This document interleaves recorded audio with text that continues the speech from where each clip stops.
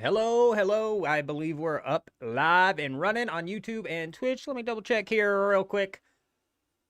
Stream's current bitrate is 0, lower than rec. That can't be true. It says excellent connection now. I think we're up and running and live. Let me know if the mic sounds all right.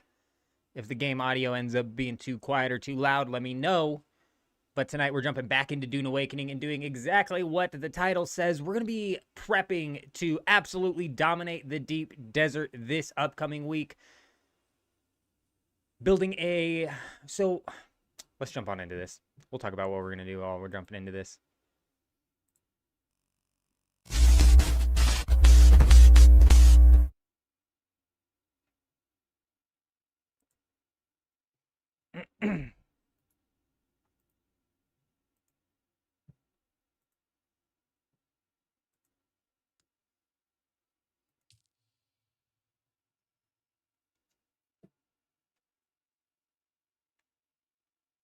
All right. How we all doing, huh? I think what we're going to end up doing is building our base inside of the safe zone this week still. I don't think we're going to end up venturing out into the PvP zone to build a base, even with like a box base, the pentashield, whatever. I don't really like abusing bugs inside of multiplayer games. You know what I'm saying? I'm not much of like a bug abuser inside of multiplayer games. If we're playing RuneScape Dragon Wilds, yeah, I'll duplicate my magic books to cheese out that, but you know what I'm saying? So I think we're going to end up setting up a massive, functional deep desert base is what we're going to be going for. But before we get into setting all that up, let's do a quick peek-see here. I figured out what we're going to do with these giant machines. We've built a second story to the refinery section, if you will, where the crafting will be down below and the refining will be up above. Jen, how you doing? Good to see you. Hope you're doing well. These will come in for a minute or two and then stop.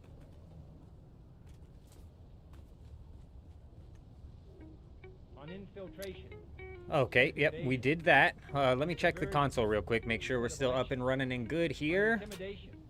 Yep, 10 days. Perfect. I have unpaid taxes on my other base. We should probably check that out at some point in time.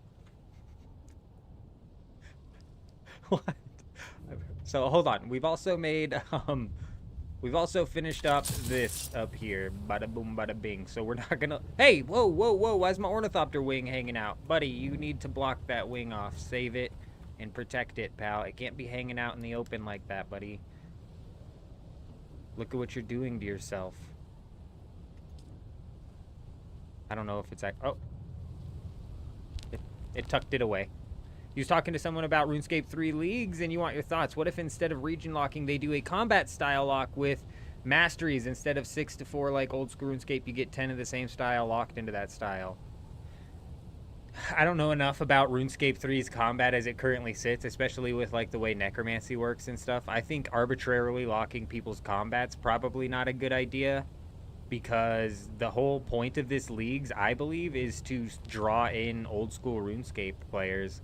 And realistically, they want them to experience the entirety of the game, which is why, that's why in the first place, I'm like half convinced they're not going to do region locking. But in that same sense, the old school players who are used to leagues like the region locking system and like the choices, so they might try to implement it. I think instead of doing like a combat lock, they should just do a region progression system. So, picture it like this. You can unlock every single region, but what order you unlock the region in is your choice. So it still gives player choice. So like I could potentially go to Tyrannwyn first and unlock Prifddinas, and maybe that gives me like a boost in doing X, Y, and Z. Whereas then if somebody went to Mortania first, they got to do this, that, or the other. Or you know what I'm saying? I think region progression... Well, region progression is always a thing in leagues, but typically it also locks, so you can only unlock 3. I think in RuneScape 3 they're probably just going to do region progression and let you progress it all entirely. Did we get that base from yesterday? IMDb, how you doing? Good to see you. Yes, we did. We in fact did. It was, for the most part, empty. I think we walked out of there with like 115 stravidium fibers and then all of the materials from the stuff that he had. So it wasn't all for naught, but we've fully moved our base from the deep desert, gotten rid of it. We did that last night. It took so long, dude. It took so many trips, bro. It was absolutely brutal.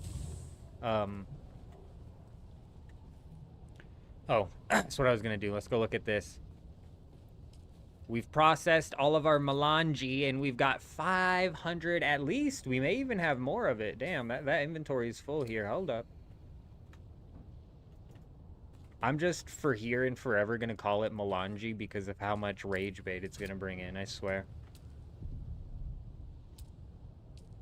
Just watch the first video where I call it melange. Watch how many comments pop up on that video. Actually... we have 934 spice melange. Huge, bro. Absolutely massive. And if we take a look at this, unfortunately, we've lost the 25% reduction in our crafting cost. So we're no longer, like, benefiting from that, unfortunately. And Harkonnen came in, and they took the win. Dickheads. Absolute jerks. And who even likes Harkonnen? Unbelievable. And they get access to the weapons vendor, which I'm actually fuming about, bro, because granted, the 25% reduction in crafting cost 2 weeks in a row for Atreides was massive, but we didn't even get the option to vote for that, which is, like, unfortunate. So I'm, like, pissed off we didn't even get the option to vote. I wanted to see what was going to be coming out of it. And now Harkonnen, which are the deep desert bullies on this server, have access to the weapons. So that's great. That's good to know. Good job, Atreides. You really dropped the ball on this one. Son of a gun. Let's go ahead, and we've got how many hours? Let me jump on Discord real quick and see how many hours we have until this thing fully resets. I believe it's only like 4. And then there's going to be a downtime. Yeah, so it ends Tuesday, July 1st in 4 hours, 4 a.m. 4 a.m. my time. What weapons? I don't even know. I don't even know, IMDb. I don't even know. You know, maybe I can Google it.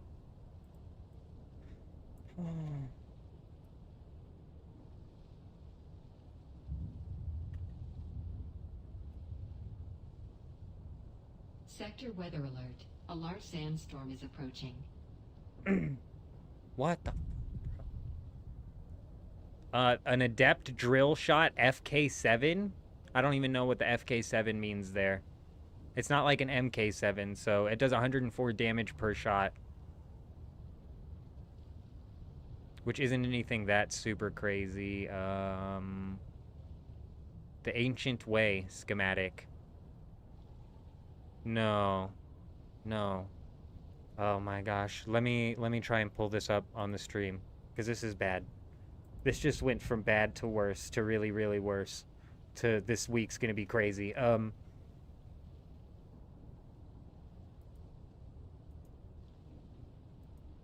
This is trouble.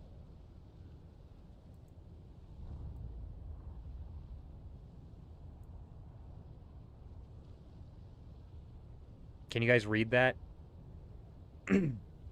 This is a... What even is this, bro? It does 919 damage per shot. This is terrible. This is terrible. It's a clip size of 1. I'm assuming it's a rocket launcher. Not good. Absolutely not good. Let's see if there's any more. None of these are just regular schematics here. Let's see if there's any more. Dune Watcher schematic. A 346 damage per shot sniper. Oh, no. That does 120 shield damage? Dude. That's not good. Oh my days, what is this? Shield damage is 11. Oh no, dude. That's not good either. Oh wait, that's like a Vulcan. The Vulcan that penetrates shields. I don't know if regular Vulcans penetrate shields. This is bad. I don't know if you guys can read this, but this is bad. There's 13. Oh no, we're at the end. Ambition. It's a scattergun.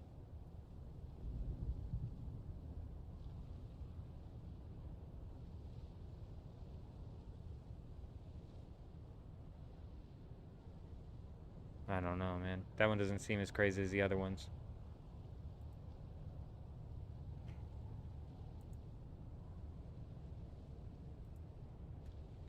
There's some nasty ones in there. That's disgusting, dude.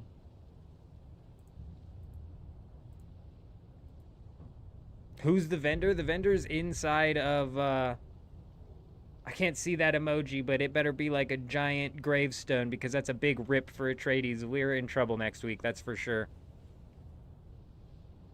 It's,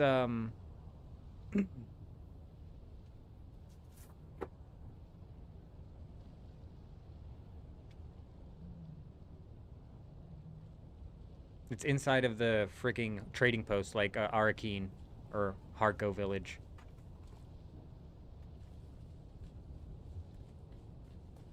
We don't get access to that though. Only Harkonnen does this week. I need to find...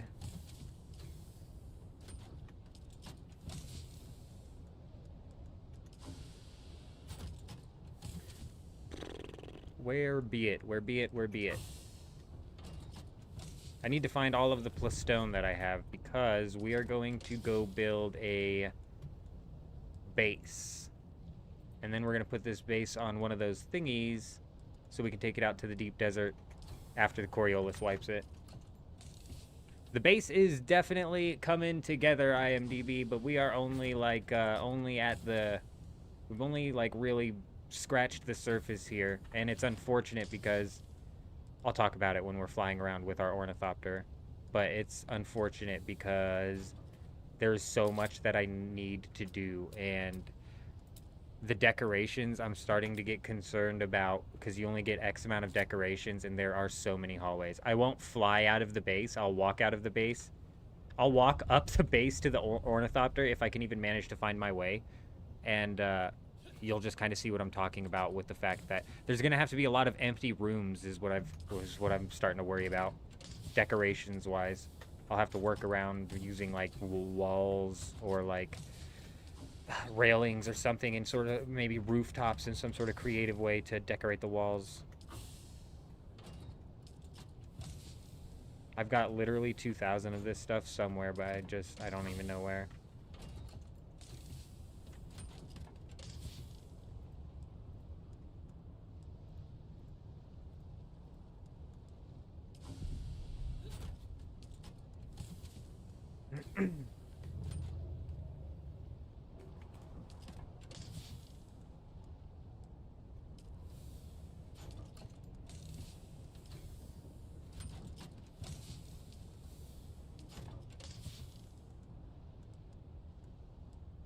Since we're building inside of the safe zone in the deep desert, like realistically, I could just build with granite and it would end up working just fine, I think. We do the Coam. Just gonna start mispronouncing everything. We could do the Coam base building set. And I think it would do just fine, right? Alright, surely there's some stairs over here somewhere.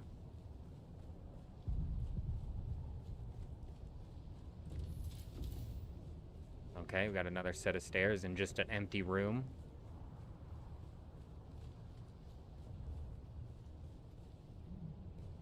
Oh, okay, we actually found the upward... I'm actually shocked that we found our way around. But we nailed it. We found the upward ascent here. Gotta fill in the walls still. Oh, okay, we made it to this one. Huge. Lots of walls to fill in over here.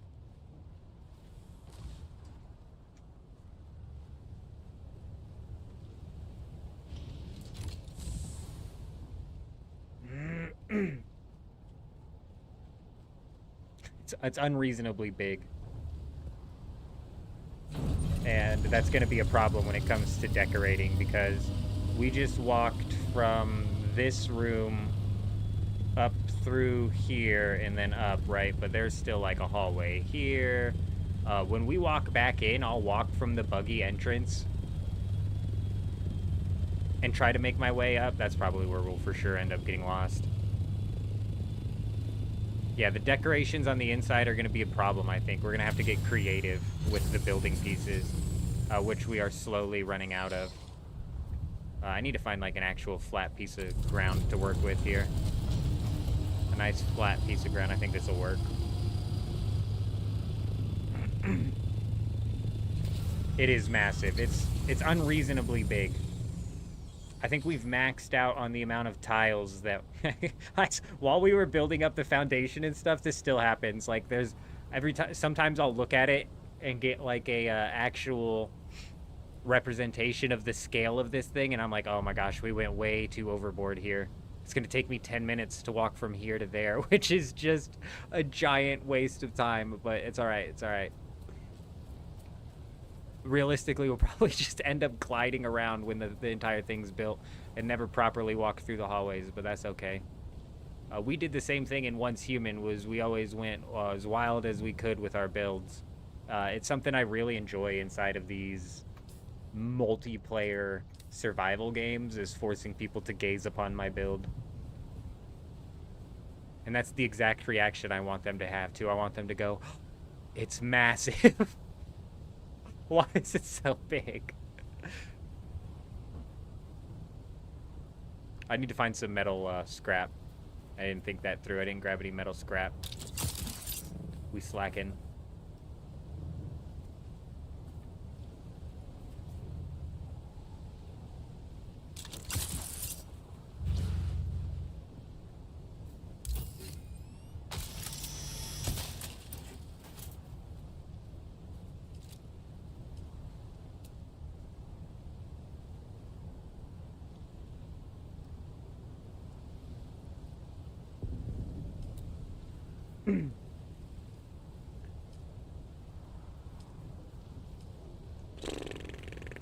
It's like size does matter here, because if we go with the small subfief,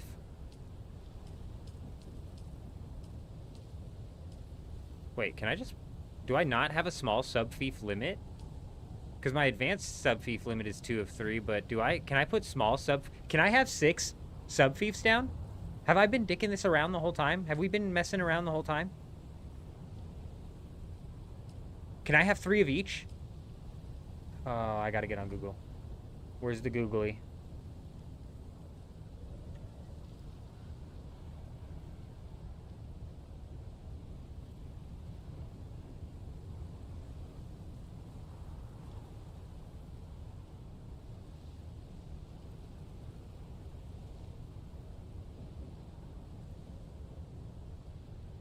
No, it's a combination with a maximum of 2 basic subfiefs. What? In total. Son of a bitch. So no, it doesn't matter. These do combine. I don't know why it's not telling me a max. Let's check. Yeah, console limit. Okay. Yes, I don't want this one. I'm thinking we go with advanced then.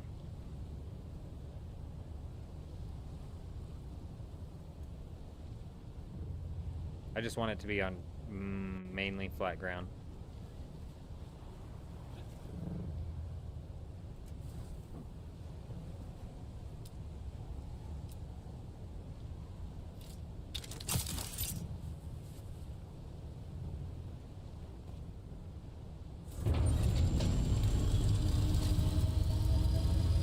I don't know why I got in.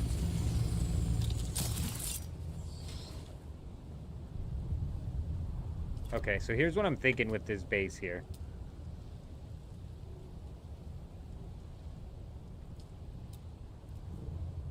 I'm thinking we go to each corner.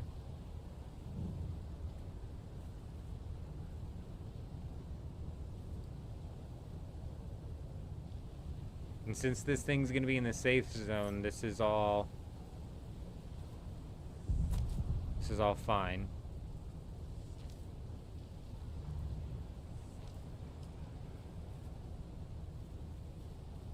I'm just worried if that's too high.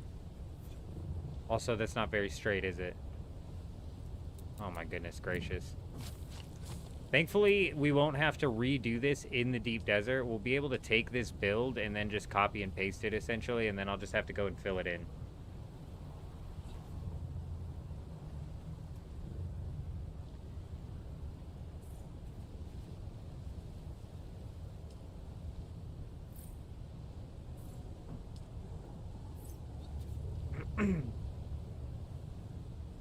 That's nice.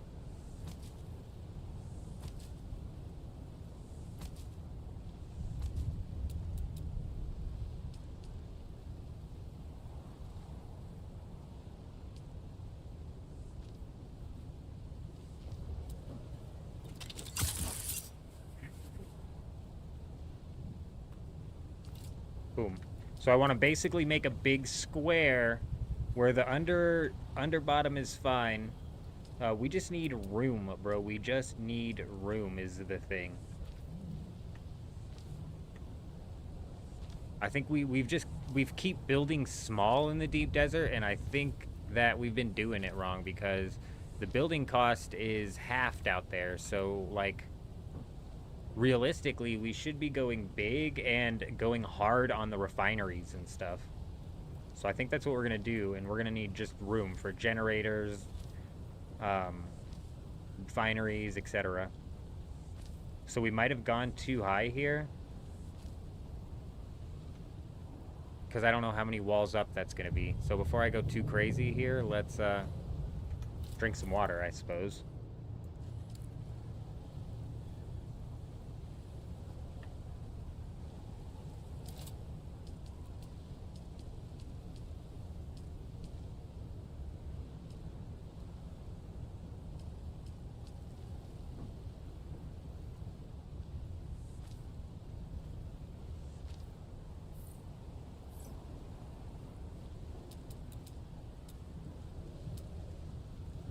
Let's just say let's just say we managed to get to this. No, it was way too big, but we could still work with this. Yeah, we could still work with this by doing something like, I got it. Because that's big, so if we end up getting to something like that, which we might not, wham! We slap it right down in the middle. Boom! It's beauty. Beautiful.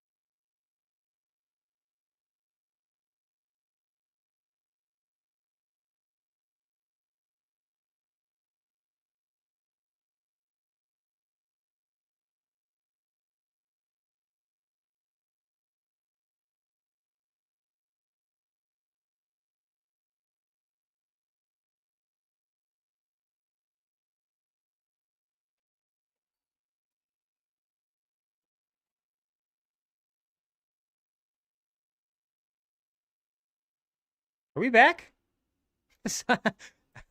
Finally, bro. Hello? Did the YouTube hold on to the whole live stream? Hello? Looks like it did. My days. YouTube surprises me, bro. Let's see. Let's double check Twitch. Oh my gosh, Twitch held on to it too. Hello.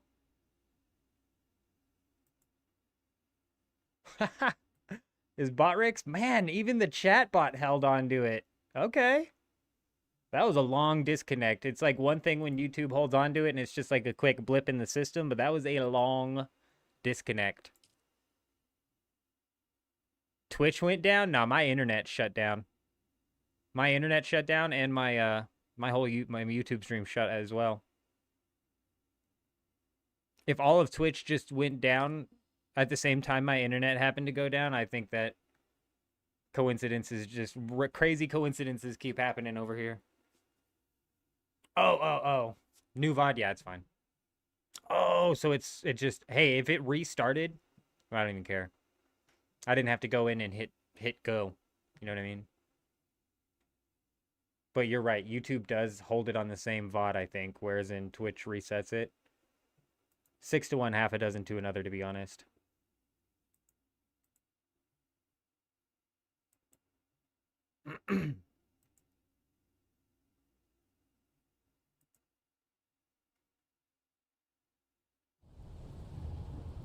Okay. Nice. None of those pieces even got placed. Perfect. I don't know what it looked like on your guys' end, but for me, it was confusion. I placed that piece, and then it was like trying to place this piece in that piece, and I was like, what is going on? Damn it.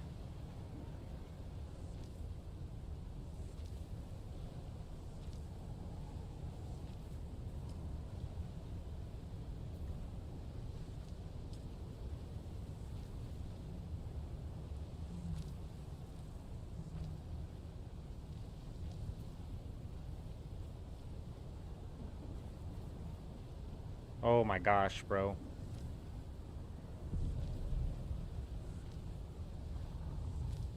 Oh, is that because... No, that one is connected.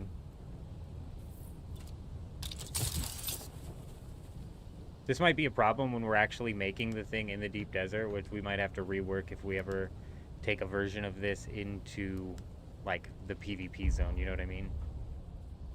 But in reality, like, if we took a version into the PvP zone, it would just not... It would either be one of those lame shielded bases or,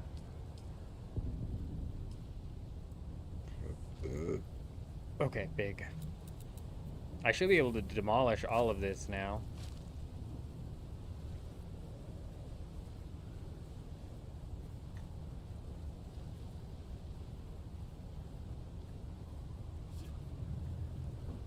Man, we're gonna have to do the same thing over on this side as well. With these, like, freaking pillars that... I think this is gonna cause a problem in the deep desert. Where we're gonna have to build these structural pillars. Oh, no, it's not. No, it's not. No, it's not.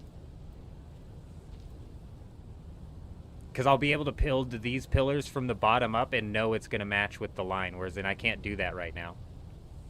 I had to build this line out so I could make it all actually line up proper.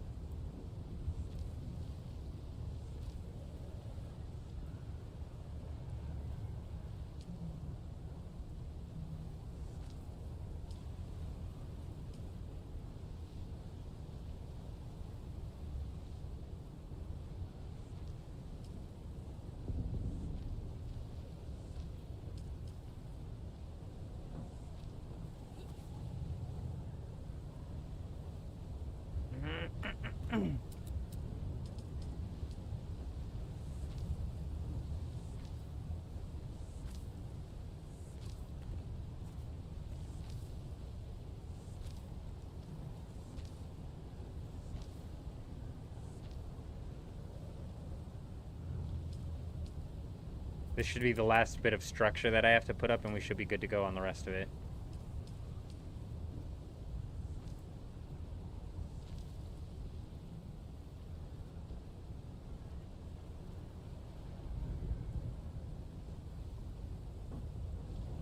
Just running a quick test here. Did bot... Oh, yep, it did. Man, it held onto the YouTube chat as well. That's crazy because we've been having problems with this Botrix, which is what connects the YouTube and the Twitch chat together. It seems that whatever problems we were having have been sorted, so that's good. Brilliant.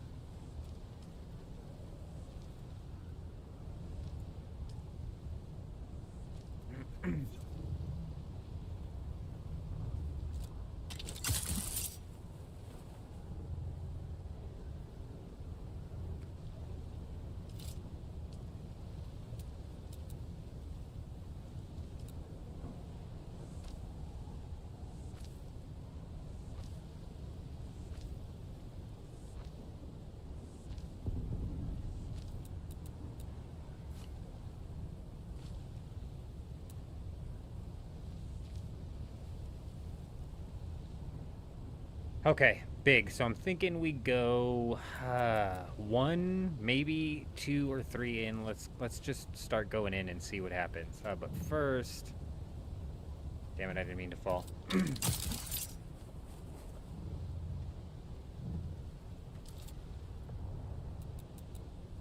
So when I build this thing inside, when I copy this thing inside of that one, does it copy stuff like the chest placement as well? I don't think it does. If I remember correctly, it does not.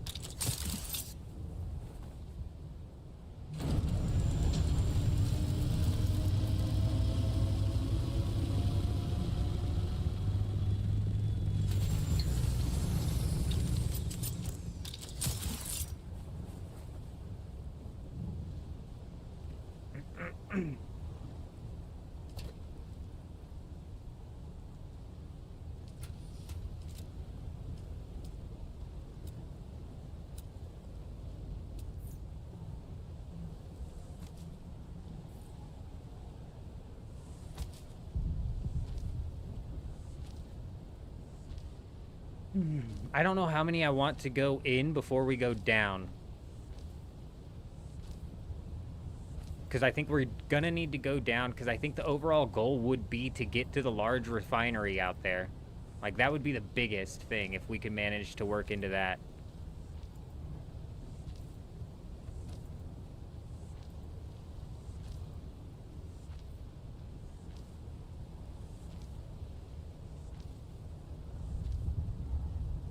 I know an assault ornithopter is not going to fit on this, is it? It needs it needs more than 2 wide, yeah? 3 wide, probably.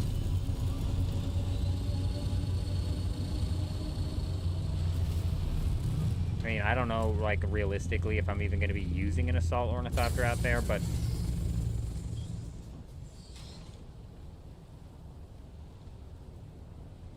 it does kind of fit. Okay, let's mess around with these inclines then.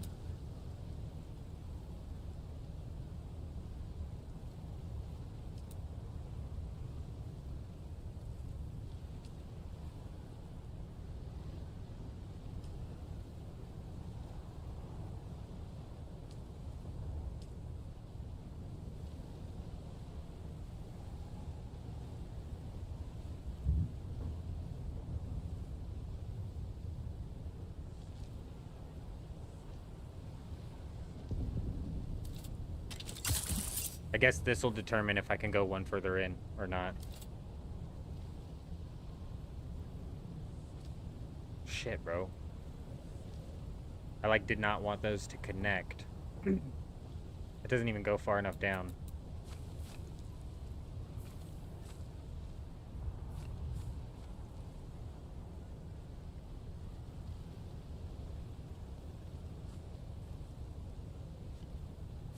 It's alright, we'll figure it out.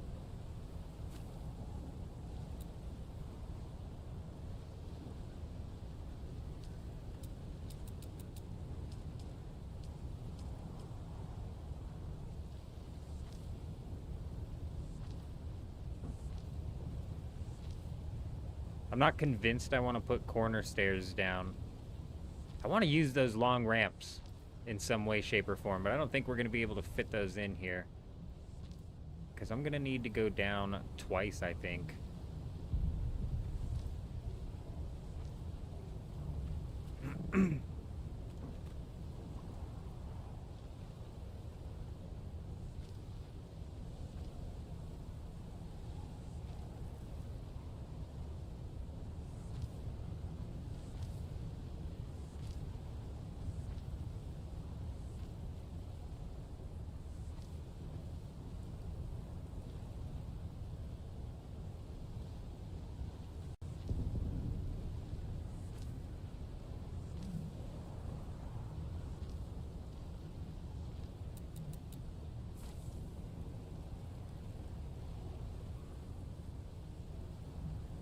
Oh, yeah. Here we go.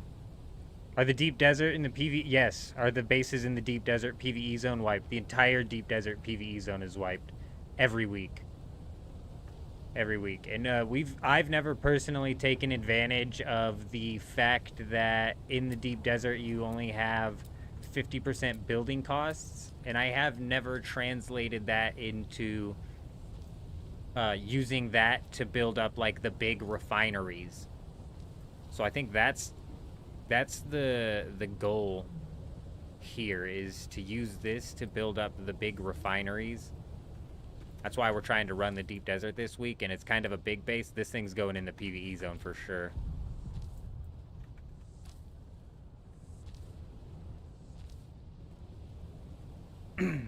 And honestly, we're gonna have to like calculate out power cost and stuff too, because I'm gonna be setting up death stills on this thing. We're gonna need to. It's just gonna be easier than transporting out water. I really don't feel like transporting out water.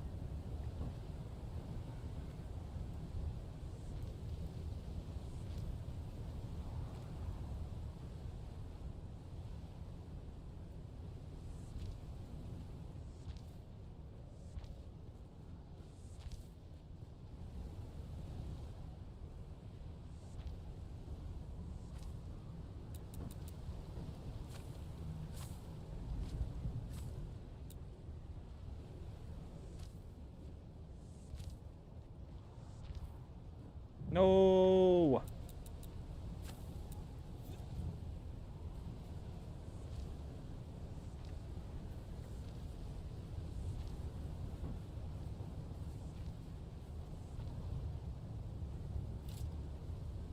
I knew this day would come, dude. Now we're gonna have to go dig out and find the extra plastone that we have at our main base, and I don't even know how much is there.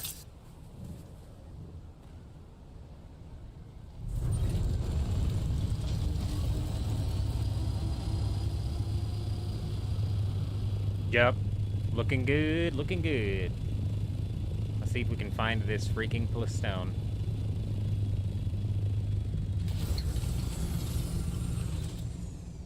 I've got 1,000 of it somewhere, so we're gonna have to craft some up anyways, but let's at least find this and burn through this.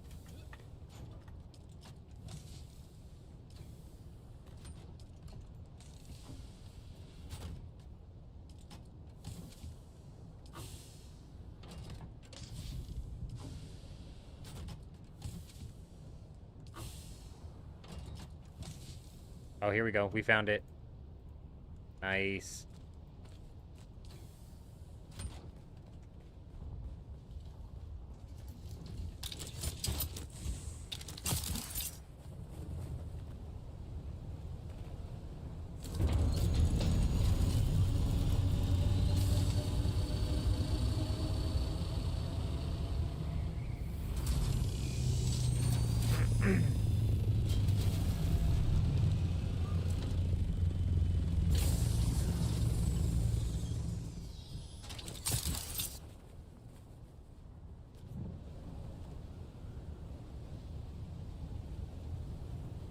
I don't even remember where I was at. I was doing these floors, yeah? Did I get them all the way? No.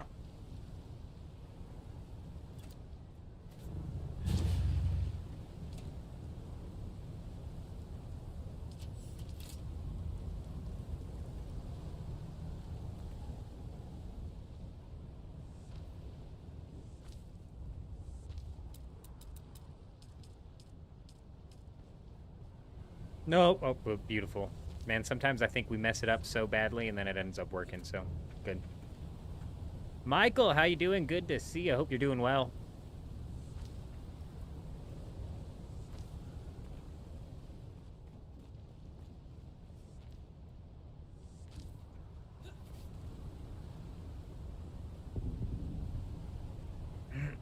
The problem with this is I don't want to wall up every freaking piece of this right here. But we might have to. Since I'm going to have to farm up some plastone anyways, especially because I need some to finish off that base, so...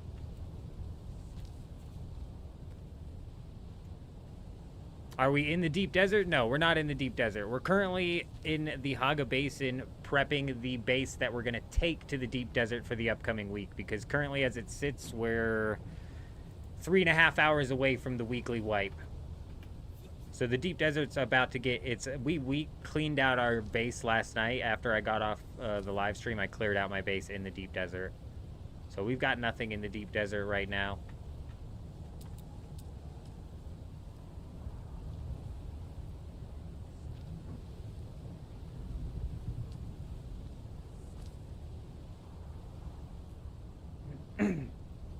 But we will be copying this base onto one of those replicators and taking it out to the deep desert, because I'm planning on taking full advantage of the half building cost out there, so that way we can really try and get a good farm out of the deep desert this week.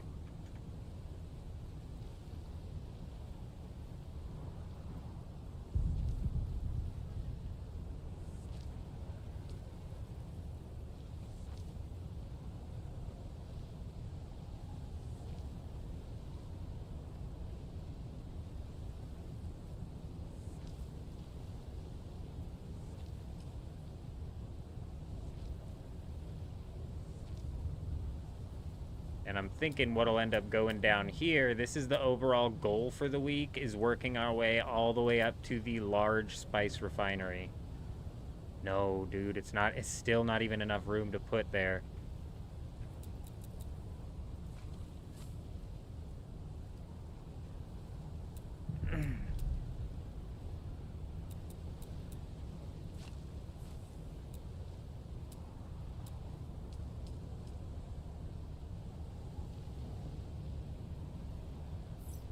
Right? Like, that's the overall goal.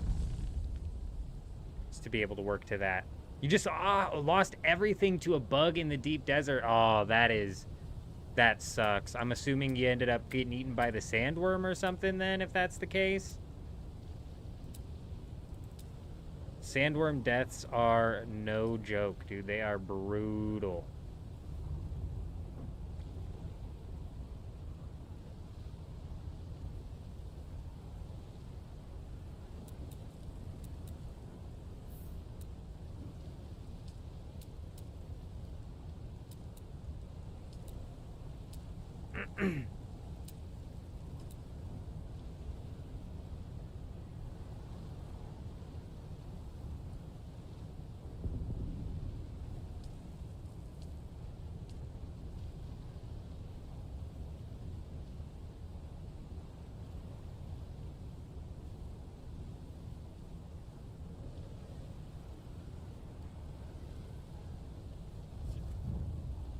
What is blocking it? Is it literally the stairs? That sucks.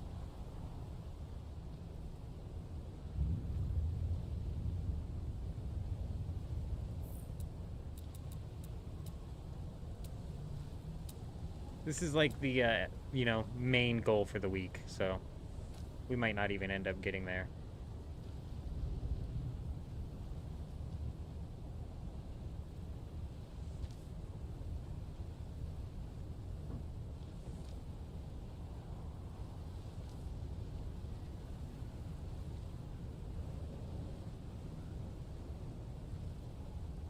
Just raise the floor level to make it fit.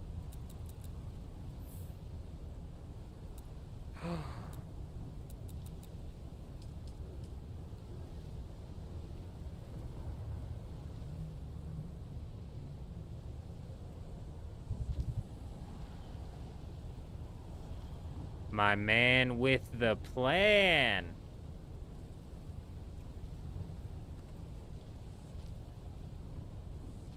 I don't know if the stairs will still end up blocking it here.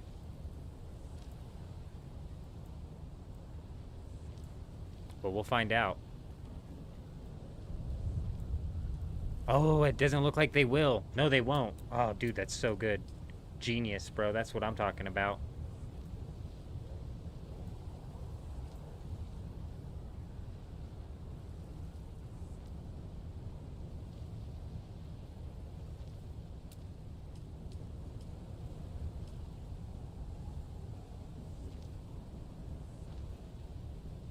I swear if this hits the top of my base now, I'm going to be so bummed. If raising it just that little bit, put it over the top, I'm going to be devastated. Nope, we got it. Nice, dude. Brilliant. Gamer49 coming in with the best gamer tip of all. Can you believe it? That was thinking with your brain right there. Do the stairs corners and leave the middles flat? Yeah. Gamer figured it out. This is good because I can like probably slap some railing up around this, make it look a little bit more aesthetic. Boom. It's not gonna be able to go right there, is it? This thing is just chunky, bro. It's massive. Alright, we gotta... Never mind on the railing. But I was wanting to do this so I could do something dumb like maybe some sort of lighting.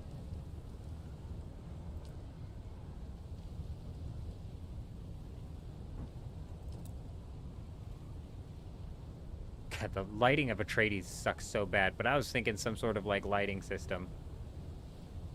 Pew, I'm shooting at that. He really is. That was a brilliant idea right there. It worked out huge. Big.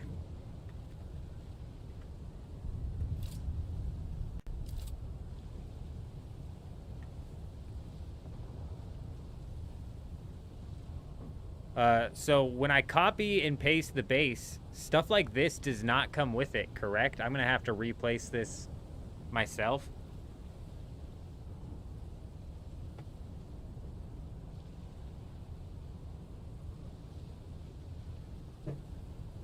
I'm just wondering if I can like lay out the chest locations. Could have gotten insufficient structure. Yeah, that would have sucked too, but you know what? It ended up working perfectly. I'm just wondering if I can like lay out my chest locations and have that copy and paste over as well. Or if when I lay down the base, I'm going to have to go and place each individual chest. From what I understand, the chests and anything that's not a part of the build doesn't come with it. The Atreides double-sided floating light.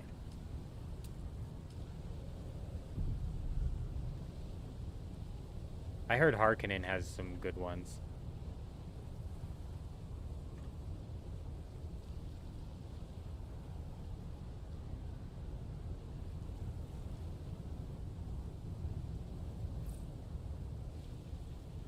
Bro, if you put a ghost light down, it still emanates the light? Does it go away when I take my build? Oh, it does, okay. Well, that's cool at least. You can see what the lighting's gonna look like before... Okay, I dig that. Let's put this down so it's lit. It's well lit when we are building.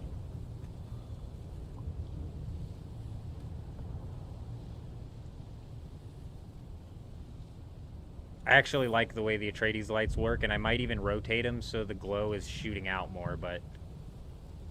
We'll ride with that for now. Maybe we'll rotate them on the bottom.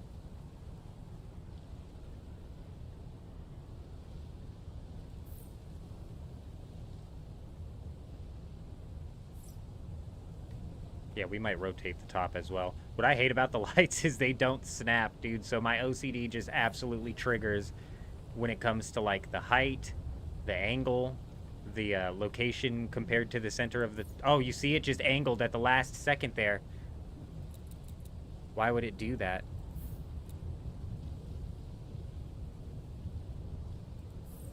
Beautiful. Nice. Those actually aren't that bad. The wall lights I noticed inside of my base where my chests are at worked really well as well. Alright, let's at least get the walls laid out. How much more plastone do I have?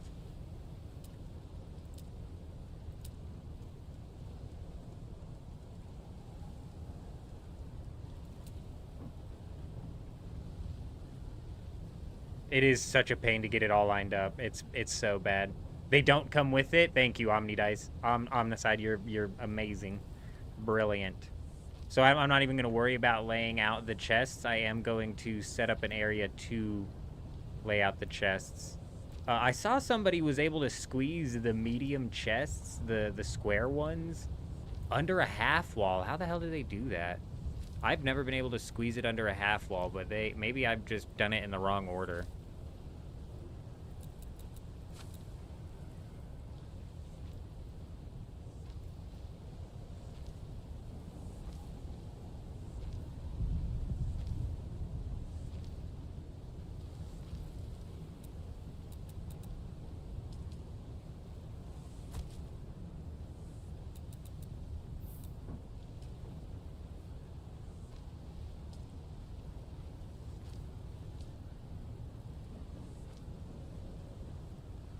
Yeah, maybe I was just doing it wrong.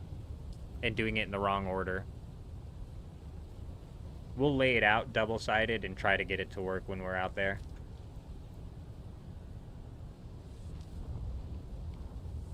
I want to get the at least the outside laid out so we can start to like logic out what sort of materials we're going to need to take on our ornithopter to craft at least like the base level of refineries that we're going to need.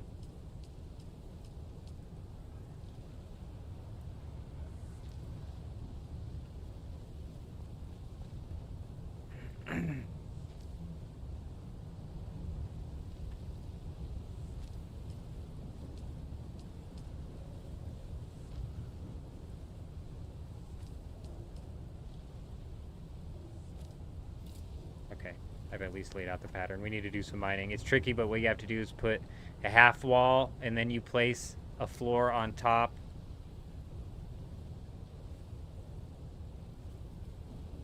Use the Twitch ceiling, a half wall to fit the square medium chest under. Okay, these are both really good ideas here. Are the transparent roofs windows for natural sunlight?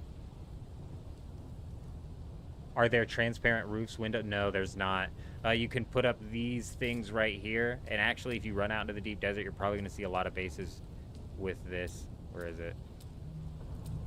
These right here, these pentashield surfaces, that'll let sunlight in. So you could put, and we're going to have a pentashield surface over the top of ours. For sure. And probably on one of the sides as well. So I need to do like I think an inventory or two of this this basalt, and I don't remember who it was in the beginning. It was IMDb, I think. But after we do an inventory of this basalt, I'm gonna try and navigate my way from the buggy room all the way to the top without using my grappling hook or my freaking suspensor belt, and I'm not sure if I'm gonna be able to navigate my way all the way up there. Without getting lost, at least.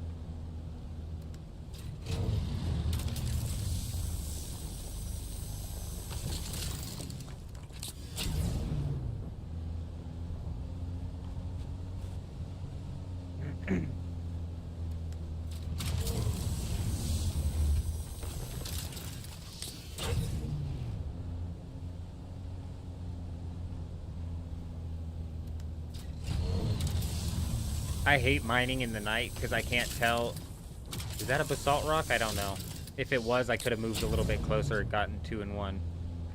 No, that's just a freaking rock. I guess I could turn my headlight on, but I have to turn it on every single time I get in the sea.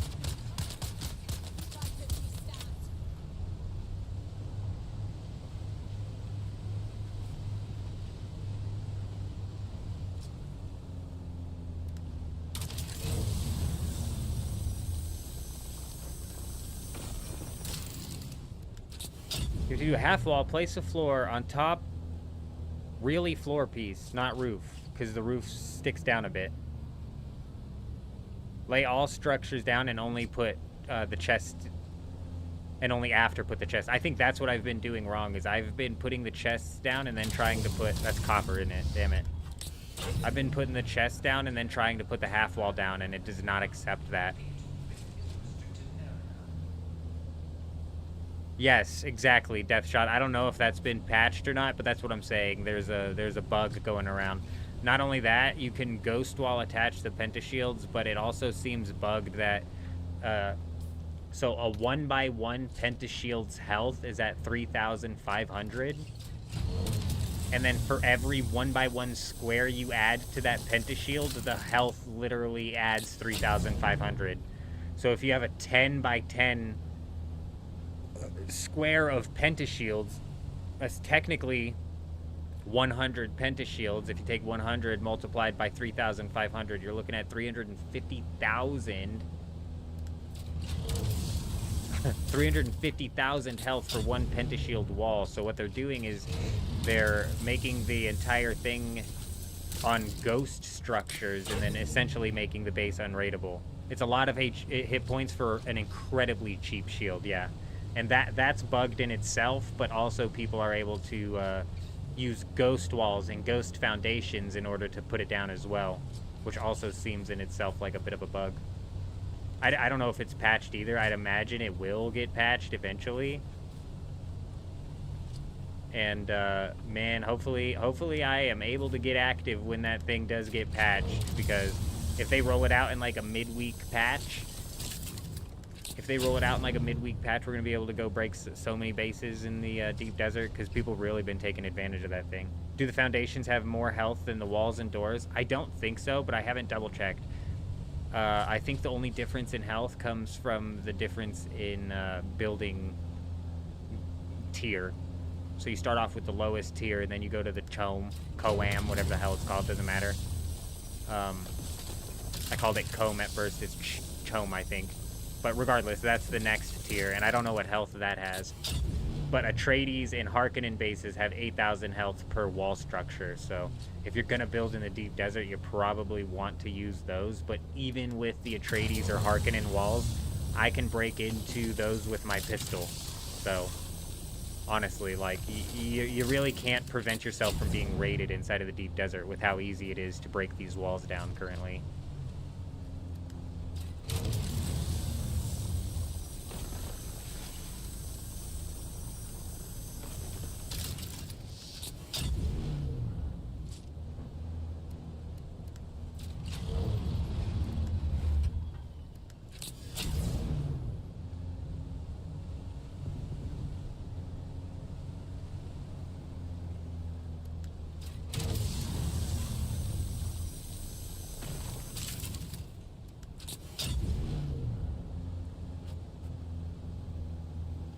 The granite default is the lower health? Yeah. Let me show you.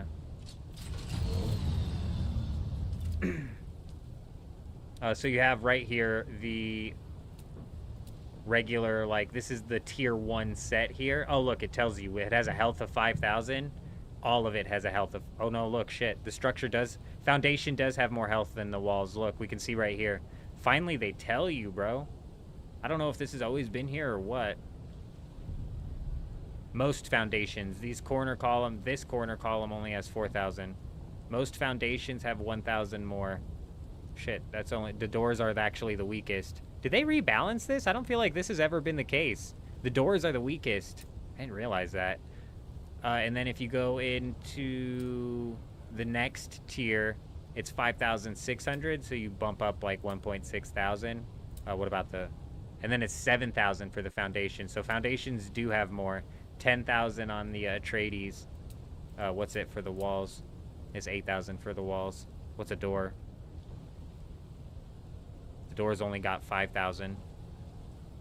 But even 8,000 damage on the walls, bro, it's easy. I could probably break through like 4 walls in 6 minutes with just the pistol by myself, so. You know, I would agree with you, Antio. I would agree with you. I'm not gonna go off on a bunch of rants today, though. But if you want my real opinion, like watch last night's stream, because we ranted and ranted and ranted and ranted. There's lots of yeah, I agree with you. And we're kind of like in a bit of a weird pinch in this game here, where it'll be interesting to see what roads they take in the future. And I think that the base game is solid, and it'll be interesting to see what they do in the future. If I had to place my bets on it, they're gonna abandon PvP pretty quickly. But and just to quickly wrap it up without ranting too much, they're gonna abandon PvP pretty quickly because they have no idea how to balance any realistic risk versus reward in the PvP system. They've basically just facilitated a griefing system in the PvP rather than facilitating actual risk versus reward to get not only the PvPers to fight each other to possibly earn stuff off of each other, but also to incentivize the PvE players to fight back. Like I say it over and over again, so it'll be interesting. Arda, how you doing? We're doing all right. We're doing good. Windows have less health? Let me jump in and check. Sector weather alert. A large sandstorm is approaching. All right, it's almost daytime. I'm not going to even try to navigate this place at night, dude, because it's dark in those hallways, okay? It's haunted and dark in those hallways. Windows, though. Let's take a look here. No, the windows have the same health as the walls. The only thing that has lower health is doors and passageways. Half walls even have the same amount of health.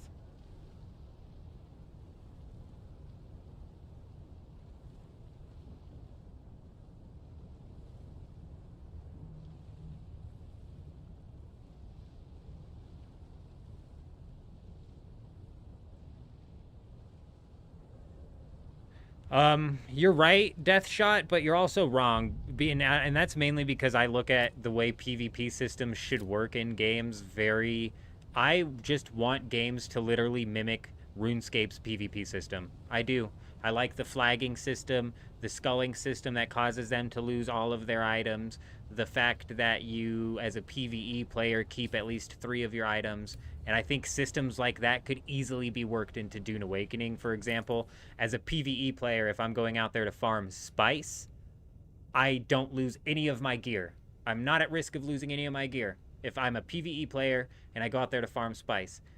But if I attack somebody, I become flagged. At that point, I'm fully at risk of losing all of my gear except for 3 items that I choose. So what this would do is it would force PvP players to go out there in something like the tier 6 Comb Scout helmet instead of full uniques, and then they'll take a set of 3 unique weapons or mix and match it, and they'll obviously protect their uniques. But this gives the PvE players like at least the opportunity if they fight back, because if you fight back against somebody who attacked you, you don't get flagged. So you're still a PvE player and all you're at risk of losing is your resources. Okay. That's already what you're at risk of losing. But now if you fight back and you kill the PvP player, you're going to be taking their full set of armor. Boom, bing, bang. You've just incentivized the PvE players to fight back, which is going to facilitate at least a little bit more healthy PvP, because currently, I'm telling you, PvP players don't like grieving people for resources. They don't have fun with that. So this would facilitate PvP that the PvPers would like as well, because they're getting that thrill of having somebody fight back. And on a second-hand effect that would happen with that is PvP players would now flag up against each other, and now they're both at risk of losing their items, and now there's actual reward for PvP players to fight each other. Because currently, if I'm a PvPer out in the deep desert, I'm not going out there with any resources, so I'm not at risk of losing anything. And if I fight another PvP player, they're not going to have any resources, so I don't even have the possibility of gaining anything. But if we were both flagged and lost our items, that would facilitate us at least wanting to fight each other. I know, Michael, and I'm ripping that idea straight from RuneScape. It's a very simple system to help facilitate PvP and PvE. And it's not a direct one-to-one copy, but like I said, you can easily take the system from RuneScape and facilitate that into other games. No games do that. So many games go with the World of Warcraft style, no risk PvP, or like the Albion style. No, actually, Albion's hardcore, kind of like what I'm talking about. I'm trying to think of another game where you can run into PvP and lose nothing but resources. Oh, Maplata, how you doing? Oh, my Arda. What Landsrad did my server pick? Well, we didn't win, so.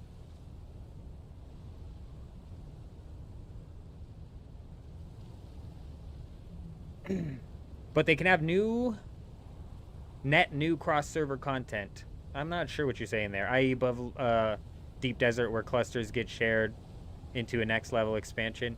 That's what I'm saying, gamer. It'll be interesting to see where they go with this. That's about all I have to say about the situation, other than like my very obvious ripoff of RuneScape's PvP system in order to fix this PvP system. But I would imagine a structure of the Deep Desert map like Dark Age of Camelot, one of the early MMOs. I never played Dark Age of Camelot. Layout for PvP and PvE area for 3 factions.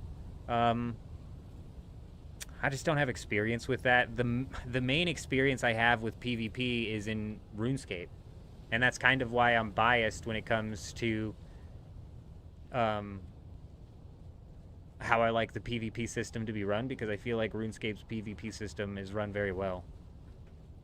And even they mess it up, and the PvE players don't like losing their resources, but it at least facilitates a little bit of the PvP versus PvP players where they're actually at risk of losing something. You know what I'm saying? I like the risk versus reward, bro. Like, honestly, the day that my Landsrad picks a full loot PvP, bro, is the day we are getting ready to go lose so many tier 5 sets in the deep desert, bro. And I'm going to have so much fun losing those sets, I'm telling you.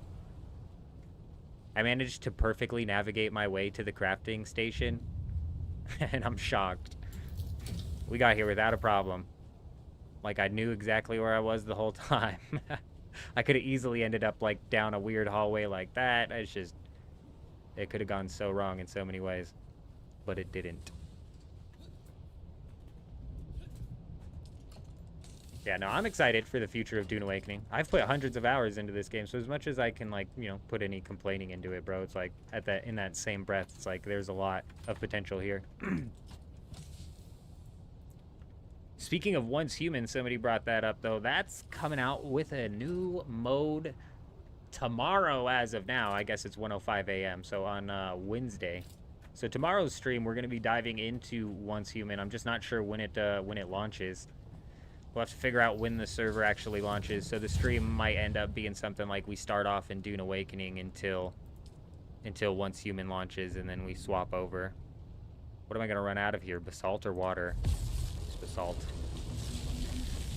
It's 250 each, so that'd give me like a couple thousand. That should be enough.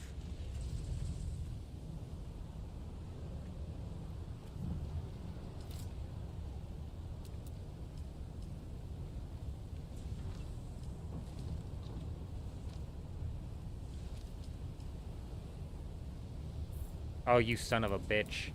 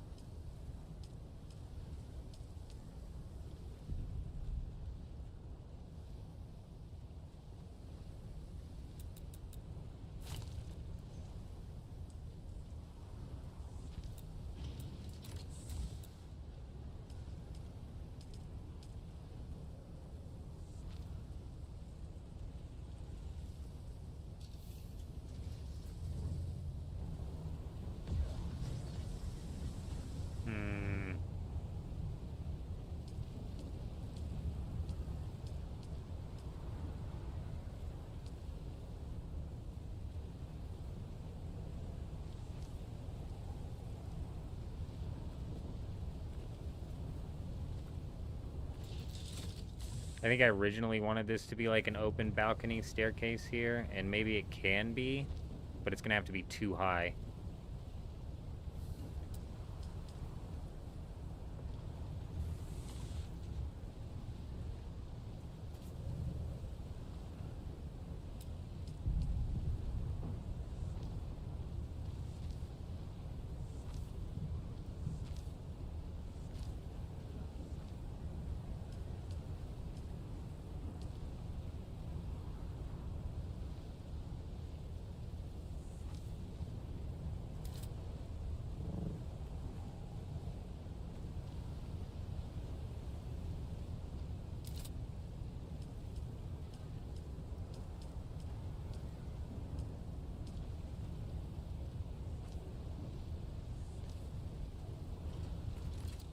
The idea works with the 1v1 encounter. Most what I've run into is 3 ornithopters and launchers that want to destroy vehicles. Oh, I missed. What was the idea? Oh, my Plata, how you doing? I don't know if I saw that. I don't know if I have a problem with the PvP system. It should have been implemented. Your problem is the 2 things that are grieving in PvP zones and PvE zones and the plague of hacks. Hacks is always going to be a problem, unfortunately. And the griefing in PvP happens because of the system that they have set up. End of statement. It happens because the only reward you can get from PvP right now is to grief a PvE or a resource farmer. That's it. If I am a PvPer and I fight another PvPer, do you want to know what my reward possibly is? Fuel cells. Bandages, maybe. I don't know entirely what drops, but I would reckon to lose nothing out of this inventory right here except for maybe this. They don't take your darts. They don't take any of the items that you have in your inventory. They don't take any of your gear. As a PvP versus PvP player, if this is what I had in my inventory right now, that is what they would get. And that is disgusting. That is disgusting. You have to facilitate reward in the PvP versus PvP player. The two people who want to opt into PvP. And they don't do that. And that's why all of the PvP that you see is people griefing with ornithopters. If they made it to where people lost items, if they flagged and attacked somebody in the deep desert, if they lost all but 3 items, let's say, the PvPers would have to go out in full comb and then protect their 3 weapons, and they would be a lot more considerate about who they decided to attack because it was going to flag them and put their items at risk. And on top of that, if they managed to see another PvPer who was flagged, it would entice them to engage that PvPer because why? Because there would be incentive to do so with the possibility of pulling their gear. It's so simple. RuneScape absolutely drilled this way back in the day, and I think last night's stream people were talking about I don't want repair material. That's not a reward. It's trash. I want their gear, bro. People were talking about EVE Online having a decent PvP system. I don't have anything. I don't have any idea like what that ends up looking like. What was the other one? I think it was Lineage 2 or something like that. They were talking about having a good system. Damn it, it put that plus stone into a chest somewhere, and I'm gonna have to find it now.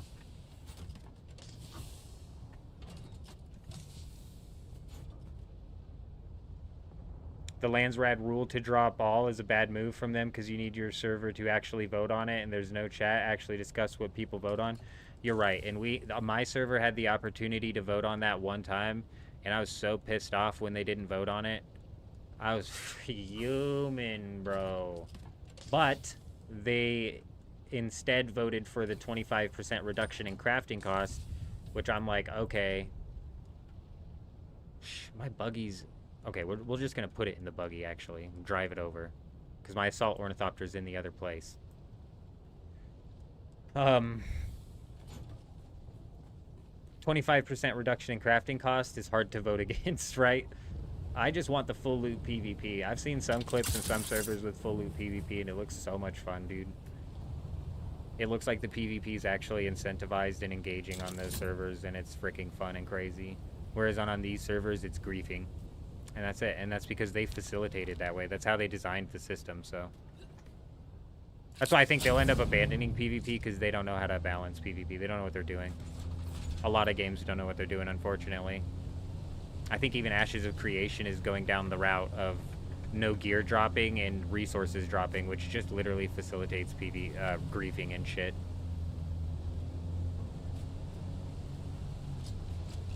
Albion Online has a good PvP system. I would even argue that Albion's is a bit too hardcore.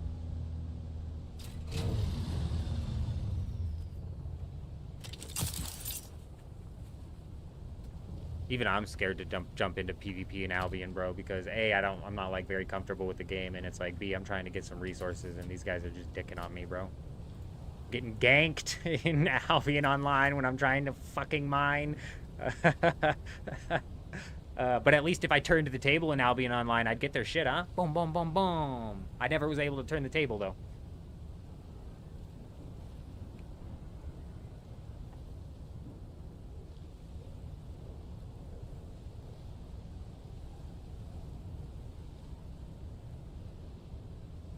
It is. It's a good point. That's a good point, gamer.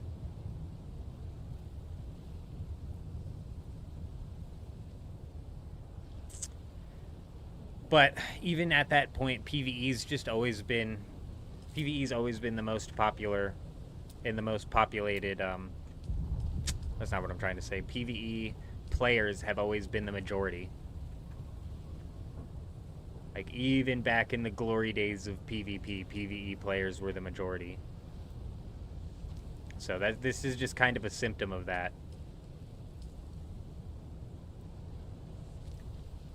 And I'm 6 to 1, half a dozen to another on this situation, honestly, because if just in my opinion, if a game's gonna have PvP, the PvP's got to be good. It's got to be done right, and this isn't good. This isn't done right, and not a lot of games even know how to do it good or right. And I guess my interpretation of good and right is kind of skewed as well. And like I said, it's biased based off of what I grew up playing PvP and liking. So whatever, we'll see what happens. I've put a ridiculous amount of hours into this game and have enjoyed every minute of it. So I'm excited. I'm excited for Once Human too, though. I'm excited to get into some actual PvE content tomorrow. Like some real PvE, bro. It's been a while since I've jumped into Once Human. I'm excited that they're coming out with a new mode. Should be good.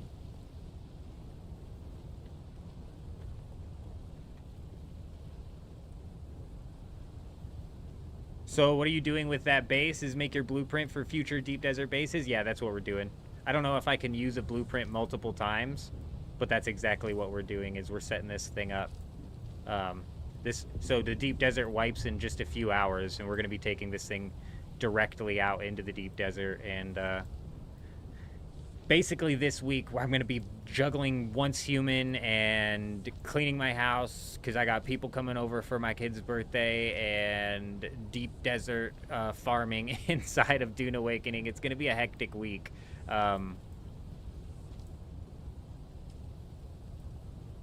It's going to be a hectic week, and we'll just kind of see what happens with the live streams, because I thoroughly enjoy going live, right? But at the same time, like, I need to like lock down a real schedule here so I can pump out content as well as live stream. You know what I'm saying? That's why we were going to do the Tuesday, Thursday, Saturday live streams, but that kind of got tossed out the window with the fact that Once Human is dropping on a Wednesday. And I'm still on these scattered streams playing just a ridiculous amount of Dune Awakening, so we'll see what happens.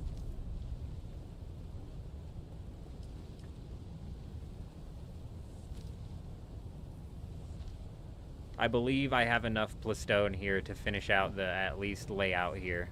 Should be good. Oh, wait.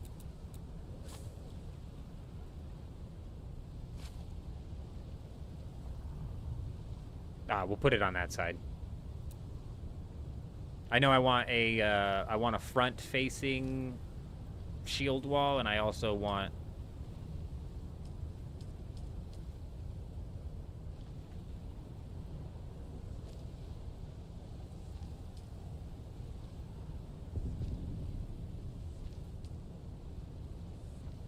a side-facing shield wall.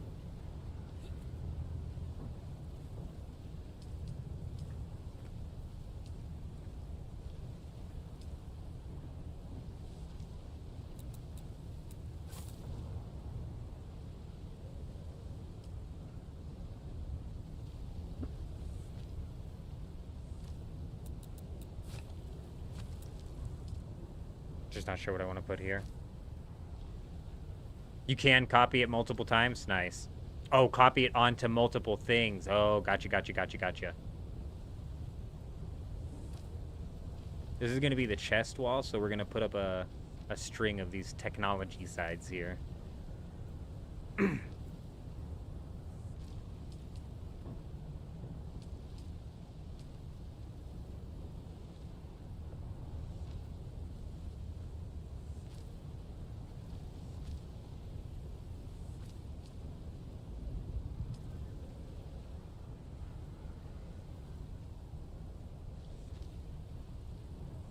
Do you think they will make changes to the land masses, etc., with this wipe to accommodate new rules? I do.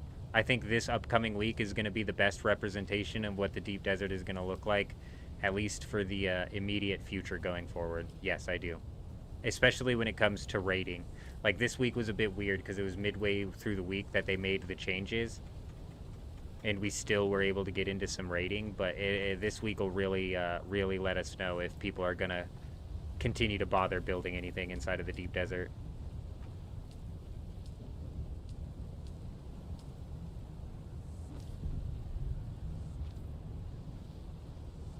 At least the PvP zone of the deep desert. And I honestly, I have high hopes that they will. But in reality, they don't need to, so why would they? But in my opinion, they didn't need to in the first place, and they still did, so. They didn't need to in the first place, and they still did. That's why I didn't feel bad at all when I rating them. I'm like, I don't know what your dumbass is doing out here, bro. It's not that big of a deal taking your stuff back, and a whole lot safer, so thank you. Don't mind if let me just take this out of the deep desert for you, huh?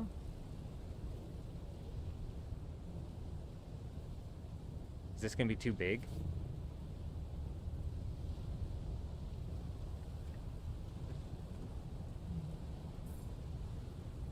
Nice. I'm almost like maybe we put a ring around the top. Yeah, let's do that.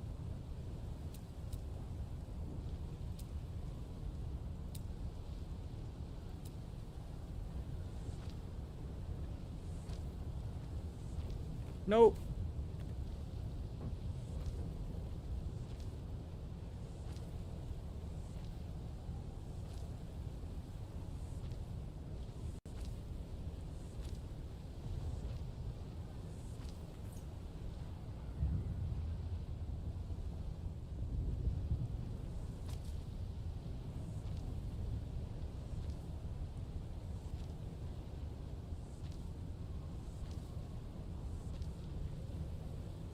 When I copy the building, does it tell me how much it's going to cost?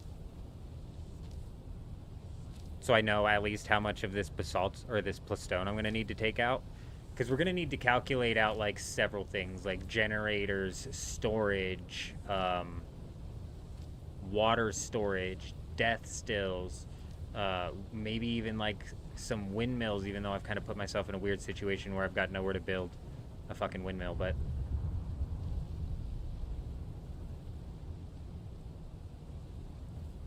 He was talking about the deep desert. Because I think what he was asking was, is there going to be more land masses in the deep desert, or are they going to rework kind of like where the points of interest are? Because this week's update to the deep desert happened midweek, and the deep desert was already kind of laid out the way it was, you know what I mean?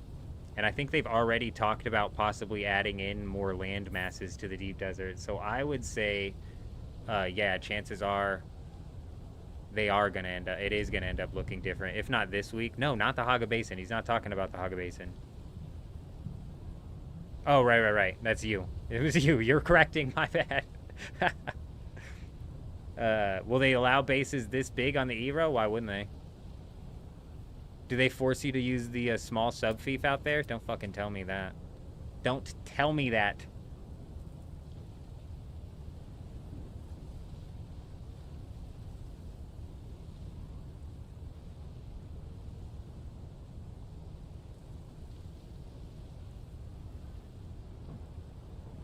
I think you could put an advanced sub-fief down out there. I'm pretty sure I have. And yeah, I've seen some pretty big bases, so I don't see why they wouldn't. The question kind of is like, am I going to have enough room? I can do either one in the deep desert. Good. Hit the panic button there a little bit.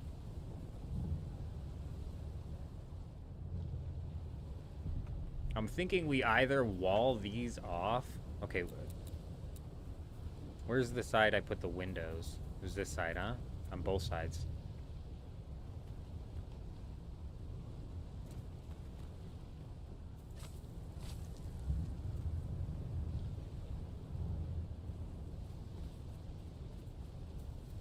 We could either wall these off, or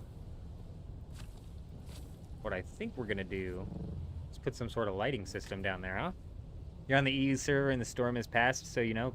Oh, nice. Nice. Oh, the storm has passed on the EU server. So what? Wait.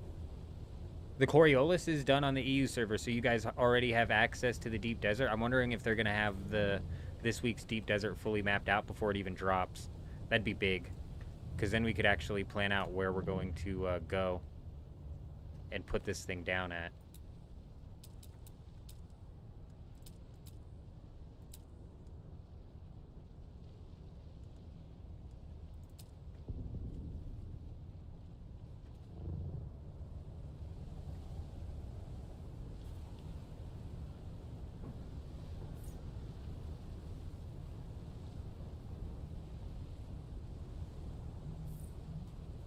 Do I have to... Does the lighting come? Or does the lighting not come as well? Does it treat this like a chest?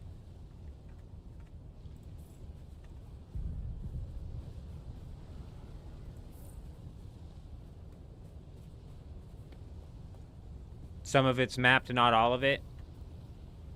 I see. Well, we still have like a few hours here before this thing drops. So I know there's that one website. I'm going to go check that website here in a second, actually, because I know there's that one website. I forgot what it's called. Oh, yeah. Deep Desert Companion on method.gg, I'm pretty sure. And they fully map out the deep desert. And now I'm curious as to if they've already got it mapped out fully. My guess is that either they've got a big guild doing it, or they're actually able to dig into the code and fully map the deep desert.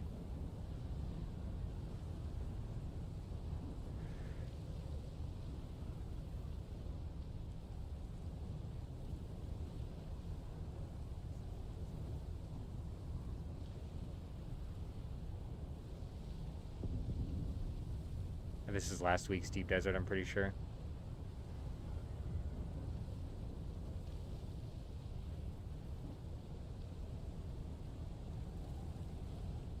I think that's last week's deep desert. So they don't have it yet. So they probably have a guild or something mapping it out.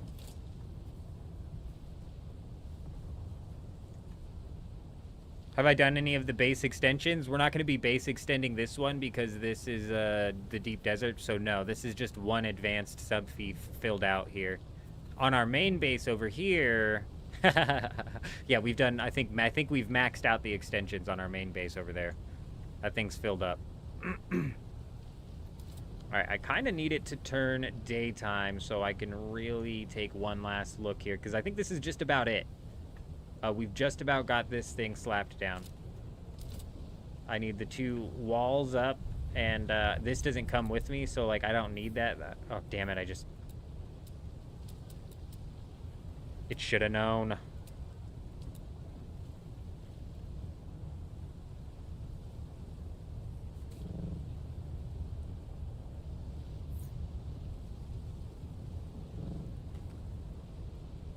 Okay.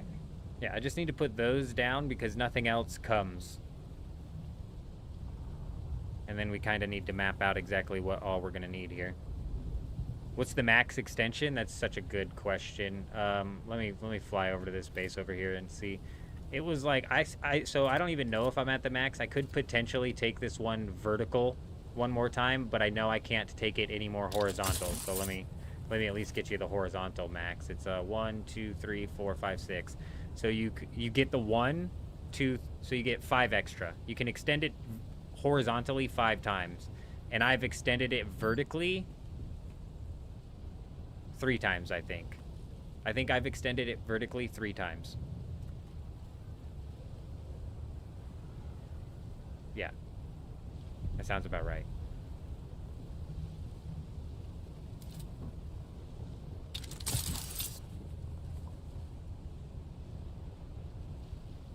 Oh, I didn't grab the stuff to make this. It's fine. You know what I haven't thought about is doors either. I've got like no door to enter the base from the outside aside from with an ornithopter. But realistically, I'll be able to just fly up to the top and drop in if I need to, if I'm on the ground. So maybe we don't even have to put a door. But we are going to be like maybe pulling a buggy out of this thing. Popping up near some, plotting down near some aluminum or something. Pulling a buggy out. If we could find an island in the safe zone with at least one titanium and 1 duraluminum ore, we'd be cooking. Main base is +5 horizontal and another 5 vertical. Man, whoo! I don't need to go that vertical, bro. We've already gone too vertical, man. Like, we've already gone too vertical, man. It's it'd take me 15 minutes to walk from there to there.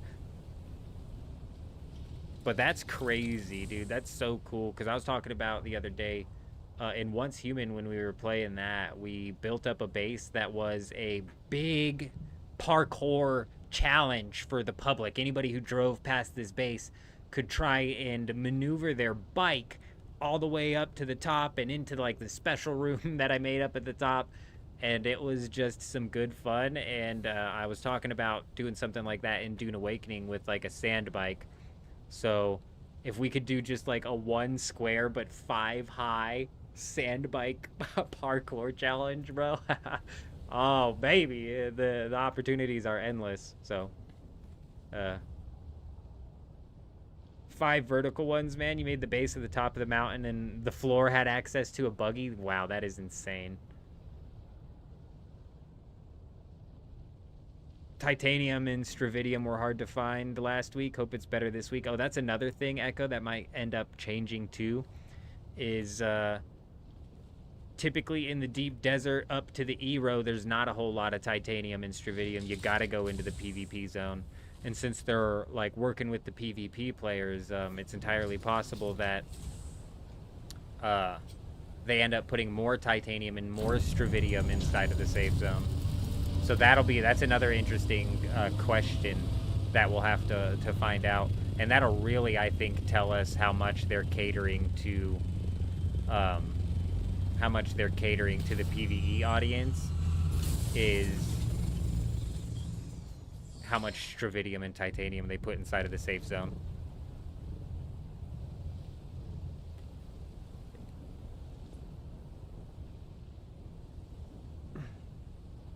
No, I think that's per sub-fief, gamer. I think that's per sub-fief, because I've expanded that sub-fief over there a few times as well. Both vertically and horizontally. Alright, so I need to grab the materials needed to craft those portals, as well as calibrated cervix, cobalt paste, steel ingots. Okay. I also need to go in and to the survival thing and craft a replicator.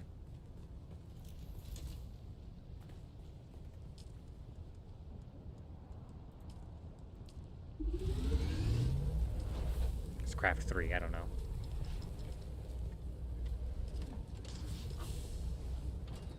And people building on nodes, was that a thing? Yeah.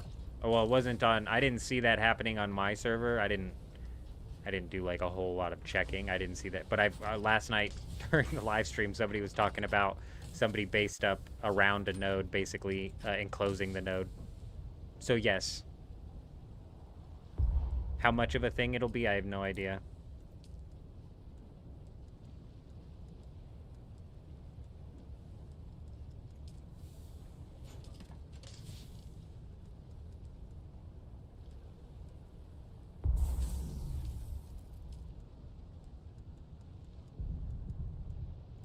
I was like, now we have to find the hardest one, the cervix, but we found him. Good.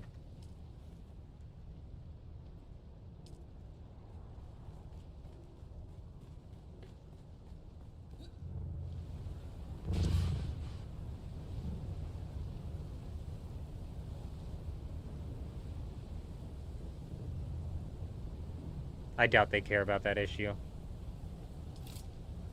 I mean, be real. I bet they're just gonna put down more titanium and Stravidium inside of the safe zone.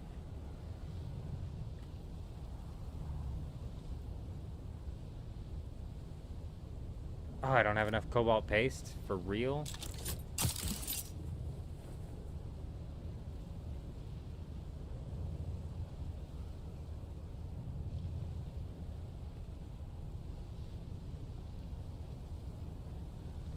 We've got bases on nodes, so it makes it more of a risk to get it. But how does that make it more of a risk to get it? Doesn't that just remove all of the risk? And also, like, the problem I think people are having is inside of the safe zone, people went up and built up bases, literally, like... So picture there was... oh, hold on, let me get out of this place. I need some more cobalt paste, and then let me get out of here.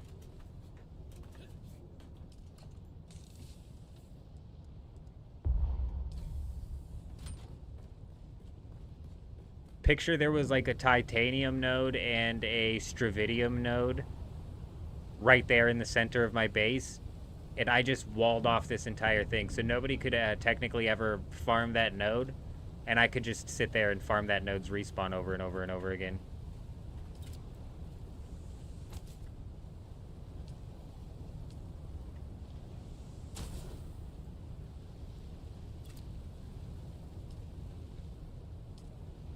I think that's the problem people were having. Oh, there's so many questions, so little time. You know? Like, it's just, I don't know. I don't have any hopes that they'll balance PvP because they've done nothing but show me that they don't know what they're doing with PvP. Okay, we've got this. Why is this wall not up? Oh, I've got no power. That's fine. Okay, we've got both walls.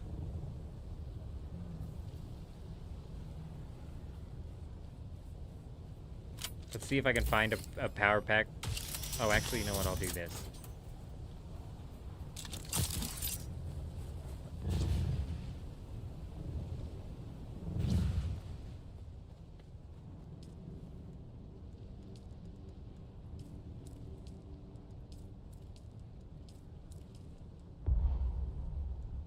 Ah.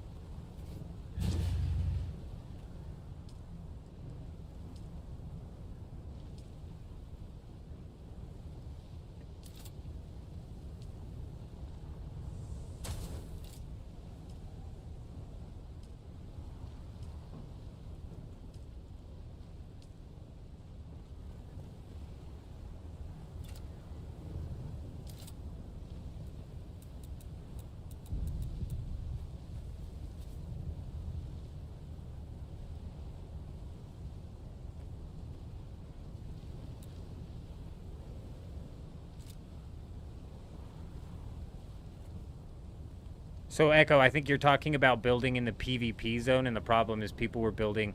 They've extended the PvE zone. Oh, damn, I'm, like, not even close, dude. They extended the PvE zone, and so people were building in the PvE zone and blocking nodes in the PvE zone. And in my opinion, if you want to block nodes in the PvE zone, go for it, bro. You know what I mean? Like, to me, it's like, it's free game, dude. You're out in the deep desert. Game is game wherever, whatever, whenever. But I understand people's problems and complaints. Okay, cool. Just wanted to make sure we got this thing up and running so we could take a peek here. It looks like we're all set. All of our walls are closed off. Brilliant. Could potentially add in like a buggy ramp of sorts, like possibly up in through here to use for a while, but realistically we could just build a buggy. Oh, hold on. Maybe we ain't done yet. Let's do something.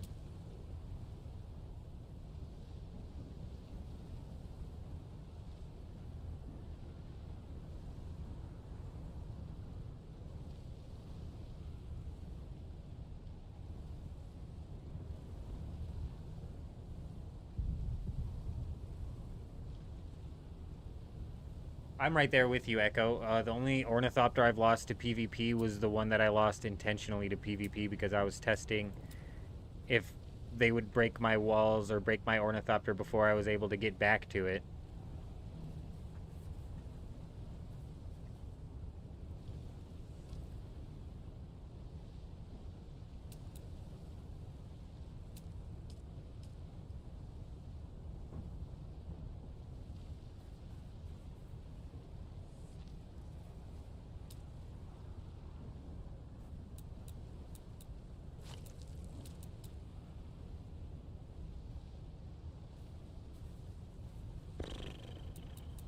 We're gonna have to freaking do something funky here.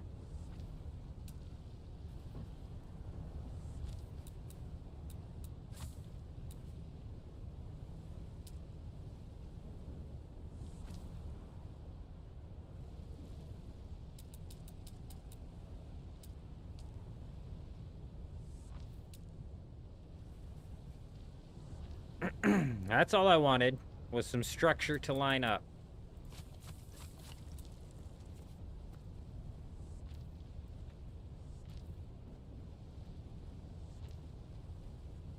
I just want it to be wide enough to fit the buggies. Too wide enough? Looks like it.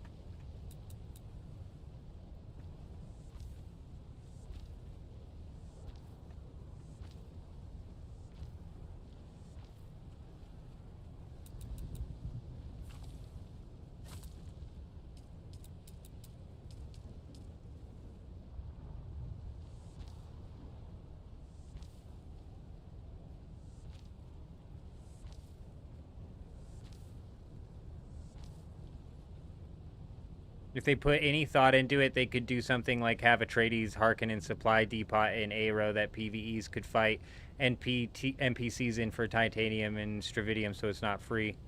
If they put any thought into it, the PvP system would have been balanced at all, is my argument. So they're not. Don't hold your breath on them actually continuing with any sort of PvP. It's going to do exactly what I've heard Conan did, which was start off with what they thought was going to be a PvP focus, and then they just quickly shifted into PvE and basically left PvP ignored. And that's what most games do, because they don't understand how to incentivize PvE players to fight back, and they don't understand what it even is to incentivize PvP players to fight each other, or why PvP players even want to fight. Because I would argue, I don't have fun going out there and fighting people who are farming resources. I want their gear. Like, I don't know, like, how difficult of a concept that is. I don't know. I don't understand why they don't understand it. But I want their gear, bro. If I don't have an opportunity to earn the gear, we've got a problem. And the PvEers gear, I don't need to have the PvEers gear. That's fine. But the PvP are getting flagged and giving me the gear is what I'm really looking for. I want some real risk, so when I go out there and I flag against somebody, I truly have risk of losing something. And in me having risk of losing something also gives me the possibility of reward to taking somebody else's something. I don't want their resources, I want their gear. So I wouldn't hold my breath that they actually end up balancing the PvP, especially because we're not even talking. We're just talking incentive. We're literally not even talking about the fact that we're literally just talking incentive. We're not even talking about the fact of the balance of PvP being so piss poor right now, between the Ornithopter's rocket combat being absolutely terrible and the entire game's ground combat revolving around melee. And I can be a little bit... nice, that fits perfectly, bro. I can be a little bit more forgiving with the whole ground combat revolving around melee, because the ground melee combat in the 1v1s is really good. It's actually really good. There's no incentive to fight PvP, but it's good. So if I was like, had the incentive of possibly dropping their gear, oh, it'd be really good, bro. It'd be really, really good. And I don't care if I get the PvEer's gear, but you know what's funny is if I get the PvEer to accidentally skull up on me, you know, I hit him with a bit of a lure. There's another form of PKing that stems from the whole system I've created, but they didn't put any thought, and it just won't happen. There's no reason dwelling on it realistically. I'm just hoping that bases still have the balls to go build in the PvP zone, because that's the one way I can take their stuff, which is fun. I think that's why I've had so much fun raiding, and why we may actually jump into Once Humans raid zone PvP scenarios that they're coming out with. I think the PvP in Once Human is broken. It's not balanced at all, and it's just riddled with hackers, but I've come to find that I really like raiding people's stuff. What am I going to use to power all of that base? Basic generators or wind turbines? That's what we're getting ready to figure out. That's what we're getting ready to figure out, unfortunately. I'm going to go grab... I need to grab...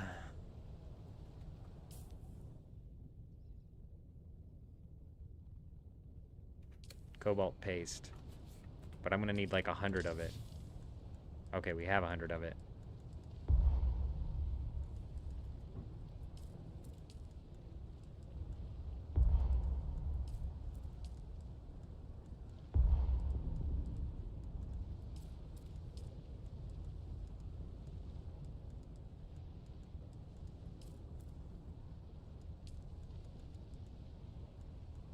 Now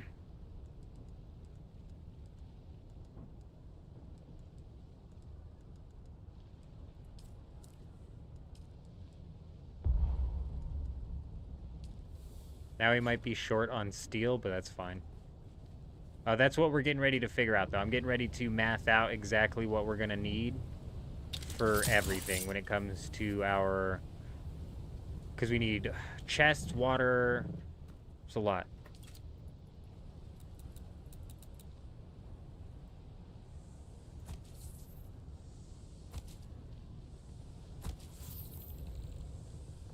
Okay, good. I think, did we just power down? We did.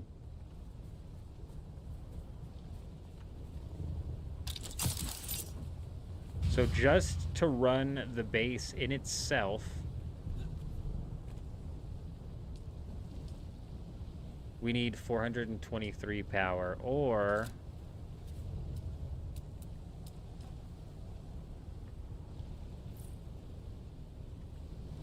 six generators.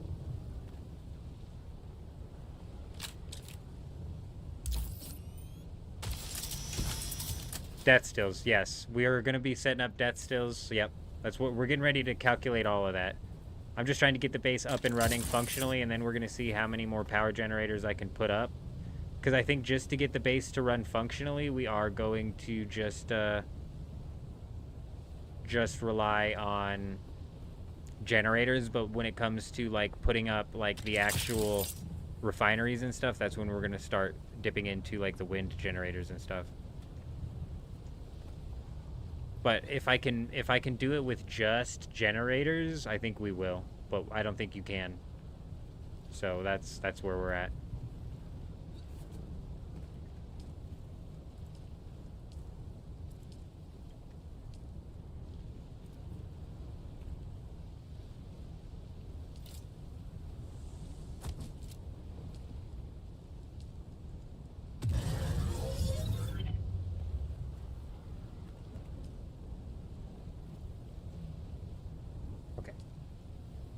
Let's take a look at this. Realistically, what do we need? For our, like, actual function here. We need the medium chemical refinery. I'm gonna have to pull out this. Wait, no, I shouldn't have to. It's in here, right? Surely. Yeah, power cost. So we need the medium chemical... Let me pull out a notepad.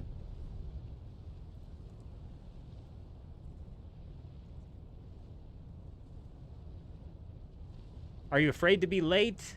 In the deep desert already full of bases? No, not really. Especially because we're going to be here when the server resets. But even if I wasn't, like, not really.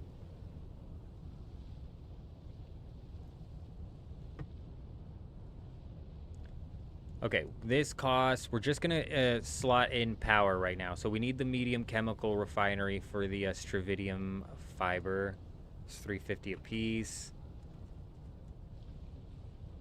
I, like, obviously would like to put down some large ore refineries, but realistically, even the medium ore refinery can craft the plastinium. Where be it? Or large ore. No, yeah, medium. Where be it? What the fuck is going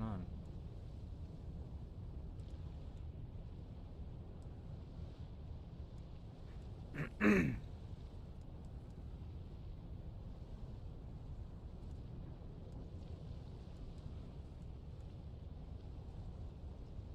It's 45.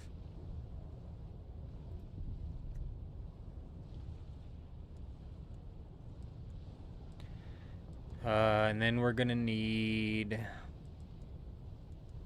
a survival. Probably all of the fabricators. 4, 8, 12.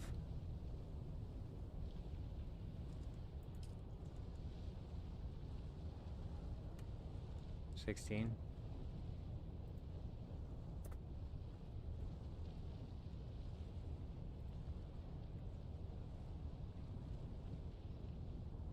What was the 45 for previously? Damn it.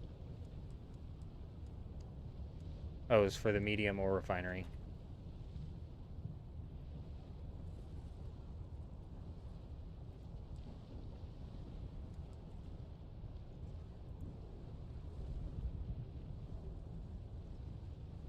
Ghost, the cloud skies, tells you the Coriolis storm on the live round cloud. I'm not entirely sure what you're saying there, but yeah, the Coriolis is getting ready to hit its peak here in 2 hours, and then I think it's going to be like an hour downtime or so, and then the servers turn back up. But the downtimes have been getting lower and lower. Storage and water storage don't take any power to run, so you're good on that part. Yeah, that's why I'm just doing the power right now. We'll get into the materials later. I'm just trying to figure out like how much power I'm going to need realistically to get a base up and running and get the spice cooking, just like the base level, not even talking about when we upgrade into large refineries, just the base level. No, I got you, Ghost. Yeah, I know what you're saying. The spinning clouds. Well, shit, the clouds ain't really spinning right now, is they? Either way, the Coriolis is hitting in 2 hours. It's hitting now, but the Coriolis is reaching its apex in 2 hours, which means in an hour from now, the storm is really going to start to pick up in intensity. But we rode the storm out like a couple weeks ago.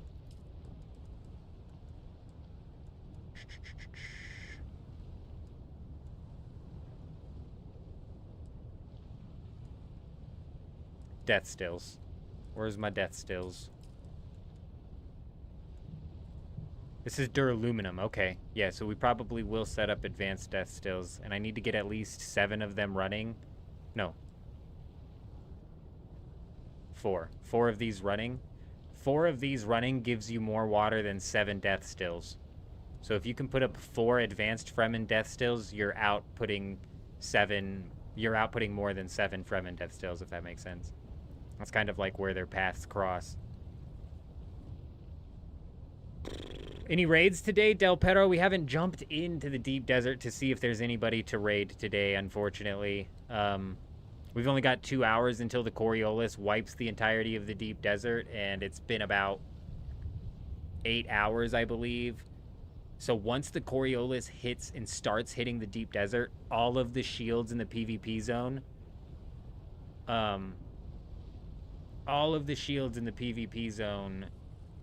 go down. Meaning that right at the start of the Coriolis, you can start raiding any base that's left in the PvP zone of the deep desert. So I'd imagine by now, anything that was left there is taken out. Oh my gosh, Skull. I mean, that would at least be something. I don't think anybody would ever pick it up because it takes up so much inventory, but that would be something. Somebody else was brought up in the comments of one of my videos that they would even be down if it was something as stupid as like giving the PvP players like dog tags from the people that they've taken down that they could then use to spend on like some sort of PvP specific cosmetic. But they can't even incentivize, they can't even bring that level of reward into the PvP, bro. So I'm saying don't hold your breath, man. Don't hold your breath on the PvP of this game. I'm a little concerned with the PvE as well, if I'm being entirely honest, but we can hope, can't we?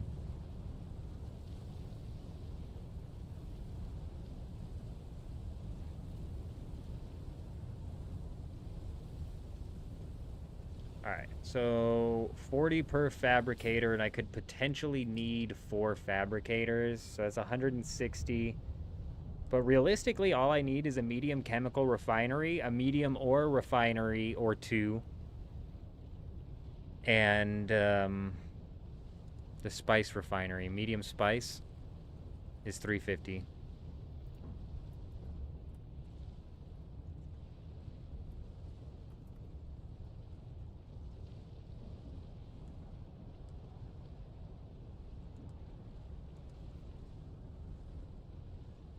I'm just trying to think of anything else before the death still that I could possibly need.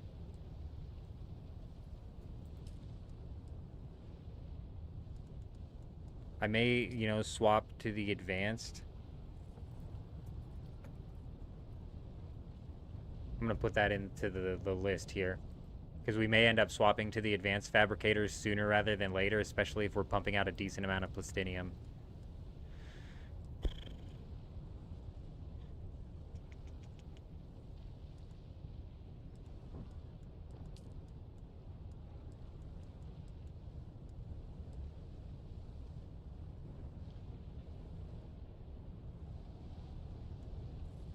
So we got the chemical refinery for the, and then the medium for the plastinium, and then we got the spice, and that's it. Because other than that, we just need water, and it's crafting stations, right?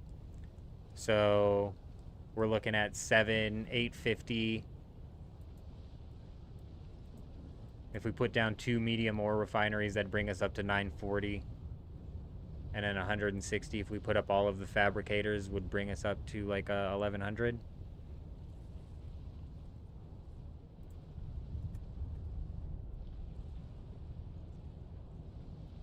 Okay, and then we need to add in 1400 power for 4 advanced death stills.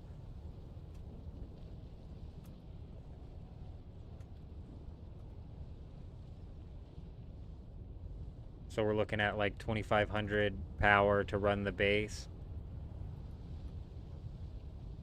And then we'll just add in an extra 500 to that. So we'll round this thing out to 3000 power. So we're gonna need right around 3000 power to get this thing running.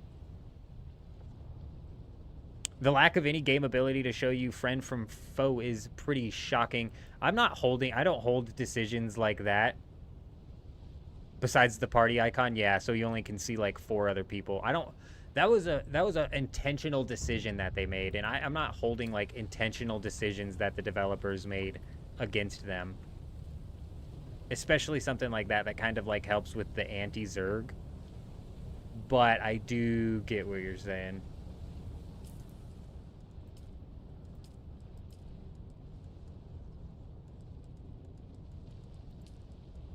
Let's look at the power generated from the actual things here. So if I need 3000 and I wanted to get that off of just generators. I would need 40 generators. How many can I even put up? Does it tell me here? I don't know if it does. It tells me on the subfief though.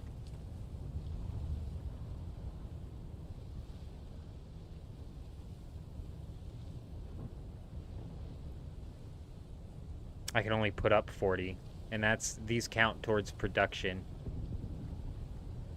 Okay. So it can't be solely generators.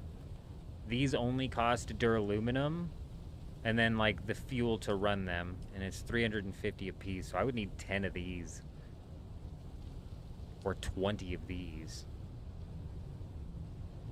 Shit, bro, that's crazy.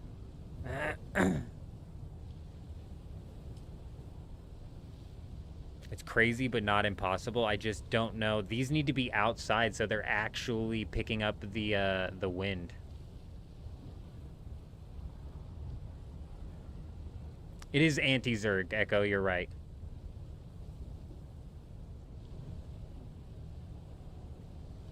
Have the wall help with power? I don't know what you mean. But you're right. It is an anti-Zerg mechanic, and it was an intentional decision from the devs. So it's like I don't hold that against them, but like the simple things missing, like the deposit all button, and I could just go on and on and on and on and on. That's the stuff that I hold against the devs. So if I need, let's say I picked up 5. If I picked up 5 of these, that would put us at 1,750 power. Sector weather alert. A large sandstorm is approaching. So I would have 1,250 left over to do, or at 16 of these. So 16 plus, it would be 17. So it's 22. So that takes 22 of the power away from us and leaves us with 18 things left that we can put on production. We would save a little bit of power on the pentashields, but honestly, I'm not too worried about the pentashields because it's not causing that much of a problem. But yeah, we could make those smaller and it would reduce the power, but what really is going to take our power, we're adding 1400 power to our cost here because of 4 advanced death stills. So that's where the power really gets chewed up.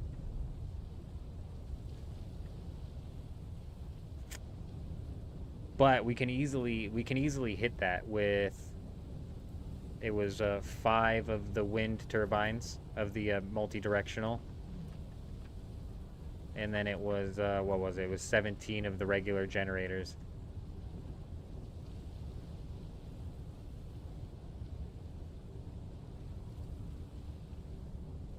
Five multi-wind turbines, 17 generators. Yep, that's 22, and it leaves us with 18. 18 left to work with. 18 production facilities left to put down. And that's 1, 2,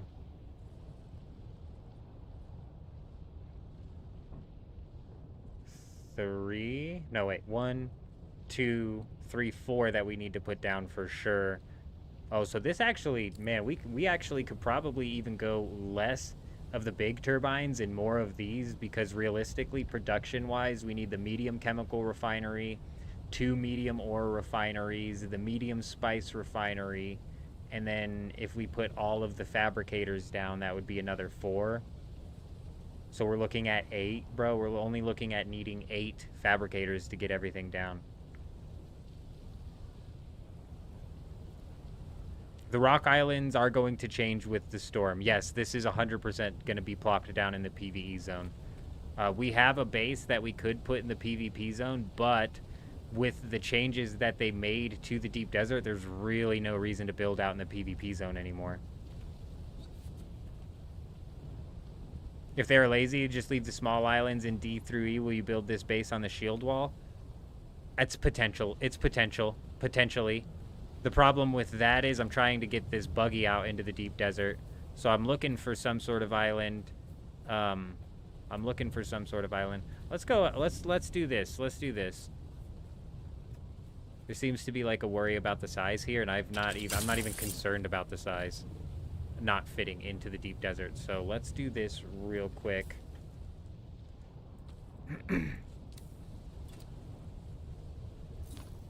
Boom. Building copied. And this is all of it. Yes. Okay. Now we have the building. Let's go ahead.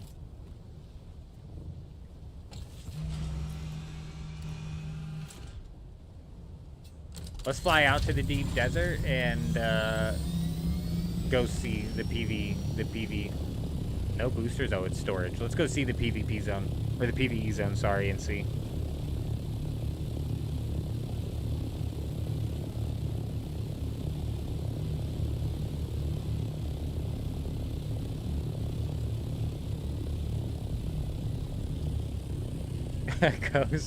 Ghost, trying to decipher what you're trying to say is genuinely like frying my brain cells right now.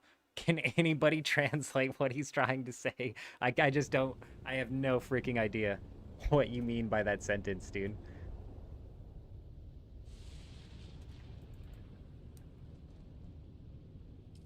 Survey probe? I've got a couple of islands probed. I'm not too worried about going and probing anything out here. If you put up a big spice refinery, 2 death stills are enough. They produce lots more water than the runtime of the spice refinery. Really? See, we're gonna also be doing plastinium out here, though, Antios, and the stravidium ingots, or the stravidium fiber.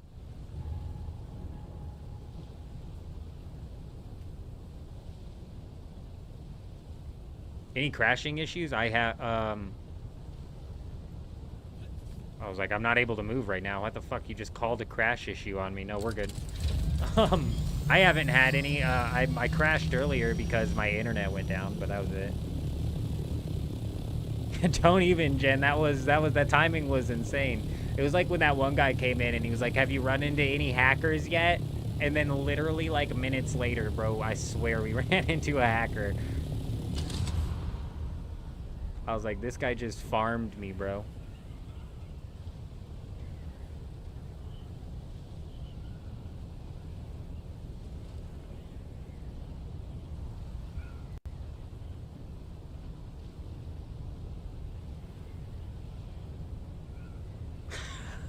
I'm convinced of it. I'm convinced of it, dude.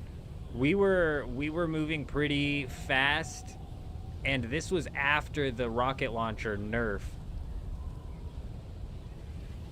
Skull's not able to translate it for me. Yeah.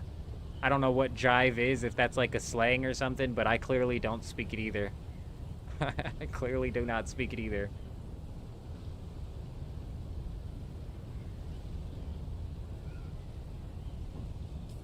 We're gonna take this thing all the way out to where I had my base previously. Where was that? It was like right here. Stack the generators like medium storage. Oh, yeah. Got you. Gamer coming in clutch, dude. Yes. So when it comes to actually laying down the base, we will be putting up those half walls. Shit, I saved the crafting recipe and didn't put that. So we'll have to... It's an 80s movie slapstick comedy reference. Gentle Penguin coming in here with the clutch information that I would have never picked up on. If my wife was here, though, she probably would have known exactly what that was. She's into that, like, classic weird stuff.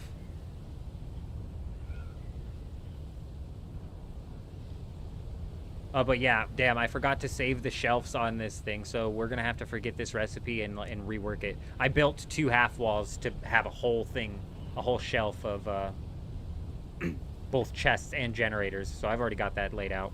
I just didn't finish it off. Unfortunately, when you copy the base, you don't copy the generator's layout. Like, none of the generator layout is copied, unfortunately. So I'll have to lay that all out while I'm out here in a couple hours. But we'll be stacking chests and generators just the same.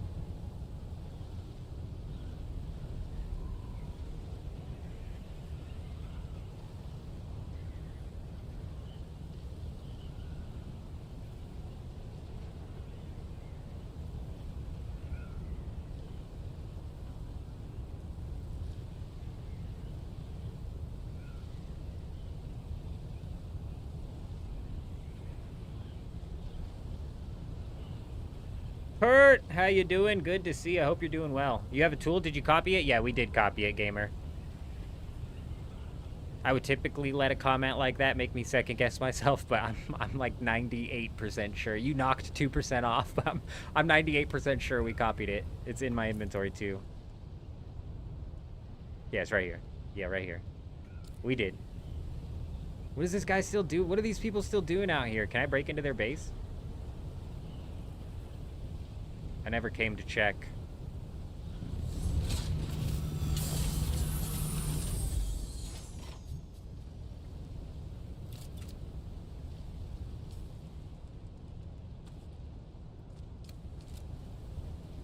Nope, it's still perfect. So the shield didn't even go down.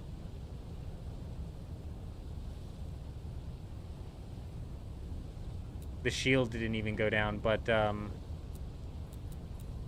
anywhere in the PvP zone, right when the Coriolis hits, their shield goes down. Omoplata, I know you didn't miss much. Chilling like a chinchilla, nice. Chinchompa is what I think you mean. If Jen's in here, they'll enjoy that. Now beginning your 1-hour drive home from work. Man, don't you be texting and chatting and driving, Omoplata. You get home safe. Oh, are you just scouting? No, we're coming out here to place this base down to show you guys that there's going to be plenty of room for me to place this base down. I didn't anticipate these guys still being here. We cleared our base entirely, bro. I didn't leave any of my plastone. Nah, I wiped that thing. I said I'm not leaving none of that plastone. So let's go ahead and get off over to an island where we'll have a little bit more room. Let's try and find one that has... Yeah, Stravidium and Titanium, big. So right here, you son of a bitch. Guys, leave. I need to be able to place my base, you fucking dickheads.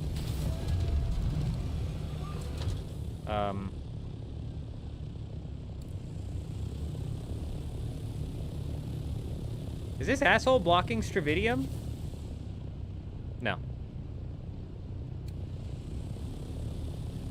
Is this asshole blocking Stravidium? The titanium... I don't think either of them are. Yeah, so we don't have ore blockers over here, which is really nice. This guy's base looks like it's crumbling down, though. Let's go scout it out. What did the mother of the Coriolis storm look like? So we're still in the process of the Coriolis storm. Here in 50 minutes, it's going to pick up in intensity, and then lightning will start to strike, and that's about it. That's what it looks like.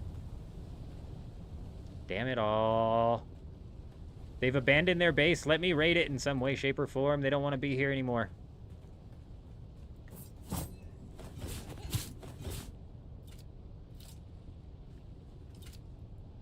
This will be the last thing to break, and you can't get anything out of this. The PvE zone's completely... It's got all of the checks put in place. Disgusting.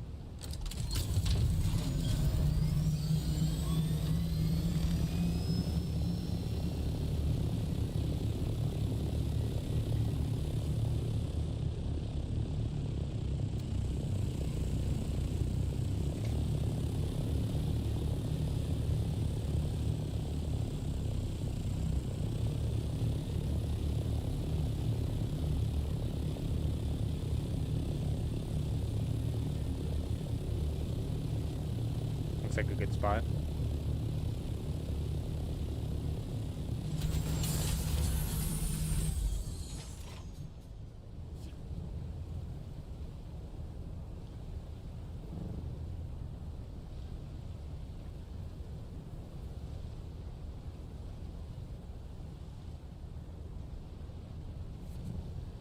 Get down in there, boy. Come on now.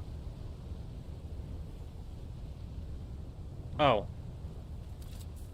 I can't even do that until I put a sub-fief down. I have to put a sub-fief down before I can even place this down.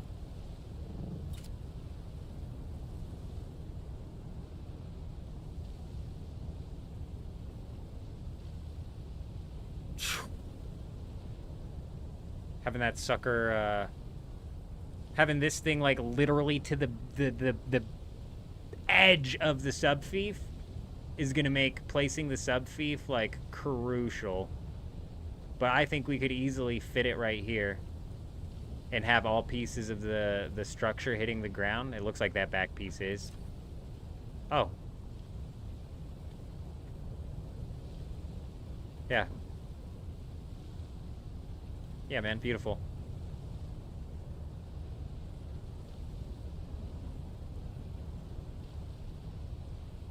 Yeah. Yeah, we'll be able to find a spot where it fits. For sure. For sure. And this still gives us access to the buggy where we could roll out. Now, granted, it's like not much of an easy way up for the buggy, but there's a ramp right here even. Like, honestly, we could take the buggy out that way and down the way we go. You know what I mean?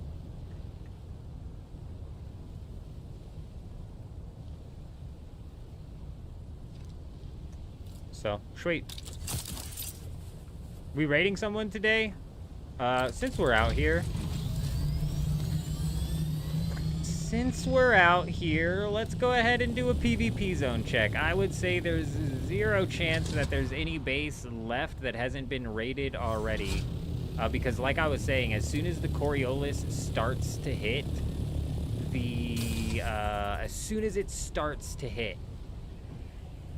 all of the base's shields in the PvP zone go down. So I wouldn't have to wait on a storm anymore to raid. But you're only raiding who's left over and haven't taken their stuff out yet. You know what I mean?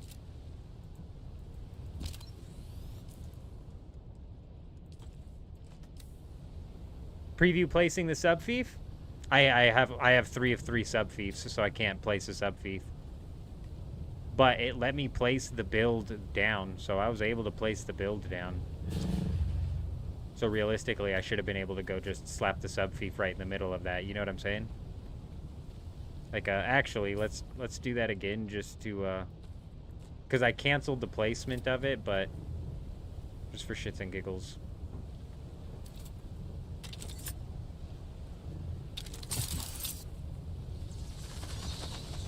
Okay, I've literally never had that happen before. That gave me a jump scare, dude.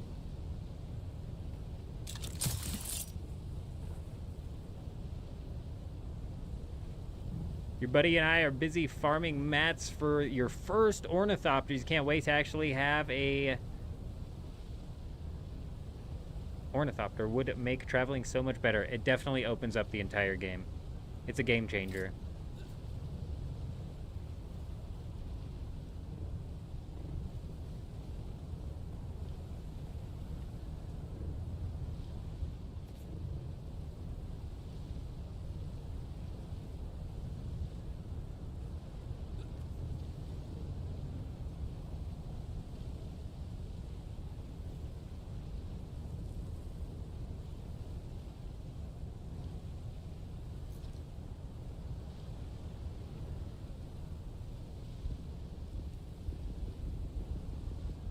So it won't let me confirm it, but it'll let me place this down, and then I can't even fucking switch.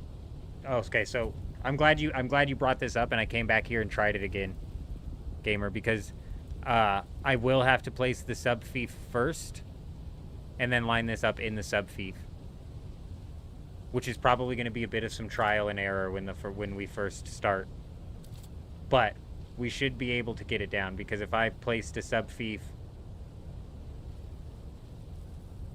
right there in the middle, we'd be good to go. It's just this thing is going to be so... It is up to the edge on all sides, so it's like no wiggle room. So it'll be a bit weird, but I think it'll be fine.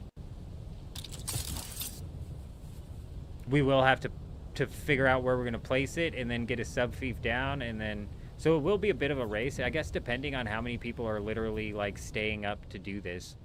Like, how many people realistically do you think are going to be up? You know? Because, honestly, the deep desert is, like, super dead at this time. How often do tier 6 shipwrecks reset? It seems to be, like, every hour or hour and a half. It's pretty often. Your buddy... Oh, wait, I already read that. We raiding somebody today. So here, I'm gonna run to the bathroom right quick, and then we are going to do a bit of a search of the deep desert, see if we can't find anybody. I don't have any extra fuel, so I got to keep an eye out on that. But we'll do a bit of a raid and see if we can't find anybody. I don't know how much fuel is even in there. We might have to double back. But we've basically got the base laid out, so now all that I have to do in the next 2 hours is...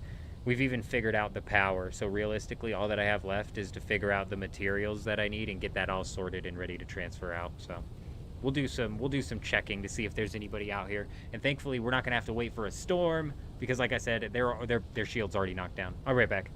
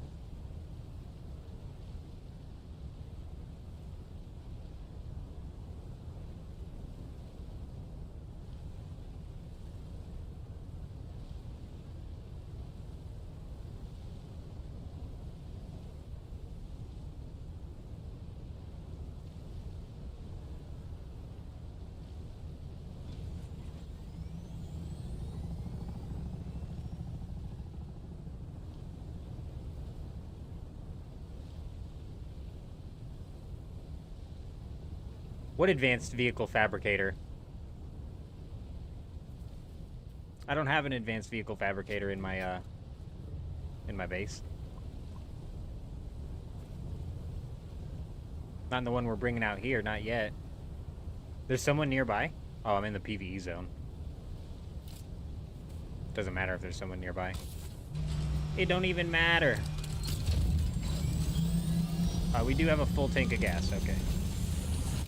Let's do this right quick. Oh.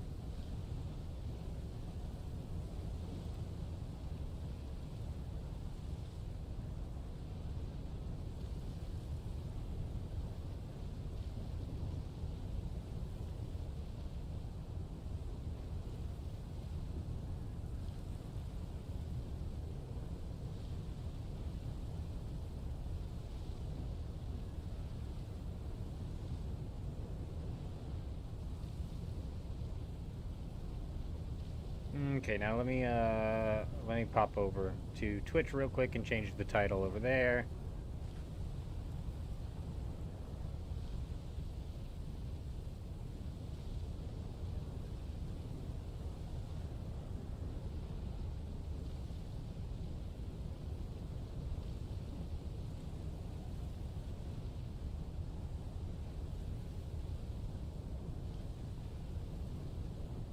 Okay. Cool. Alright, we're all set.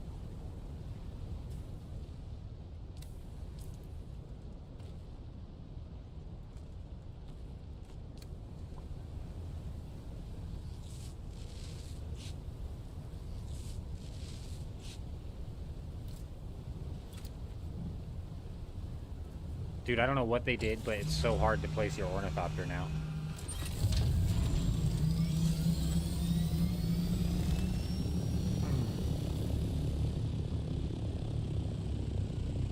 We are limited fuel, and I know there's just a lot of sand out in these sectors, so we're gonna roll up, hit these islands, and then circle up to that. I don't even know if this is the PvP zone, but it's close. Saw another channel that when the Coriolis storm begins with the black dust in the air. Yeah. No. All the bases in the deep desert, not in the PvE zones. PvE zones are still completely safe. The PvE zones are still completely safe. The PvP zones have their shields drop immediately and constantly right when the Coriolis starts. So basically for the past 8 hours, any base left in the deep desert was raidable, which is why I don't think we're going to run into any stragglers, but it's possible. Last week we ran into a couple.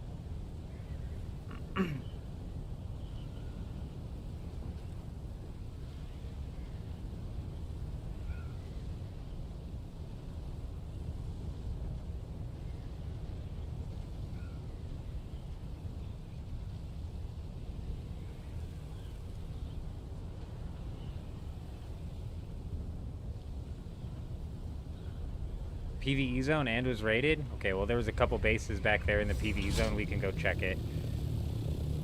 His base was in the PvE zone and it probably didn't get raided. He probably lost power or ran out of power and it got destroyed by the storm. Also, like, it's entirely possible that the storm does break the shields even in the PvE zone, and then they just slowly start to decay, but they're not raidable. But there's a couple over here that we can go, we'll go check. We'll go check that theory out.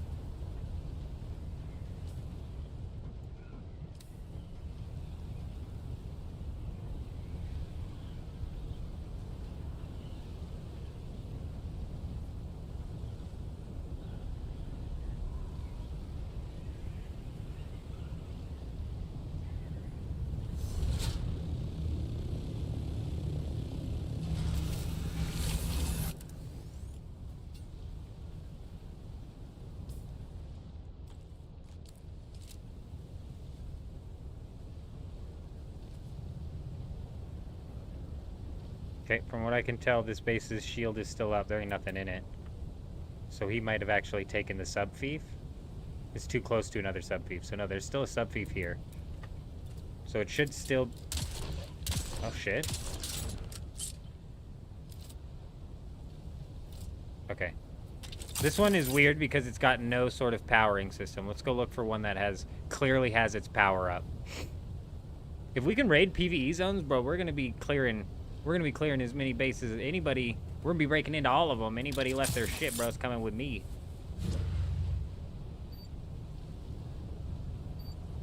Oh, Deep Desert Police Department, bro. You gotta watch out for these guys. These guys don't fuck around. These guys don't play around, bro. Like, I almost don't want to attack their base because... because I don't want to get on their... I don't want to get on their hunt list, bro. Like, for real. There's nothing protecting this, though. There's no shield. Typically, if this was shielded, that would be going blue. But it's still perfect. Look.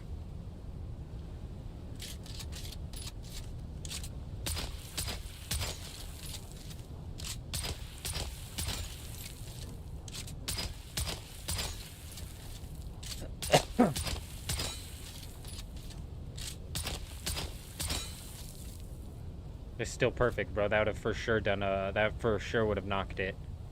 Not broken it, but it for sure would have knocked it down.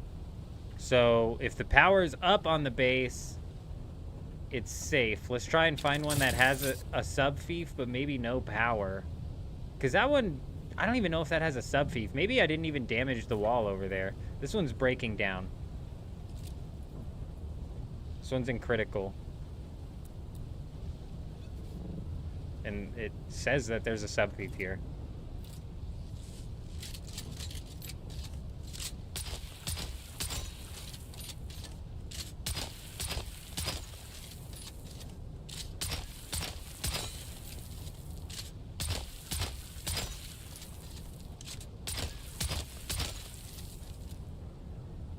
Still fully fine. So I don't know what was going on with Thorin and what happened to him. I'm not 100% sure who Thorin is either, but if a sub-thief is there, base is fine. Let's go back to this guy's, though. Let's go back to this. This guy clearly has power, too, because he's got the top thing on. It looked like we were doing damage to that wall. It genuinely did. But maybe that was just because I didn't see the shield popping off, so it's in excellent condition.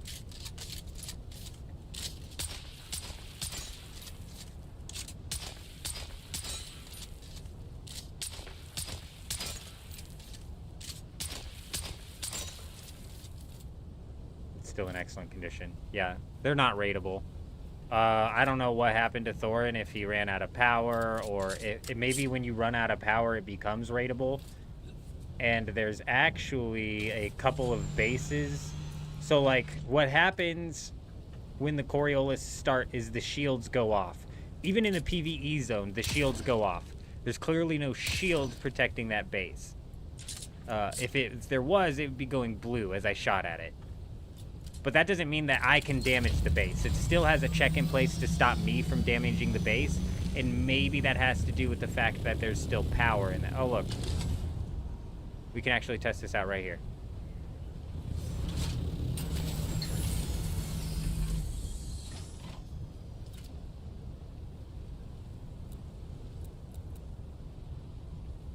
This is all somehow in perfect condition, but obviously no power is doing anything to this.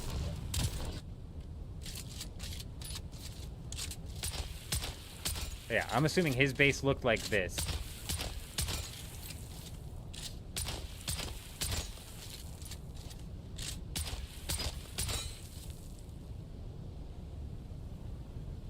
Okay, now I'm not even sure which one I was shooting, but they're both still fine. So, yeah, what happened to him was exactly what happened to this base.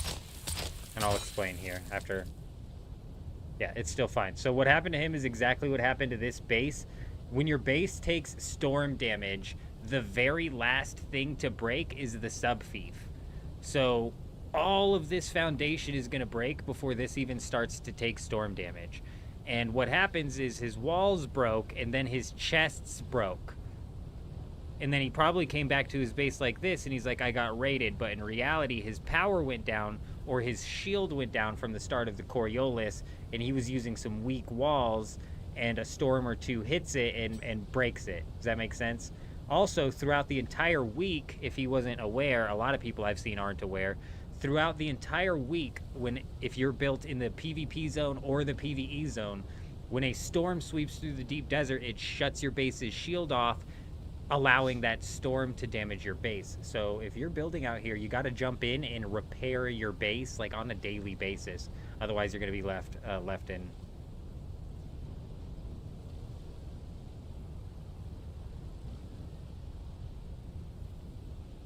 No, I can't take control over this. It's not no power at all.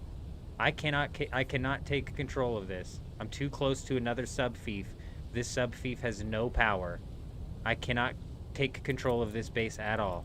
I have 0 permissions for this action.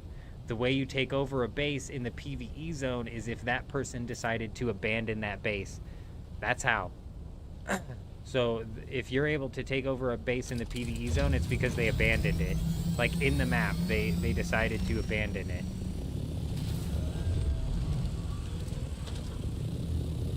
Because in the map, I can go to my sub-fief and abandon it, and at that point in time, somebody else can come in and take full control of the base.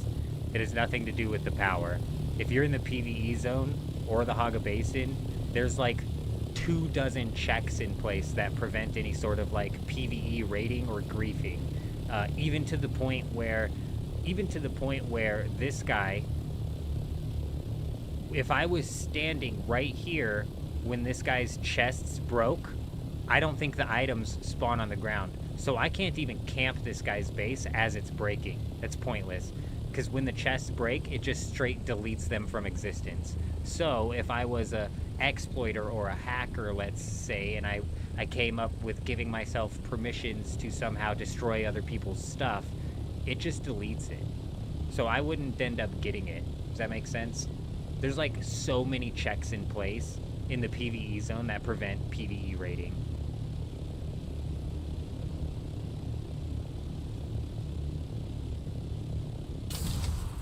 Because I had somebody in my comments bring up the same thing, and I went through like a dozen bases in the PvE zone, and some of them were powered off, and I just couldn't get any of them.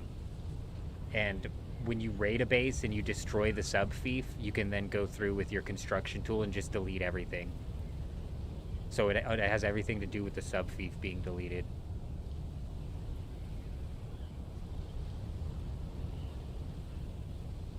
What's funny is, like, you could potentially it's still worth, like, checking to see if you have permissions at each base you go to. Because you could potentially run into a situation where somebody is, like, upset with their guild or whatever, and they just abandon the sub-fief at the end with anything in it. Because I'm pretty sure the guy in my comments was like, bro, I got so much stuff from that base, it was crazy.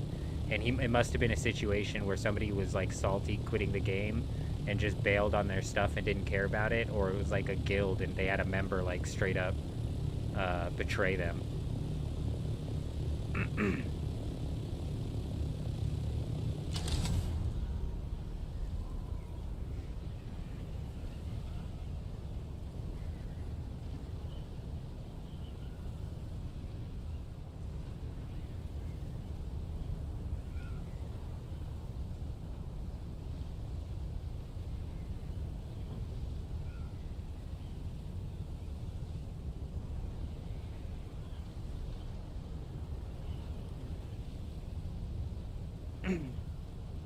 If the Deep Desert Police Department was set up here, that means they were probably... Oh, okay, let's check that. If they were set up here, that means they were probably farming... So smart, dude. Okay, we're big braining this. Now, I don't know about the unique bug, Sobi. Yeah, that's what I was doing, and I'm pretty sure that's what happened. 100% fully functional base. Someone must have said, F the game, 300 melange, and that's totally possible.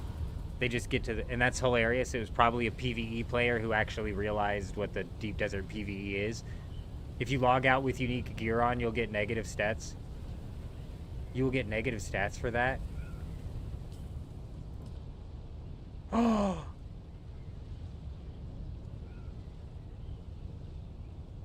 I've been playing with like 0 0 0 0 0 0 0 this whole time. No, I don't have the las gun skull. The las gun apparently is doing too much damage to walls, is going to end up getting reworked. It's not funny, Sobi. It's not funny. This whole game we've been playing with 0 armor. I almost refuse to believe this.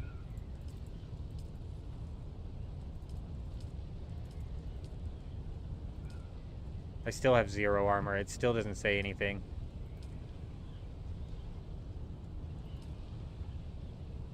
This doesn't tell me my threat or anything.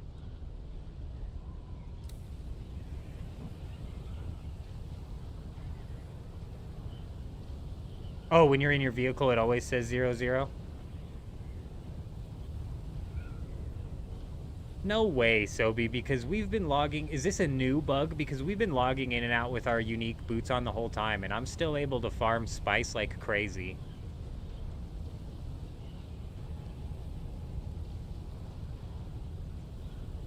It's a new bug. So if I got on the sand right now and went running, I would have like a 90% or yes to the fact that it says 0 0 in your vehicle. I'll have to check when I get out of my vehicle. Unfortunately, we took our gear off and put our gear back on, so if it was bugged, it probably reset. Because I'm assuming that's how you fix it. At least I'm hoping that's how you fix it.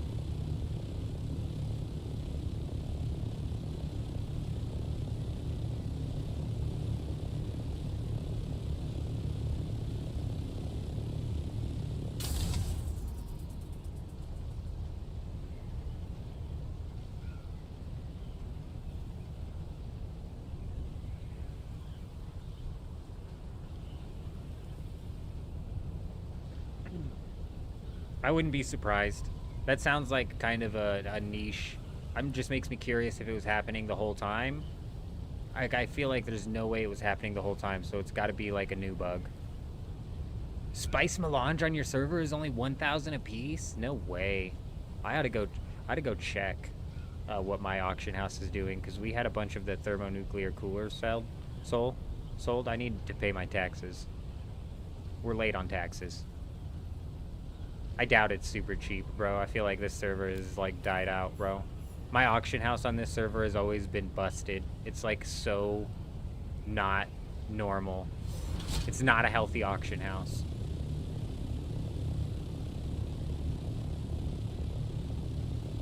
I think we're gonna swoop these islands. I'm gonna pause at this island right here and take a look at the map. But I think it's at this late in the storm here. I think at this late in the storm here, stuff's out. The bases are broken out here.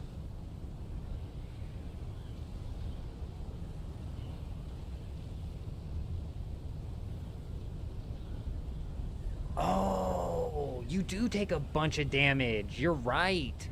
That's a good point. So it's like you're not getting the armor effects. That in itself is a bug also. I noticed that when I'm driving around my buggy and they shoot me, I'm like, bro, they knock so much health off of me each time. Tacos last night and your tummy hates you for it. Man, I want some tacos now.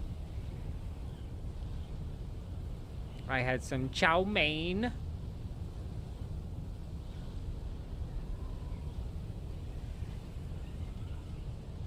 Some microwave chow mein.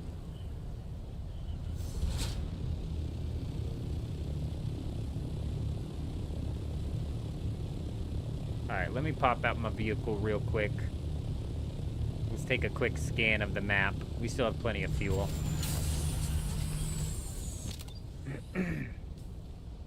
So, if the Deep Desert Police Department is stationed right here, that means they were farming the spice field that is, where's that spice field? Spice field's like right here or something. No, right here. Spice field's right here. So they were farming that spice field and this one way out here in I-9. Where are we at? Where the hell am I at?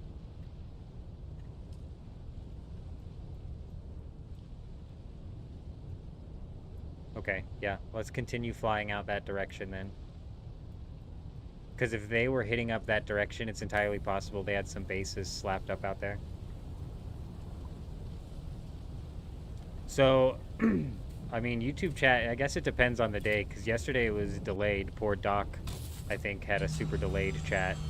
And then it kind of depends on the bot rig spot as well, because that thing... Wow. Wow, wow, wow. The bot rig sometimes takes a while for it to send over the YouTube chat. I just see it out of my peripheral vision. I see the thing tick, so I typically... That's why I say if I am ever missing the YouTube chat, it's because the thing's bugged.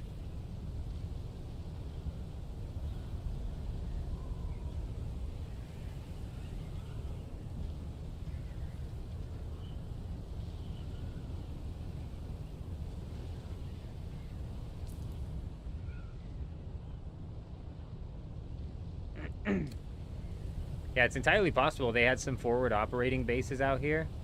I wish I would have noticed earlier that that was a Deep Desert Police Department hub. It's nice that they label their bases. Maybe not that smart, because you can kind of like route out exactly where they're going to be. Though these guys basically freaking run this deep desert, so... Speaking of which...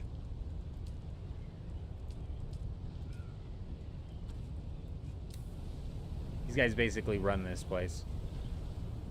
Nah, we are currently 1 hour and 20 minutes away from the reset. I'm just out here checking to see if there's any stragglers hanging around, and there's not. I kind of knew there wasn't going to be because of the Coriolis breaking their shields right away.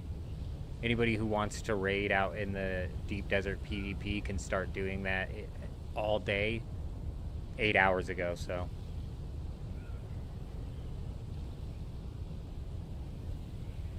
The textures are breaking over here.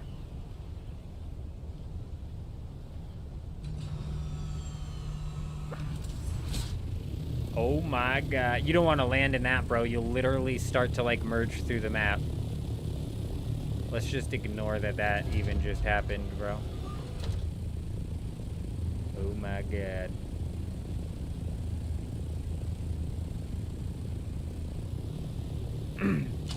Like an hour before, you couldn't even see an inch in front of you? Yes, so here in, what time is it? Yeah, here in 18 minutes, the Deep Desert Storm is going to really pick up in intensity. Lightning will start flashing.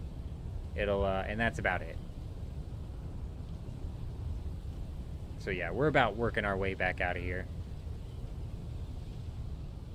We're just checking out where possibly the Deep Desert Police Department had some forward operating bases, seeing if there's anything juicy out here. These guys are pretty damn organized, though, so I'd imagine, A, if there was a forward operating base out here of theirs, they've already taken it down, and B, if there was any other base out here, they would have been fully well aware of it and probably already taken that down as well. Because this had to have been a heavy path that they hit up all week. What's funny is their base looks smaller than it did last week, so I'm not sure if they're losing steam. Also, their presence in the deep desert didn't seem as thick. Whereas in every other week, bro, it was like, you better watch out, because these guys will find your ass.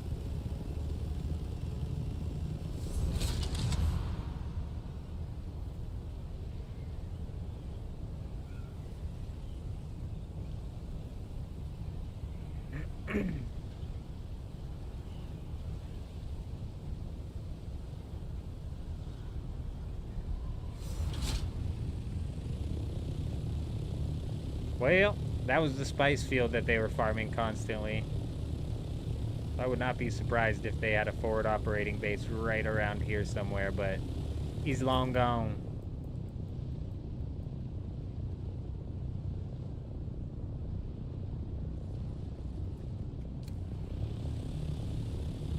$20,000 meters away, my goodness gracious. I don't have fuel, so I should maybe not be messing around with my engine that high up. But we should be able to ride this all the way back, so we're fine.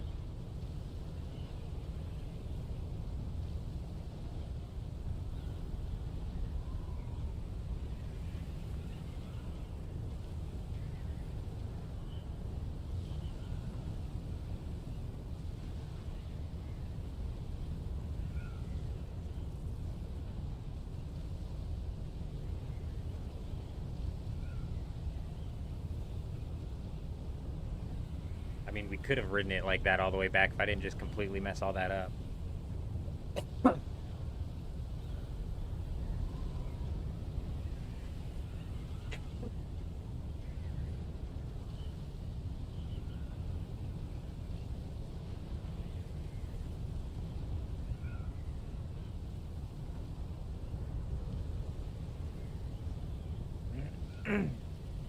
Does it tell me on my thing?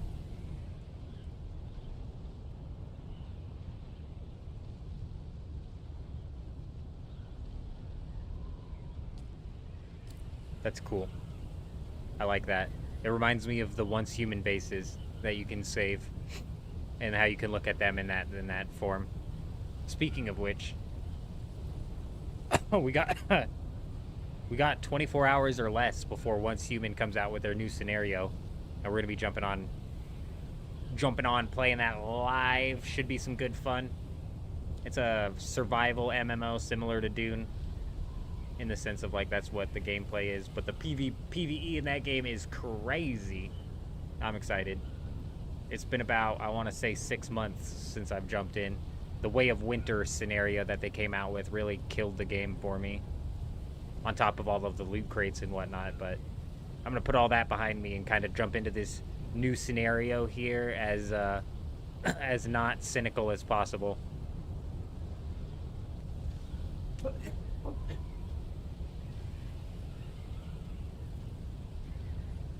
Will it have rating like Raid Zone? No, the PvE scenario, no. PvE, I don't like the PvP in Once Human, and I don't know if they've like fixed it over time, but my experience with the PvP in Once Human was so wildly unbalanced, and it was filled with hackers, bro. Like, and the balance was so bad. So I never took PvP in that game seriously, but with the whole raid zone that they're talking about, that scenario actually has me a bit interested, let's say. We might jump in and do a bit of some raid zone as well.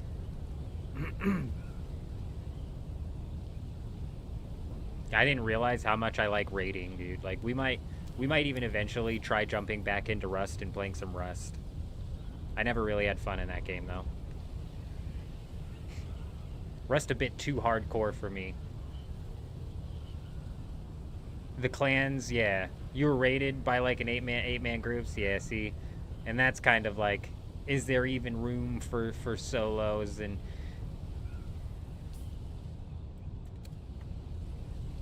holy shit, this is a base, you guys. This is a raid. No, it's not, dude. You stupid bastard. You sick son of a bitch. How many people did you trick with that, you disgusting monster? Never mind. Not a raid. We got scammed.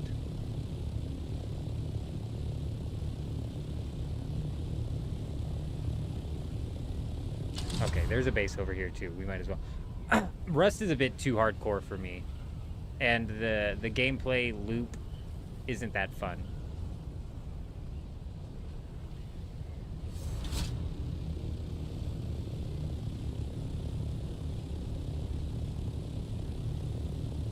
Yes, yes. That is a decent thing about Rust, especially if it's a decently well-moderated server. And I really got down on, like, solo duo servers. But I was just never really that good at the game, to be fair. Man, dude, this must have been... Dude, whoever these people were, they were, like, using the same type of layout. I like how they have that stuff off in the back corner, nice and organized.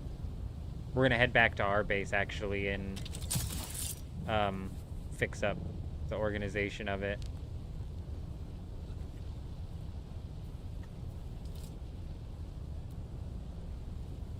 No permissions. No permissions, and it'll just slowly break, and I can't even ever get into the chests or anything, and the only time I get permissions is when the sub-fief breaks, and the sub-fief breaks last. So... And I'm pretty sure when the chest breaks, none of that stuff shows up on the ground. It just gets deleted. So waiting stuff like that out isn't even worth it. Dumb. dumb. I wish they would let you, I wish they would let you end up looting abandoned bases, you know what I mean?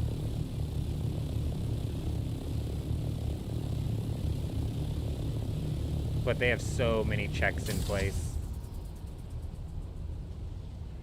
I thought doing a bit of some looting inside of abandoned bases in the Haga Basin would eventually be a thing for when people quit, you know? I thought it'd always be worth like checking out to see if the person's still active in the base or if you could walk out with all of their progress and make it your own.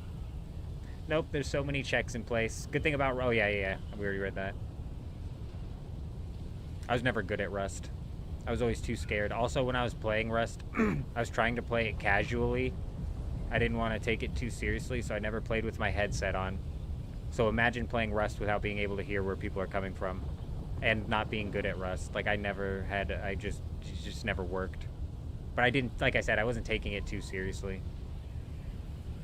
And then when Rust on console came out, I was actually excited because I was like, oh, cool, I'll be able to jump in with a bunch of other people who aren't, like, all crazy experienced at the game, you know? Because Rust is kind of like a Tarkov thing as well, where it's like, the more hours you have in Rust, the better off you are.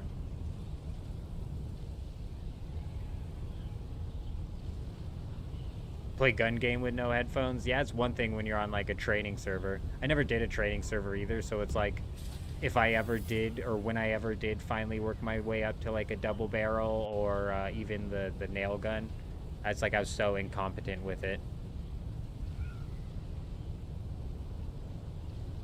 Right, yeah, the training servers are like Call of Duty multiplayer, yeah. I just never did that because that's what I wasn't playing. I don't even know what I was playing Rust for, to be honest. I think I got into a bit of a shtick with like watching a bunch of Rust content creators, and I was like, man, that looks fun. I did not have fun with it. Bro, I'm the one they're bullying, bro.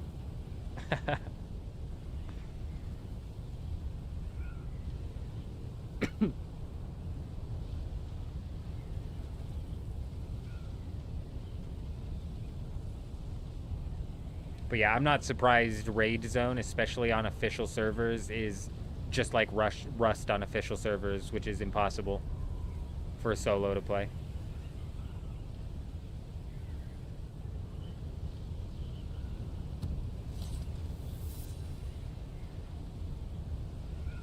Yeah. The content creators like sucked me into it. And I was a bit naive at the time to the amount of cheaters in all of these different games, you know what I'm saying? I'm not saying any specific content creator is cheating, but it's like, I was a bit naive.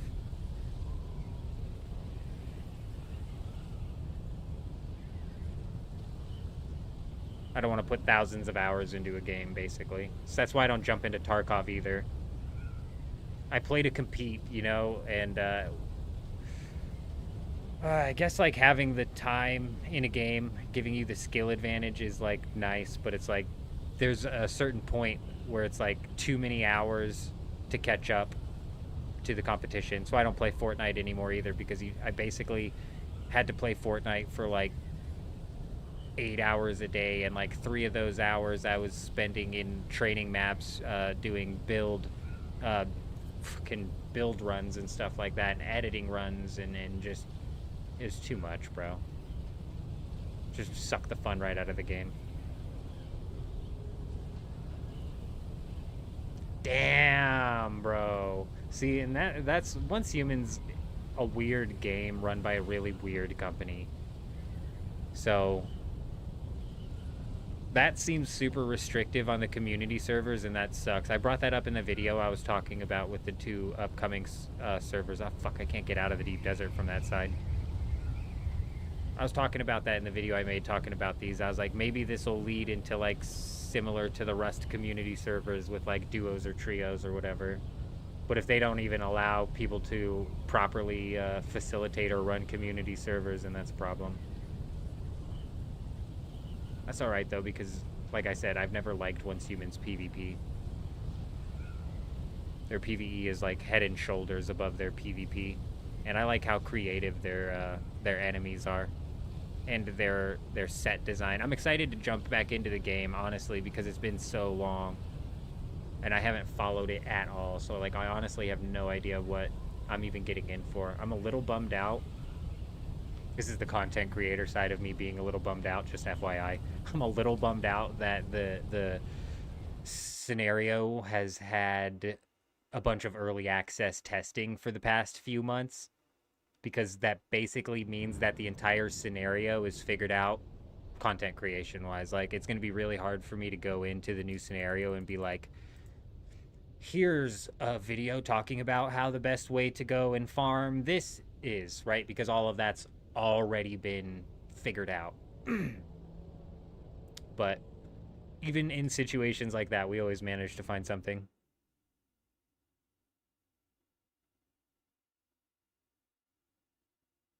Is Once Human free? I swear I remember paying for Once Human.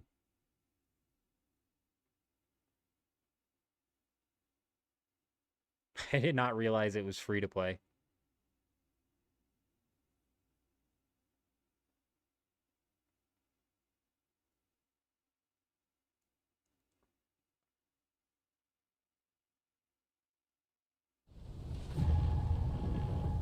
Yeah, no, and that's what sucks, man. Yeah, that's what sucks. And that's what sucks, especially with, like, Raid Zone, because that's a competitive mode.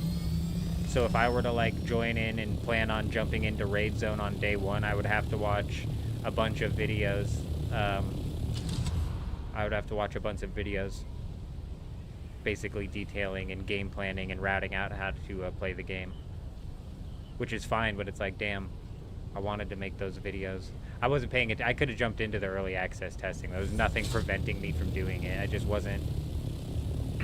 I wasn't paying attention, and I suppose I just looked at it like it was another cash grab from Once Human.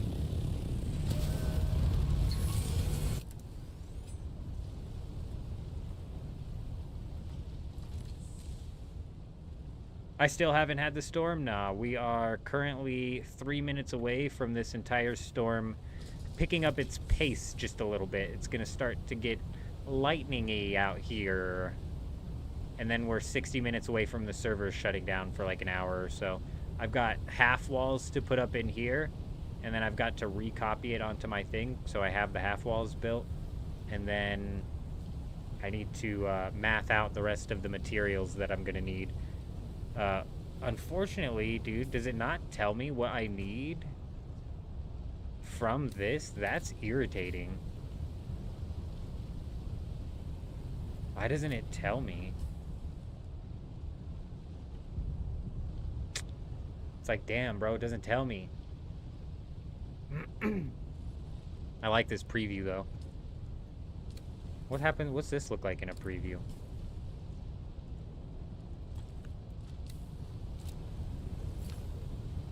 Oh my days. Look at that thing. Look at this freaking monster, bro. Oh my... I can't even zoom in on it. This thing sucks, dude. Once Humans is better, bro. You can zoom in on it and kind of like take a look around it. My days. This thing looks like a monster in the preview. It's because it's built into the side of a hill. Alright.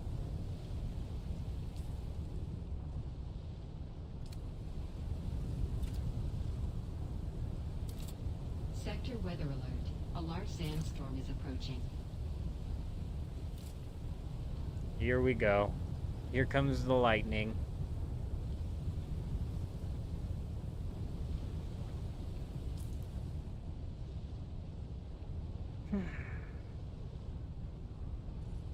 Yep, I need to math out. So that's what I was talking about. I want it to tell me how many of the plastone I'm gonna need.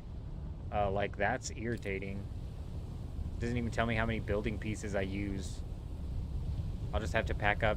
I guess if I delete this entire building, if I copy it, and then I delete the entire thing, and I bring all of that plastone out, I'll just have twice the amount of plastone that I need, right?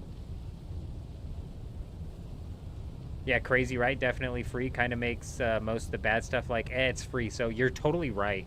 I guess was it free the whole time? I guess I forgot it was free. Or I feel like maybe I bought into the game for like 20 bucks or something like that. I don't remember.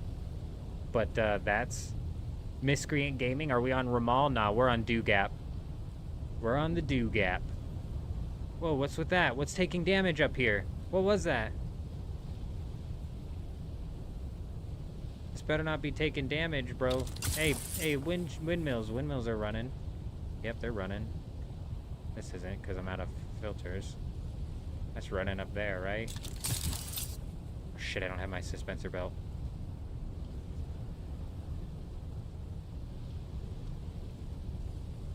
You're right, though. It being free definitely makes it like, oh, man. I still don't think it excuses their $200 loot boxes that they pushed out for like an entire year. They just pushed out loot box after loot box after loot box after loot box, and it was like no new content. And then they came out with Way of Winter, and it was like, this scenario is bad, dude. It was bad, bro. And apparently, even with the reworks, people are like, and I'm like, yeah, you can't just delete that scenario, bro. So bad. The storm warning was synced. Guess that's because of the reset. Yeah, I'm assuming it's because you're on another NA server.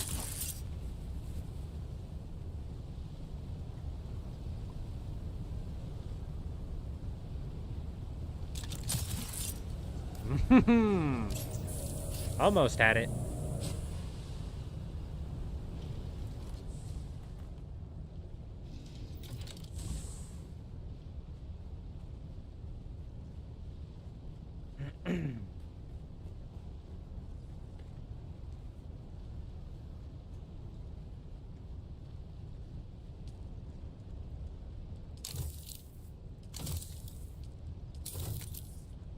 Okay. What we're going to do is we're going to go finish out this base down here. All I need to really do, realistically, is add in half walls. And then we can copy the base.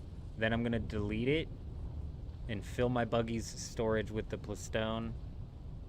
And then we're going to come up and figure out exactly what sort of resources we need to get the base set up. The foundation of it, like the chests that we need, because we're going to need some aluminum ingots, silicone blocks. We need to bring the cobalt paste and stuff out. So we're going to like math all that out and get all that loaded up into the assault ornithopter.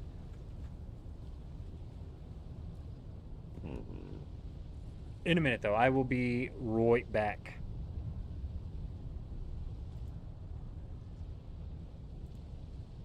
Yeah, give me a minute.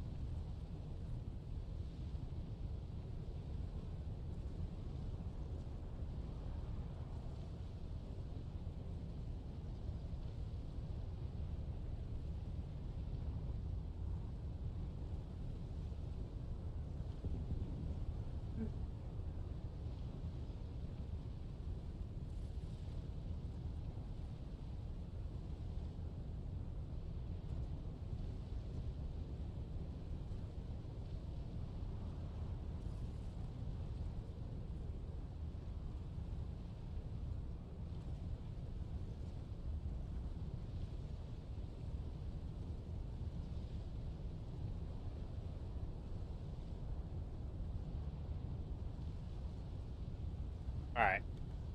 We got about 55 minutes till this downtime, so thankfully it turned day. It's hard. Okay. It's hard to see at night, dude. It's so hard to build and see at night.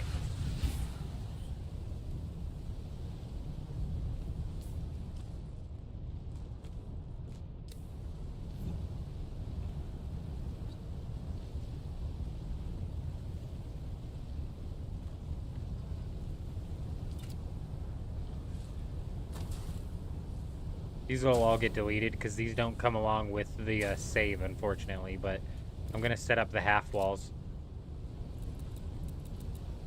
Or I'm going to set up the, yeah, the half walls. The half walls are already set up. I'm going to set up the damn vertical thing on the half walls.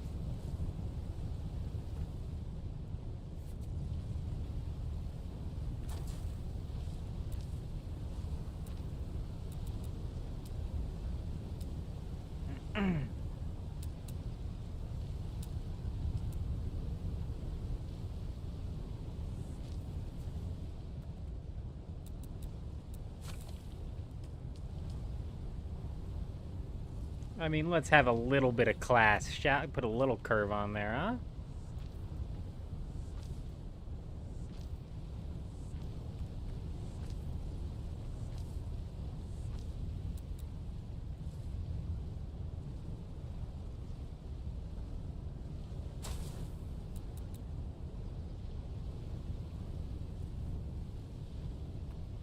But it's not gonna fit under there, is it?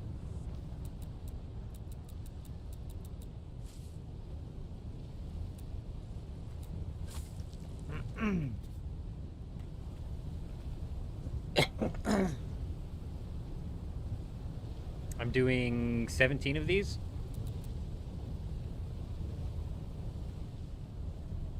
I should have set up another half wall on the other side, but I didn't.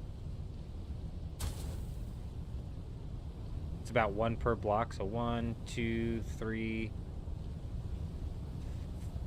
4. So that's 8.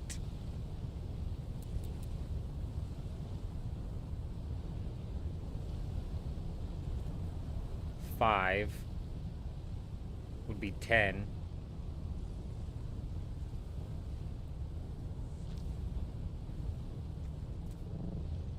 That'll work. Oh, actually, I don't know if we can have class there. No room for class on that side.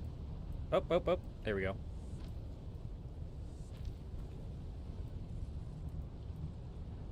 Ah, shit. Come on. No way. There's some in my buggy, yeah? Sector weather alert. A large sandstorm is approaching. No way, right? Like, seriously? One piece is what we're missing. And it's literally 1 plus stone that we're missing it by. That's just so sad. But this leaves us a lot of room for our chests. And I'm not even certain that I'm going to be able to fit the chests under there. I don't know how people are fitting the chests under there. Maybe they're using just... There's no way they're using the Atreides walls. Don't the server? Yeah, the servers will go down for like an hour or so. It's been getting faster and faster each week.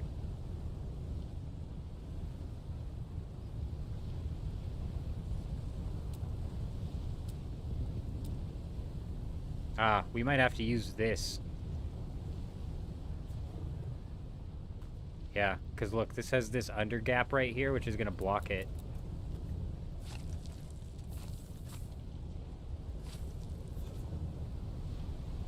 Wait. Boom.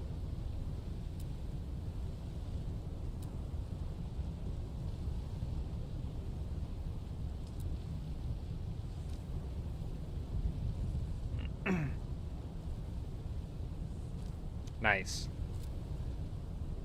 It's a comb lab half wall in the thinner ceiling. Why's it got to be a lab half wall? Could be any half wall you would think, no? It doesn't, it's not an instant restart, is it? I'm pretty sure there's a downtime. But maybe it is an instant restart if there's no like patch or anything.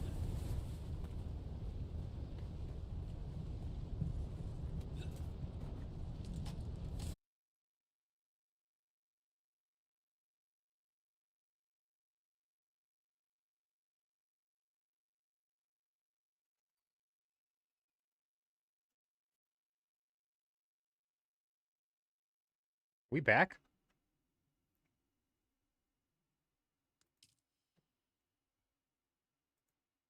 Bruh, the confusion is real. Are we here?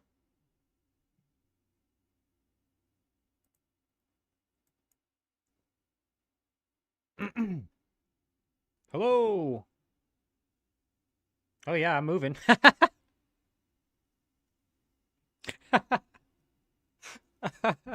uh, yeah, we're here, bro. We're here. We made it back. No, it wasn't on your end, Sketchy. I'm so sorry. I'm so sorry.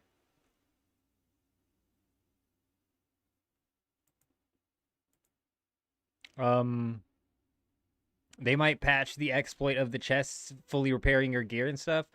See, that's the thing. I'd imagine that, yeah, I would hope they would patch certain exploits and stuff, but other servers have already had the Deep Desert reset their thing, and they're up and running. So I don't think that they're going to be on a patch that we're not on yet. Does that make sense? That could be possible. But I think what's more likely is that it's going to be like a midweek patch or something like that. What's weird is my network is still saying that I have no internet. So how we're up is beyond me. Just curious, do I have to worry about the storm that is going to hit in the Haga Basin? Blue Goose? No, no. There are like dozens and dozens of checks in place that prevent your base in any of the PvE zone from getting raided. So, no. Yeah, especially when they just completely backtrack on what they're trying to do with the Deep Desert, that's for sure. But they didn't have much going on with the Deep Desert anyways. My network says it's not connected and it has me like super concerned, but we're obviously connected, so.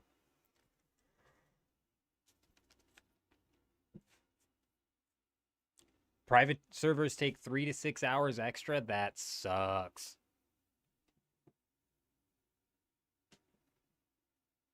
That's like a full day down.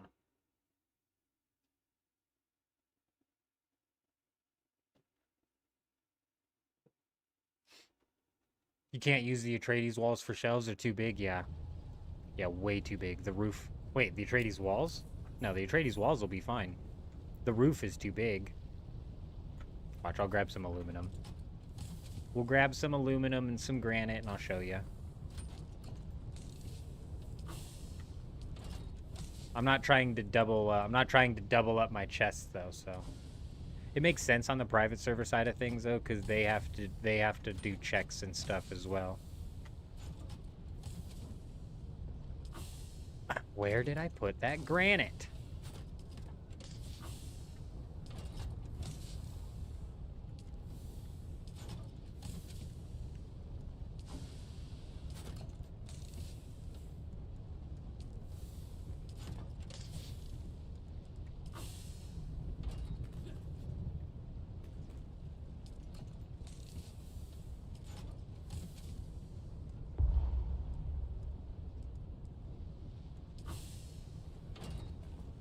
I need aluminum and silicone blocks.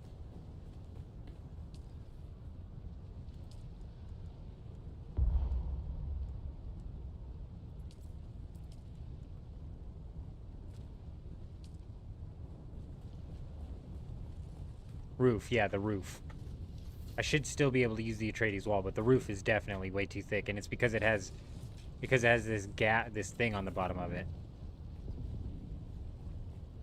Yeah, I'm picking it up now. I'm seeing how people were able to do it. I kept seeing people do it, and I was like, why the hell can't I? This is ridiculous. I'm getting scammed.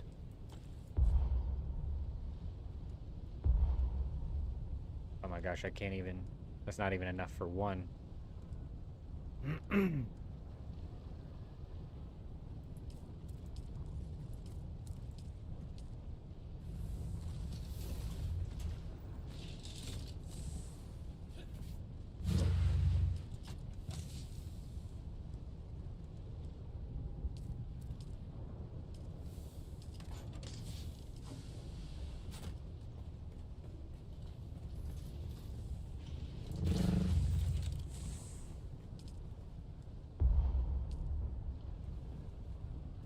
It's not enough for 2. Shit. I'm 9 off of being enough for 2.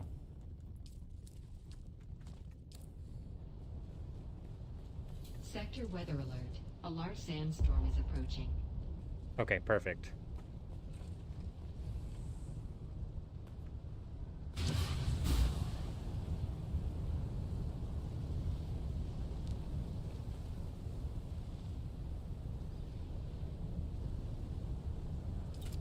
I was like, what happened to the rest of my roofs, bro? Yeah, no, I forgot what we're doing. I'm hoping that I can do it with these. Because I don't want to use the sandstone ones. Gross. But these look flat. These look super flat.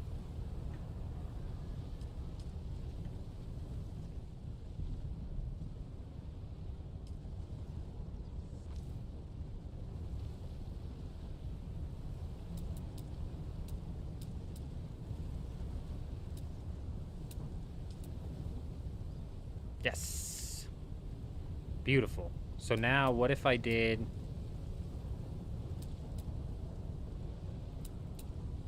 I suppose I didn't even need to bring the materials down. I just needed to make sure I was able to put it here. But can I triple layer this thing here? Because that would be big.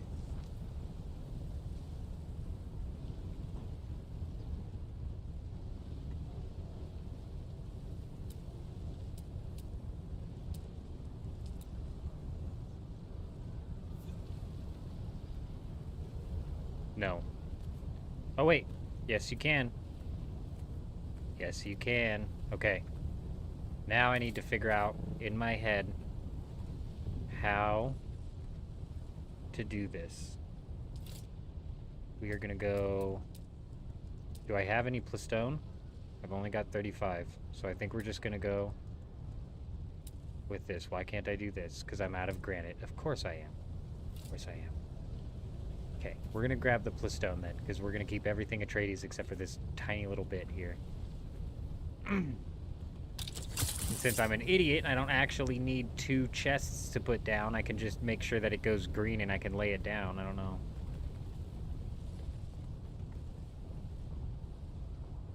We're not even on the right level. Oh man, roof blocked.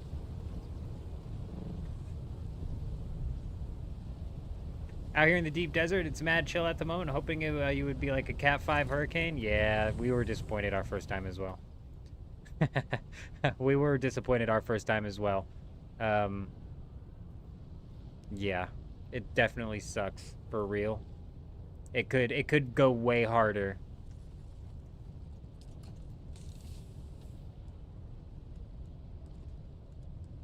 I'm on your side. I couldn't agree more. It's brutal. The first, I mean, if you went back during the live stream, I don't remember which one, but we rode out the entirety all the way up until the reset. We lost an ornithopter just to see if anything would ever get any more exciting out there in the deep desert. It does not.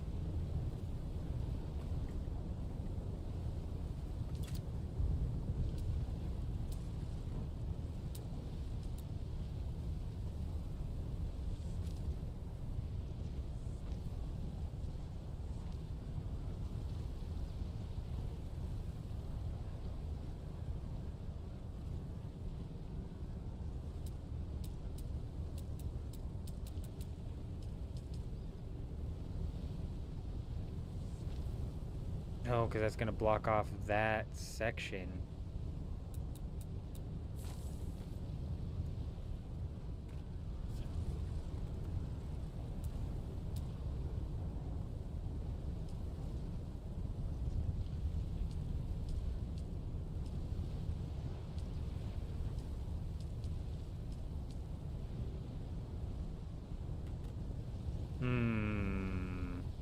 I'm trying to think...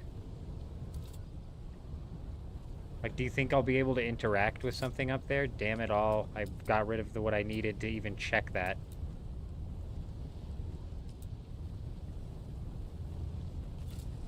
This should work. If I can interact with this, I should be able to interact with the square one as well.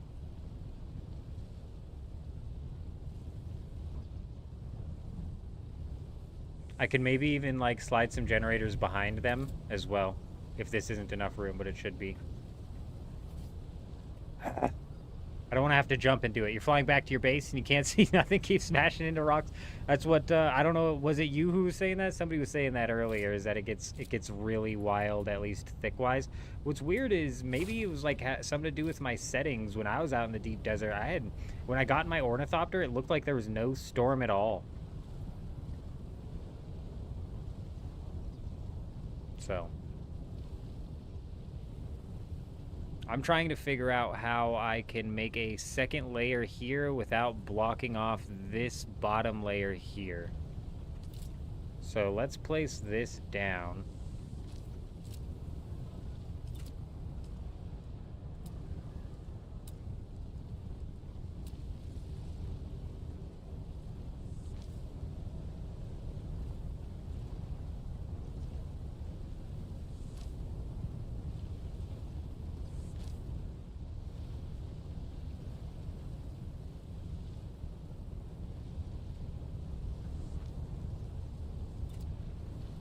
Like, I won't be able to interact with that stuff.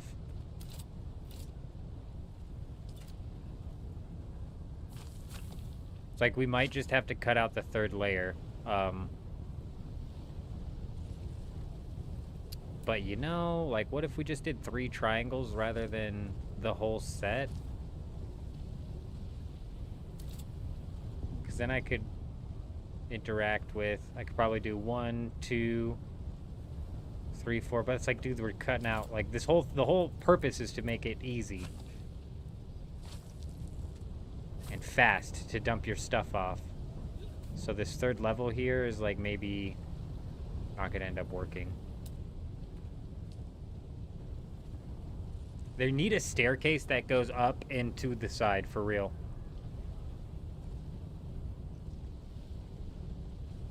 Yeah, the amount of damage the bases take from the storm is very minimal. Even end game like Deep Desert Storm is very minimal.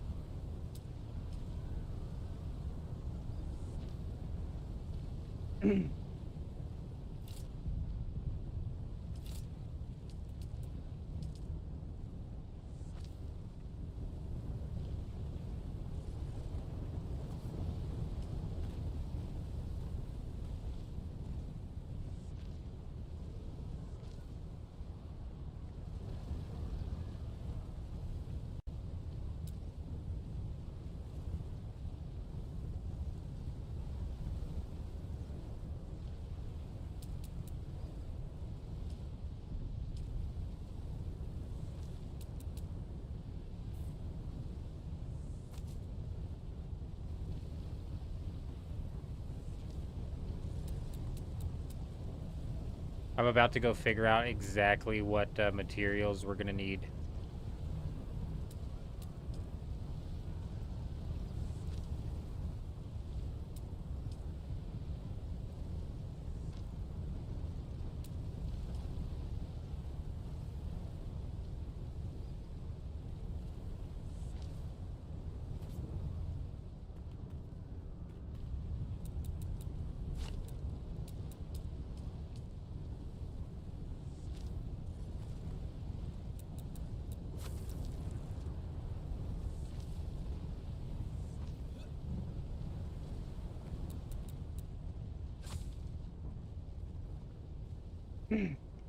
Realistically, I don't need to be able to get up there, but, you know, it looks nice. And if we truly run out of, like chest storage, we could use over here, but I'm thinking this side would be, like, water storage, death stills, refineries, and stuff like that, right? All of our storage over there, and then the big end-game chemical refinery that we're spice refinery that we're working towards over there. So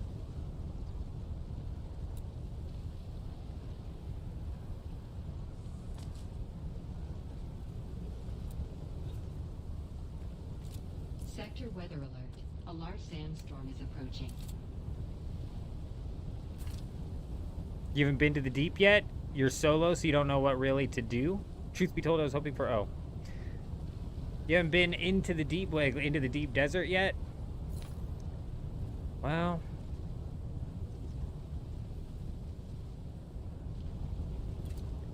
basically, what you're doing out in the deep desert is looking for spice and looking for the tier 6 materials.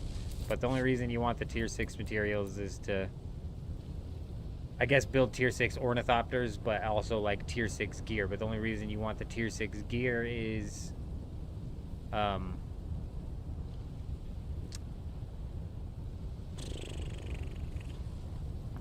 to do PvP currently. So it's in a bit of a weird spot. So if you're having fun in the Haga Basin, like, maybe just still the place to be, but Deep Desert, in my opinion, I have a lot of fun in, so. I just fly out there and mess around, farm some spice, look for some bases to raid.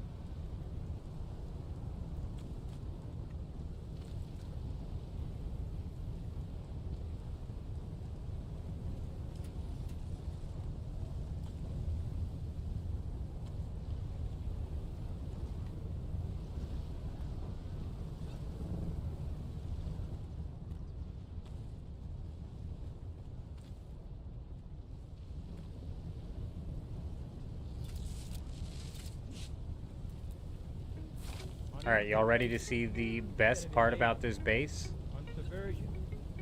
The best part about the base is how easy taking the entire thing down is going to be. It's gonna be incredible. Absolutely incredible. Are you ready? Let me put a couple of these down because we're about to be like filling our inventory up 3 times over here. You hit it with a boom, bing, bang, and then what is it? What's the last one? Obviously, bop, and it's done. She gone. Hit a couple more times, huh?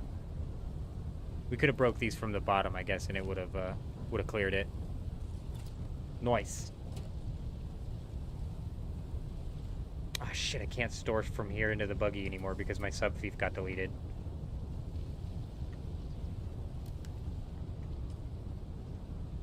Hey, Sketchy Meat coming in with the sub on YouTube. We appreciate you being here. Typically, I don't know whether or not they're actually here or if they're perhaps just watching another video, but we know for a fact you're here, so we appreciate you.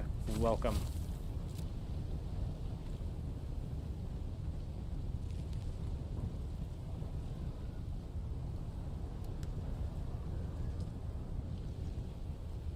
Oh, you only went to do the quest in the shipwreck. What quest? I remember people were talking about a quest. And I was like, what are they talking about?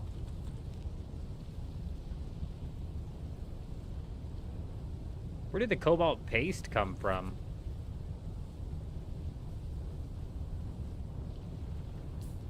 Why was there 200 cobalt paste on the ground?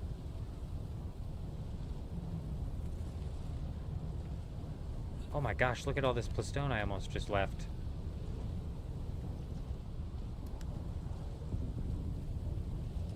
We about screwed that one up.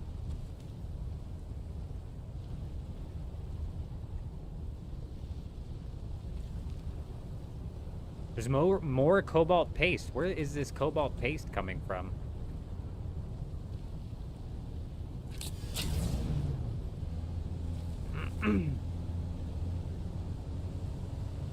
I literally have... I don't know what was in my build that had cobalt paste.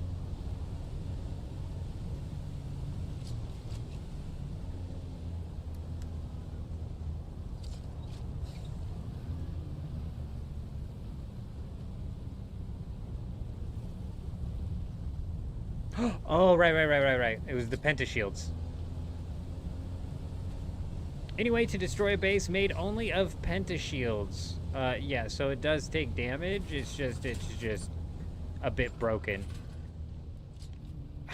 I don't know actually if you can damage it, but you should be able to shoot this corner piece right here and do damage to it. The problem is, let me point it out, this piece right here. The problem is that a 1x1 tile of a pentashield has 3,500 health.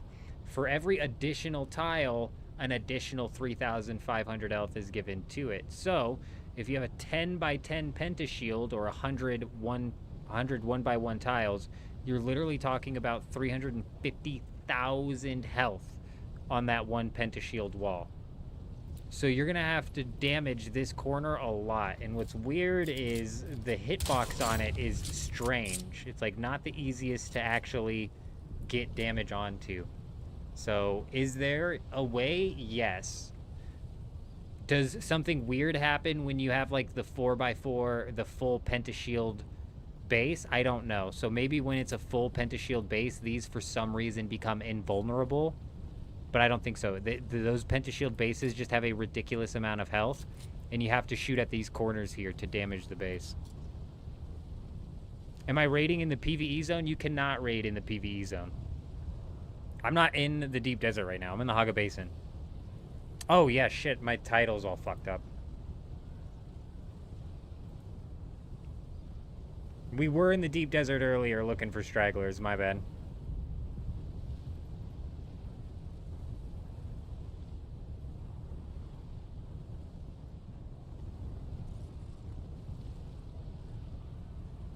My bad, my bad, my bad.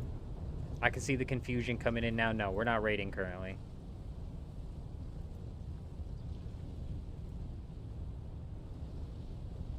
Honestly, it's not going to be like a day or so until people set up bases inside of the deep desert, if they even set up bases inside of the PvP zone of the deep desert. Give me a minute. I'm changing the Twitch title as well.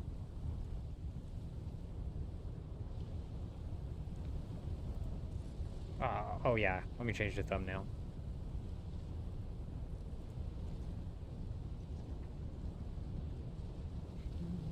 What are we gonna go with? What are we gonna go with here? Which one are we gonna pick?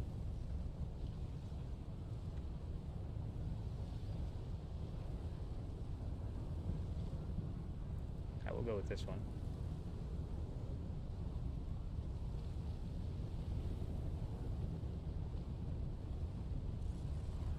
All right, there we go. Beautiful.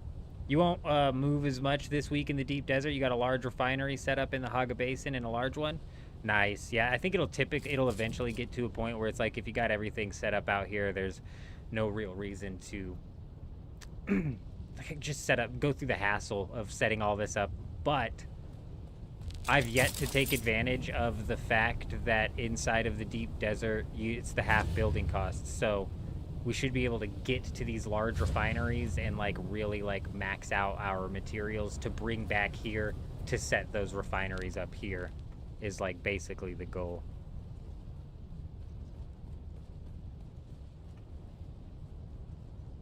You're mad you forgot to buy the sandcrawler recipes from the Landsrad?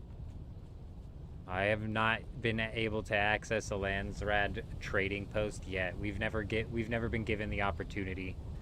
The only votes that we've gotten to vote on were the 25% reduction in crafting cost. Well, there's other votes that we could have voted on, but none of them were trading with the Landsrad people, unfortunately. Yeah, and what pisses me off is Harkonnen won this time. Complete total dickheads. And they got to vote on the weapons vendor.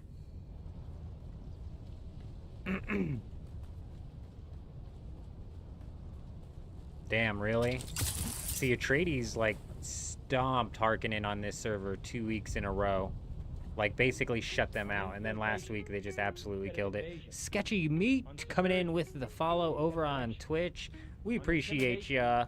Welcome. I'm assuming you're the same Sketchy Meat over on YouTube. If not, you guys have the same taste in username. So maybe, give each other a bit of a DM, huh?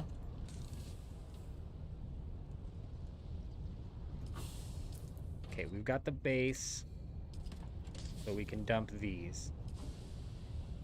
Let's take a look of what's in the buggy. So this should be enough plus stone to set up the entire thing.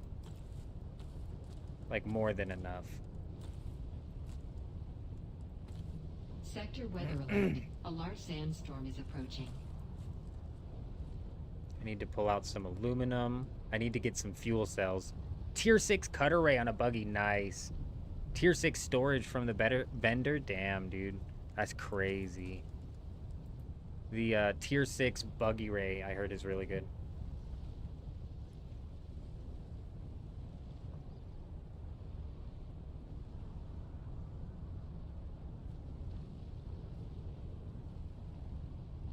$155,000? Wow. That's crazy. That is crazy. I need some aluminum. I need silicone blocks.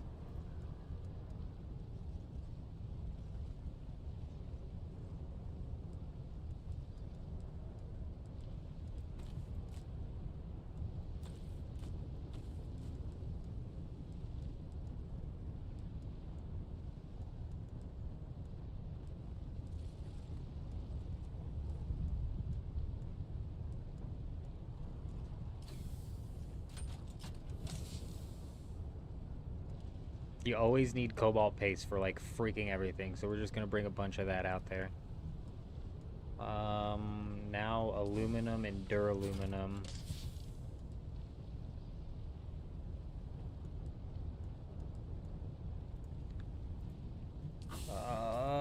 Oh, fuck, why am I loading up my buggy, dude? I'm an idiot.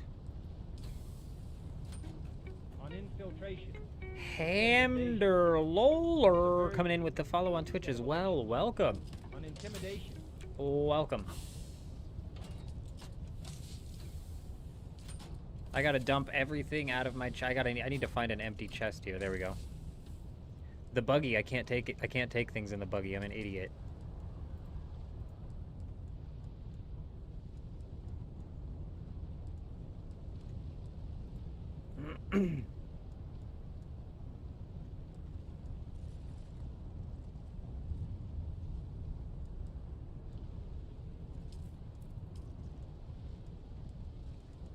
Split that one more time.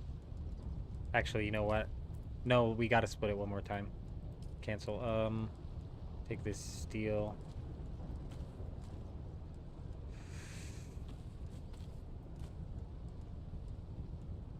$10, $20, $30, $40, $50, $60. So I could potentially split that one more time and still have enough. I'm not certain. What was that just slammed on the ground? Did you guys hear that? What the hell was that? Did somebody just land with an ornithopter? They did, I think. I think somebody's here.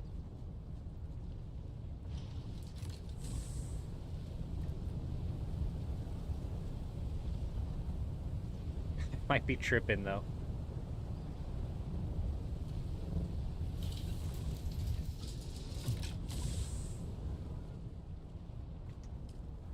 Okay.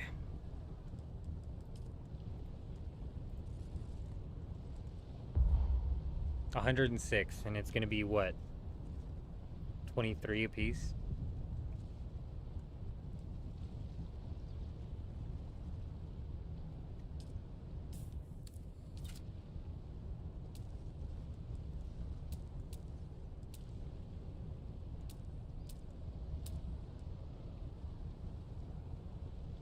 So it's only 2 steel ingots, okay, and it'll be 10.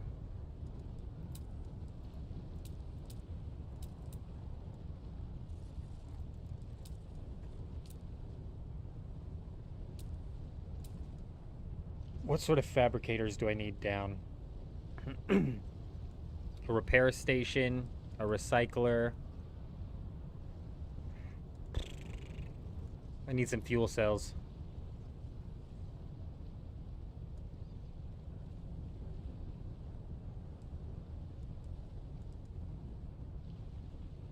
Damn, I don't have enough calibrated cervix, bro. That's gonna be a problem. But we don't need all of this power quite yet.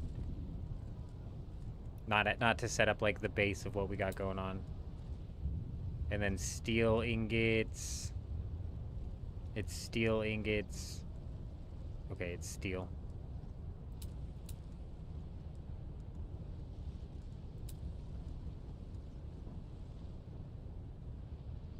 And then it's steel ingots. I need some complex machinery.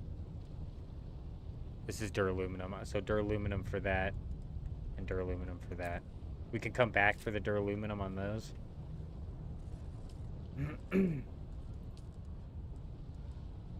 Just use 14 generators. I can't. It would take me 40 generators to generate enough power that I need to run my base. Let me double check that math. I need 3,000 power.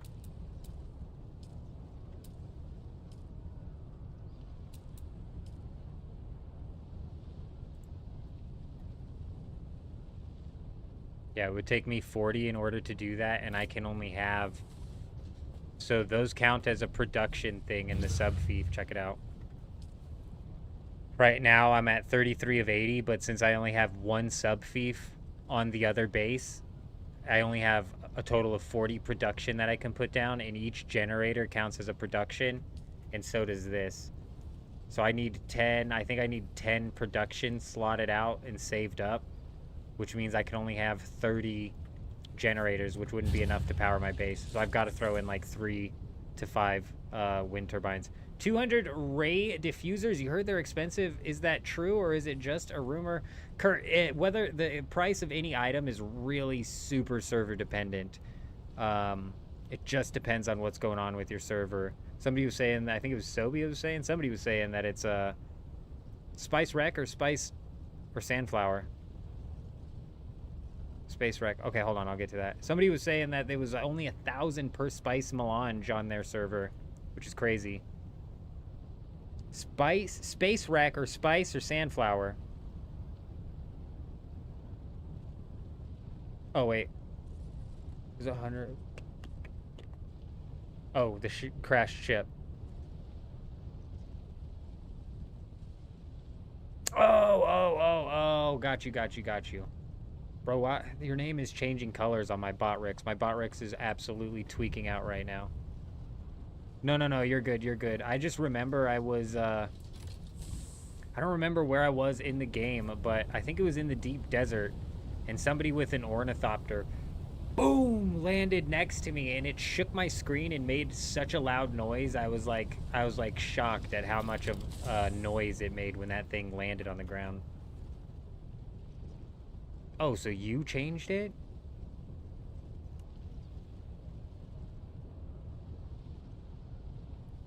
Can you change it on YouTube as well, or is that just a Twitch thing? Oh, YouTube? You guys on YouTube don't even have different colored names unless... Oh my god. So the Botrix is picking your guys' name on YouTube, and I swear, I swear it picks just like 100 shades of green. Yeah, I'm reading all of my chat through the Botrix, which is combining it from Twitch and YouTube. And on that Botrix, it's assigning colors to the YouTube chatters' names. And I swear it just picks like from like 100 different shades of green. So sometimes people will slide in here, and I completely miss being able to shout them out.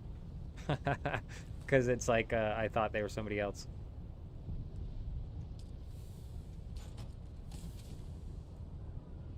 Alright, that's all filled up. I've got aluminum. I need some granite on me though, don't I? So let's take some granite with me.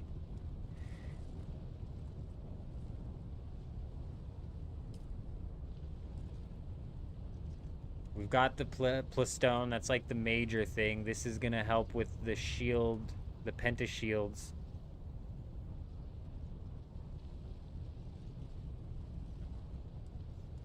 I need to carry some iron on me. Let's find some iron.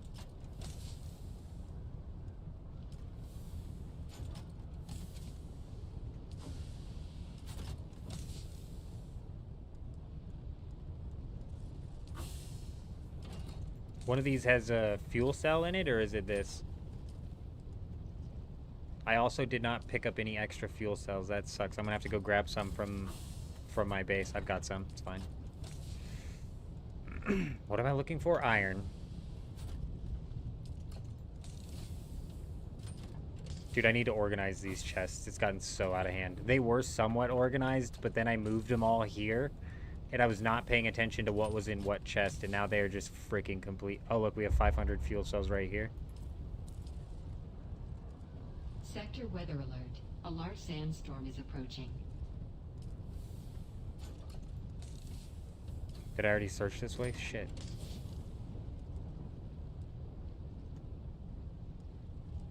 Surely I've got more iron.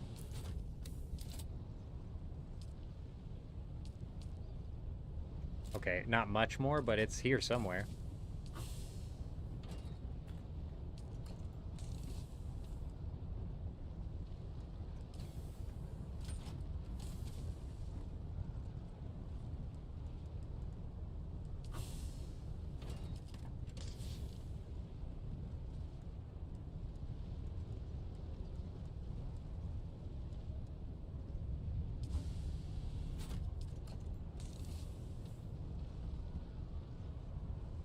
What did I need the iron for? I don't quite remember. I do remember I needed complex machinery, but that was like something...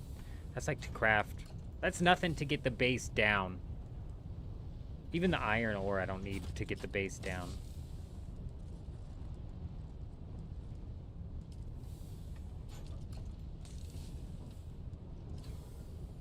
A repair station, is that... There's a repair station. Oh, and those copper ingots for the other thing. Here we go, we found the iron.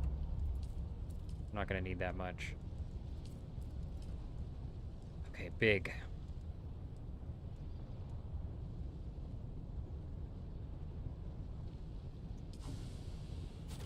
We need the aluminum for the chests. We're going big on chests. We're hitting up the deep desert as hard as we possibly can this time around. Big on base and big on chests here.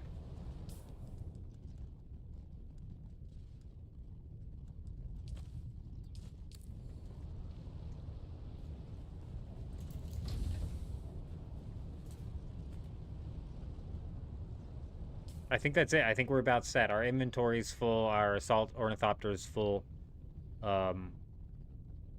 We've got the base. Yep, we've got the base.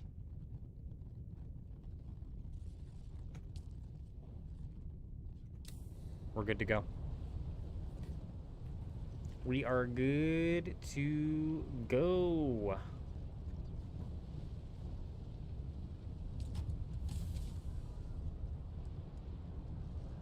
You're going to try and snipe a node inside the base. Yeah, a lot of people were doing that. A lot of people were complaining about people doing that, but I think it's a fairly smart idea.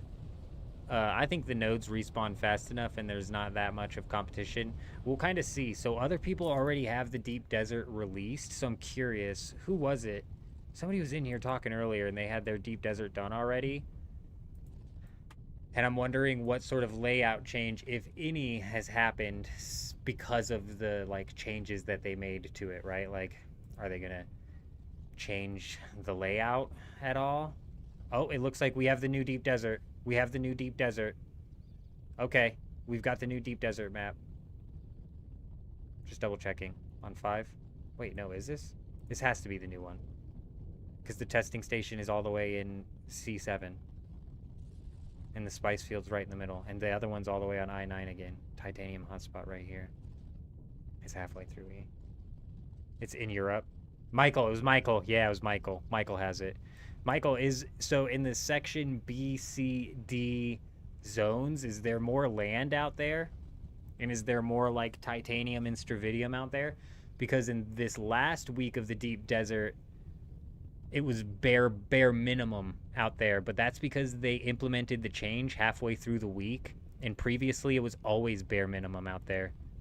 So I'm wondering if they're going to increase it, but it looks like this week there's 2 testing stations inside of the safe zone, and the large spice field seems to be like half in the safe zone or half out of the safe zone.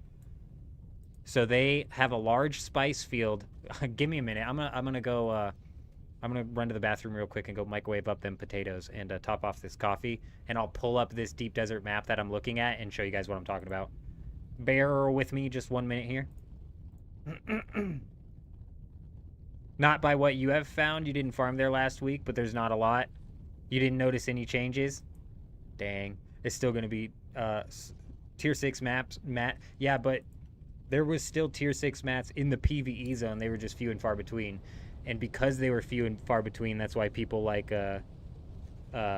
Pio, I'm sure I'm butchering that, but that's why they were building up around titanium nodes inside of the safe zone. Because my argument was going to be, if they kind of like buffed the amount even just a little bit, there's really no need to like build around it. But I don't think there was a need anyways, but people were still doing it. So 6 minutes until we roll. I'm not sure how long the servers are going to be shut down, but they're going to be shut down for a minute here. So yeah, I'll be right back, and then we're going to jump into the next week of Deep Desert and plot out exactly where we're going to place our base.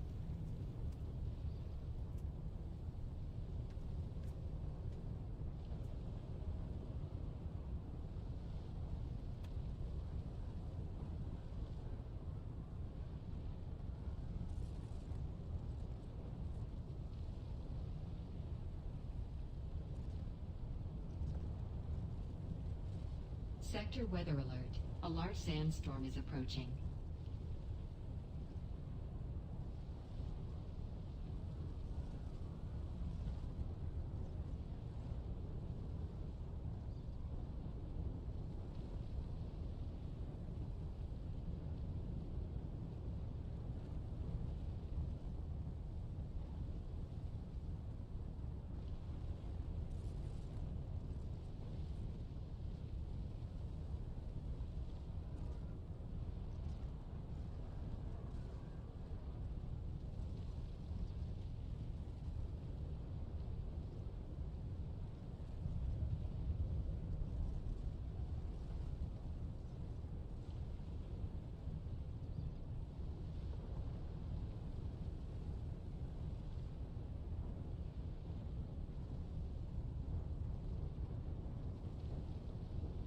Sector weather alert. A large sandstorm is approaching.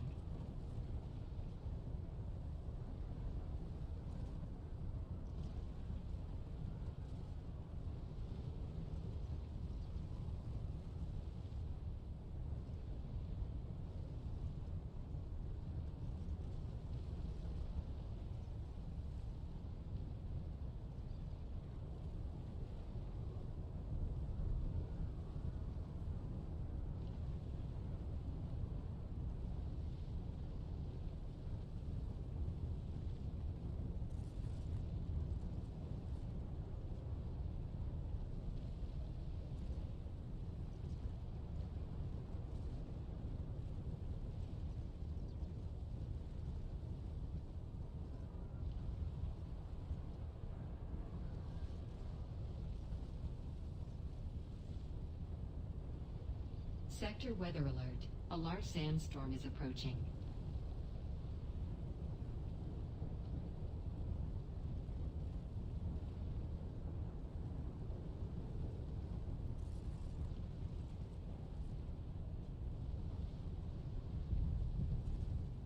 Miscreant Gaming, I could not agree with that sentiment anymore, which is why I'm so confused as to why the PvE players were so dead set on getting out to these mats. It was very weird, especially because even the PvE inside of the Deep Desert isn't anything special. So realistically, if I was a PvE player, I would be treating tier 5 mats as endgame currently, right? I'd be treating tier 5 mats and tier 5 progression as endgame, and just kind of waiting to see what they were going to do with PvE, if anything. Because you're 100% right. There's no reason to have tier 6 mats or even progress into tier 6 if you're not doing it to PvP. Because getting tier 6 gear to go do tier 6 PvE, it's pointless. You might as well go do tier 5 PvE. It's the same thing.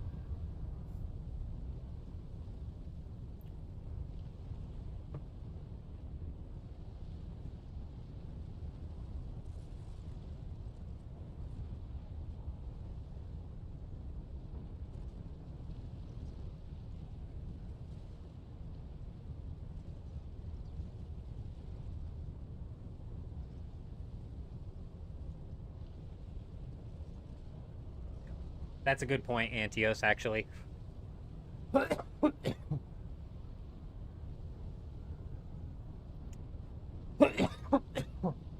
PvP needs Sector tier weather 6 alert. because it's the A large top. sandstorm is approaching. So if like you're gonna be at the top, the the reason PvE doesn't need tier 6 is because there is no genuine tier 6 PvE to take. There's no raid that you're building up the gear for. There is no nothing. But Antios is right actually in saying that you need tier 6 gear for the Landsrad.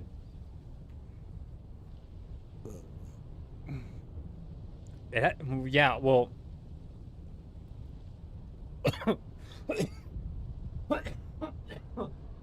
sorry, I ate some popcorn. I think a freaking kernel stuck in my throat. But yeah, you're right, Gentle Penguin. You're right in the sense of saying that the tier 6 mobs have a problem because they're basically just bullet sponges, right? The tier 6 mobs are just bullet sponges. That's the only difference. And you're right, they should be less tanky, but even if they were less tanky, they're no different than the tier 5 mobs. I'm saying there needs to be some sort of like end game PvE raid. And if there was, that would then justify PvEers wanting to grind out to tier 6. But the way Miscreant's talking about, he's 100% right. The only reason you would grind out tier 6 right now is for PvP gear. PvP.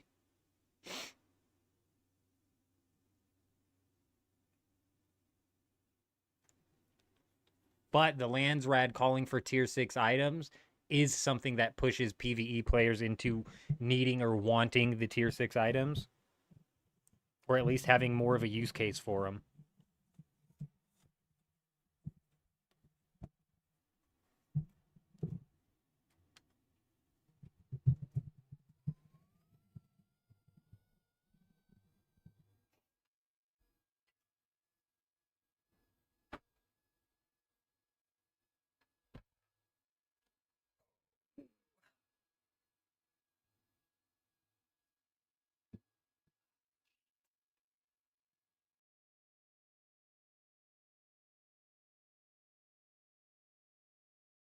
Wiggled that mic all over the place. Let me know if it's got that cross feedback coming in from these wires.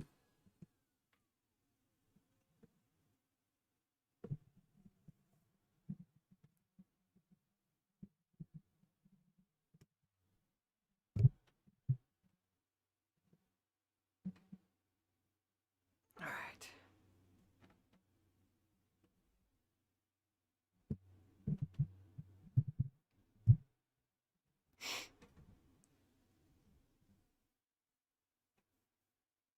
Oh.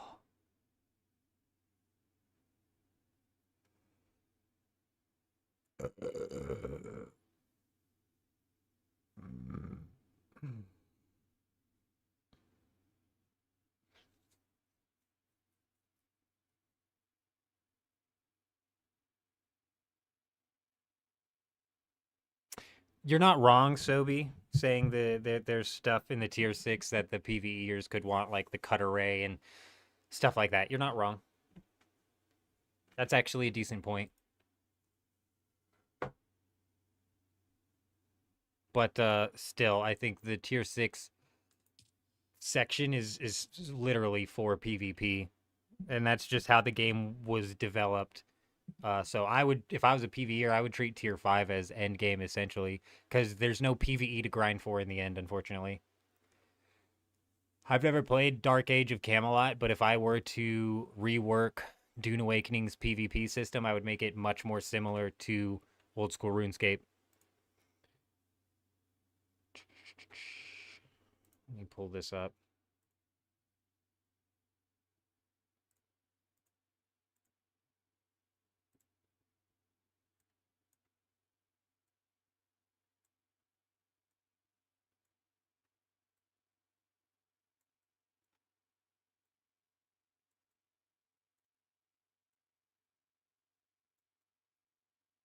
All right, so check it out. This is our deep desert this week.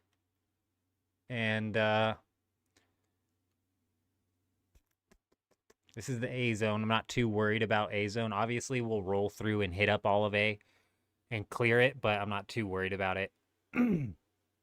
um C7 has a testing station, and then it looks like E2 has a testing station. I'm not sure if this is in the safe zone or the PvP zone, but like I was saying, there's a large spice field right here, which looks like it's right on the edge of both PvP and PvE. And then the larger spice field out here. You have a titanium and stravidium hotspot right next to each other. So this is probably going to be a good section to check for any large guild bases when we're looking for raids on bases putting out like forward operating spots. You know what I'm saying? But because this large spice field is so close to the PvE zone, I think our best bet here is try to set up right in the middle. E5. Ooh, I don't know if it's because my back hurts or what, dude, but I'm like cold. Ooh. My lower back is killing me, dude. My standing got to me. Does this mic sound all right? We moved this mic around a lot. I'm assuming somebody would have said something if this thing was jacked up.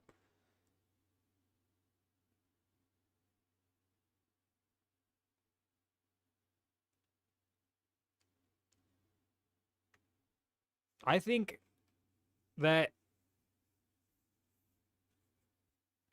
the game was going to do exactly what it did to Conan and end up abandoning PvP. So, and I'm not against it, to be honest, because like I'm a hardcore PvP player, and this game I don't think is going to be able to offer that level of PvP that I like. So I can get down on the PvE, which is why I'm excited for Once Human coming up tomorrow, because the PvE in that game is absolutely wild.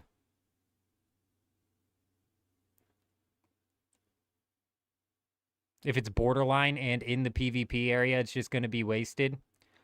Nah, bro, because last week, where was it? We set up like right here in D5, and it was right here in like F, where there was a spice field. And even in that short of distance, we were able to farm it with no problem. Oh, yeah, no, for sure. People are going to abuse the line, for sure, for sure, for sure. People probably will try and set up right. I guess they can't because the big-ass worm's going to come through and eat their base. But honestly, we could potentially... Picture this. Okay, where am I at on the thing? Let me check my screen because I'm scrolling all over the place. Okay, picture this. Picture there is a landmass, like, right close to this spice field. It's potential that we are able to, like, slide in here and maybe get a sand crawler out to that thing.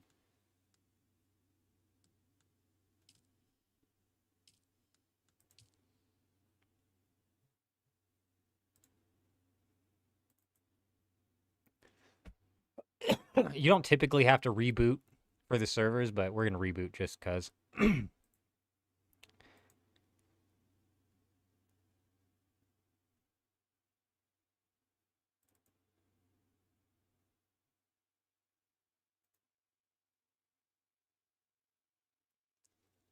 I saw some, I didn't watch the clips, but I saw some titles for some clips using the buggy rocket launcher in the deep desert. I'm wondering what's that all about? What's the shuttle on the planetologist map? What is the shuttle on the planetologist map? On the map that we were just looking at, Hank?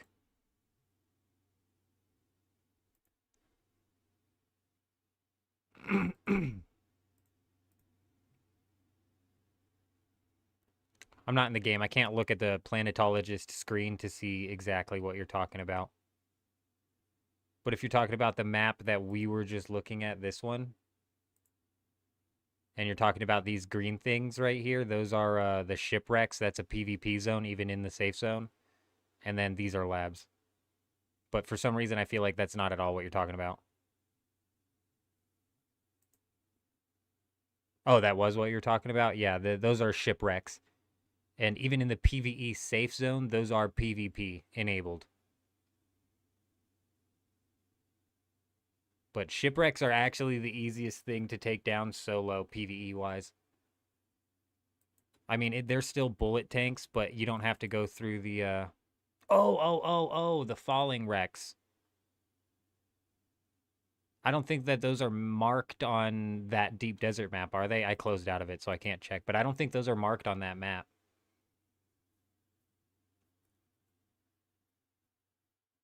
But those falling ships, you can actually get tier 6 resources from as well.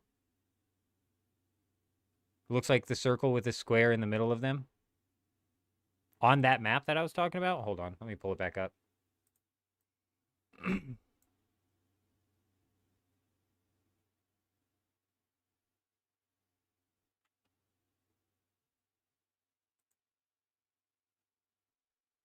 This? A circle with a square in the middle of them. If you're talking about in the game, like on the planetologist screen, I don't know. I'll be able to check here in a second once we are able to load in.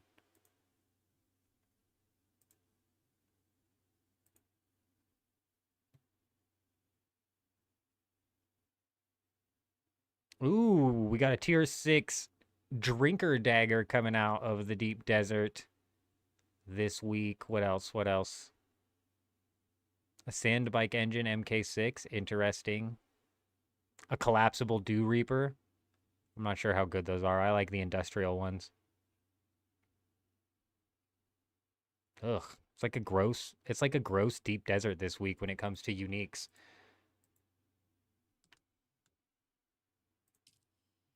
Showtime.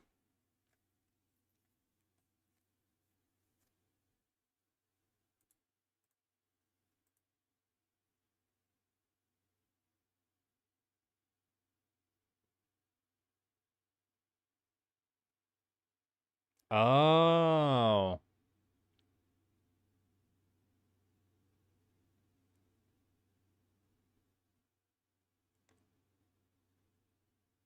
No, Hank, I'm on a different map. I'm on Deep Desert Companion on method.gg. I didn't realize there was another one.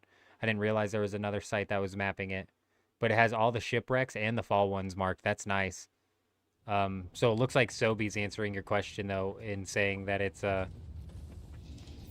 why does it still look like a Deep Desert Storm is, or that the Coriolis Storm is rolling through here? It looks like Sobe's got you answered in saying that it's the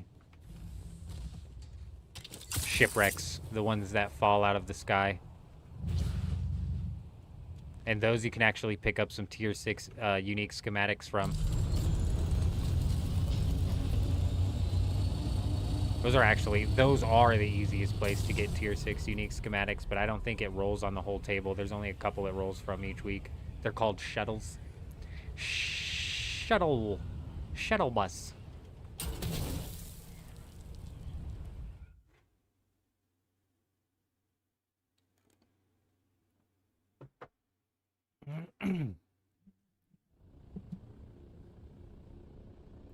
Hey, buddy. Hey, slow down.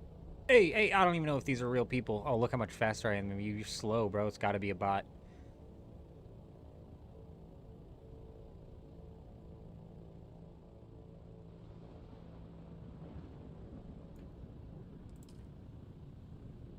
Hey, well, we appreciate you stopping by, Miscreant. Good luck out there. It's showtime. Good luck setting out your base.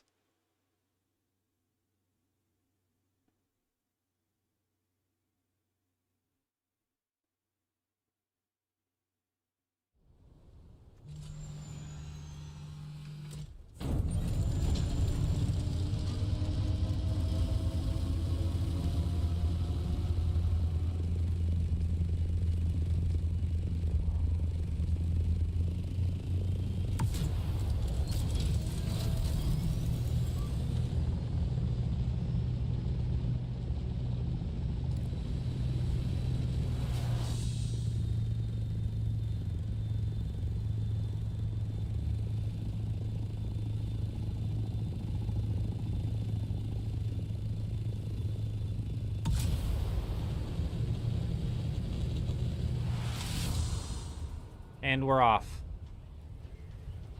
We're not the only ones out here, huh? Looks like some guilds want some competition, huh? This guy's in a scout, too. He's like, we gotta get that sub-thief down, bro. As long as I get the sub-thief down, I could come back. I could always come back, is what he's thinking. That's fine. I'm not too concerned about getting right up next to this spice field.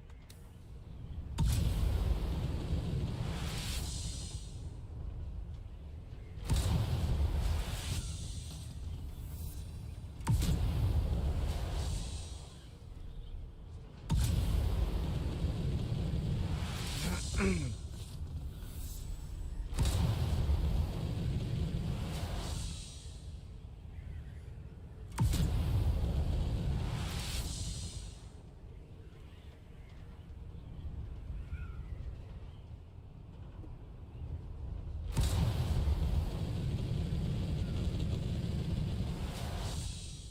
this guy's Deep Desert Police Department. How much you want to bet?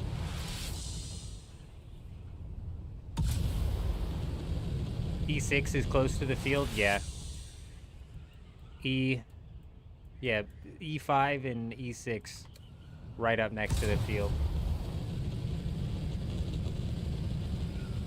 Is the entire field in the PvP zone? I'm hoping at least the entire field's in the PvP zone, because if it's not, it's going to be a weird week. And this might actually be like a sign of things to come, to be honest.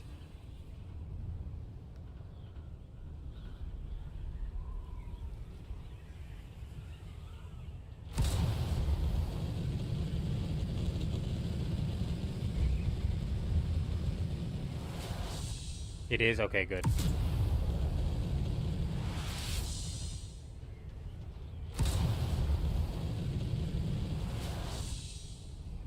As it should be.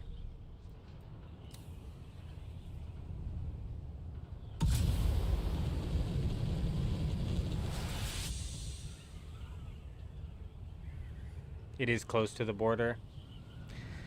It's going to make it a weird week still, but it's not going to be super weird, right? Where there's like... where there's just one side of the big spice field that's just completely safe. Like, that would be just weird.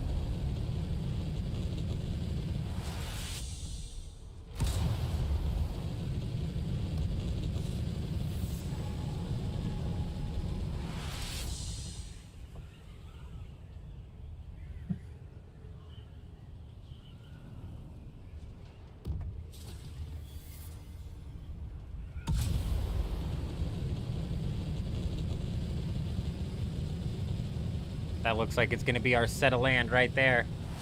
That looks like it's a nice big chunk of land. We need a decent amount of room.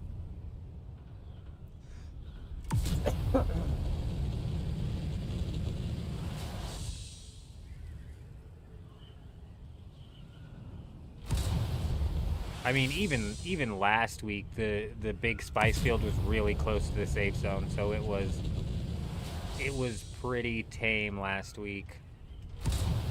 I think they pretty solidly killed off PvP in this game. But there wasn't really a solid PvP in this game to begin with. This is not our island. We've been bamboozled. But it's a nice big island, though, isn't it? I wish I had my ornithopter with a scanner. I could see. It is way closer this week. Way closer. You're right. You're right. And that's, I think this week's Deep Desert is a sign of things to come. And there's probably going to be a spice field real right up next to the thing each week now is what I anticipate.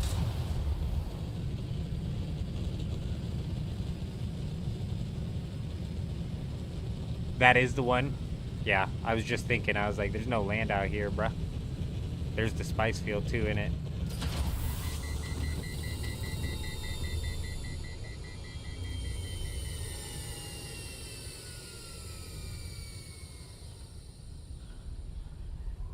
Yep, no land. That is the closest one. I got you, I got you, I got you. Michael, coming in clutch. Coming in clutch. Get there. It's a nice big island, too, so we'll take it.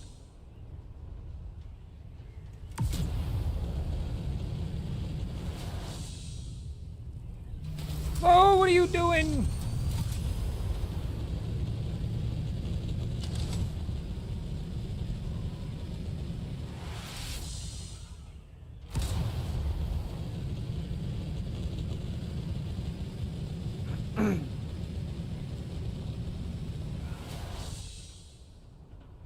Right at the top, huh? That's what I'm thinking.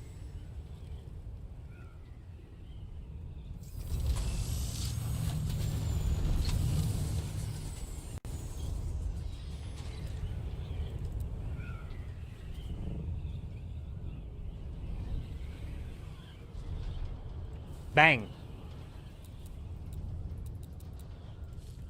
I don't like that that has the sound glitch going on with it, but... I mean, okay, come on. Stop that.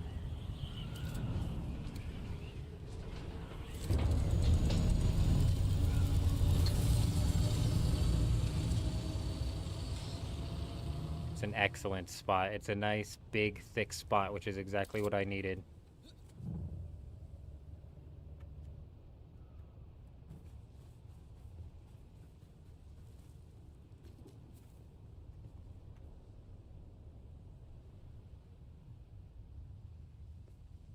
Why is that going red?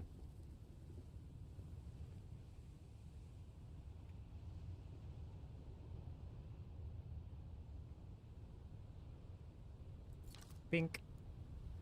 Bonk. Wait, what just happened? Oh, okay. Ha-ha! Success, bro. Success. So good, dude. Nice. Nice.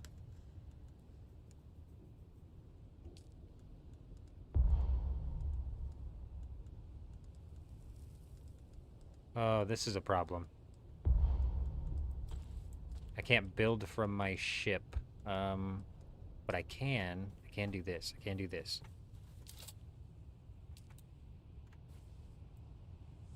It was absolutely perfect. Beautiful. Nailed it. And it keeps it open. I don't know if there's any tier 6 ingots out here, but that's fine. That's not the problem.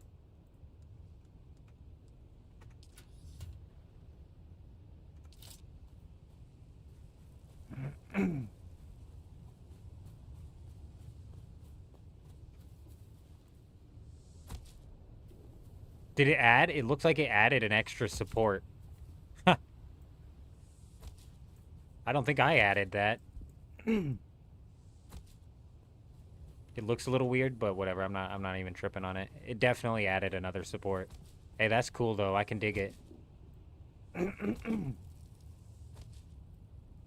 I mean, I wish it would have added like another just thin layer or something, made it look good, but it's fine.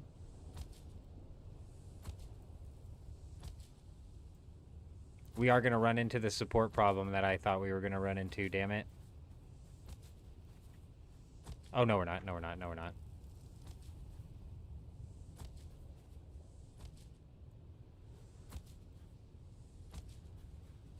No, we're not. We got it. Oh, this is nice, dude.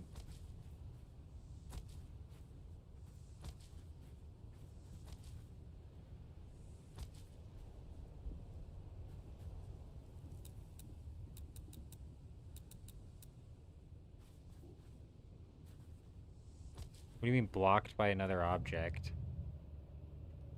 Is it D or E? We're in E, I think. Hold on. No, we're in D. D6, right on the corner of D6. So E6 and E5 are nothing but sand.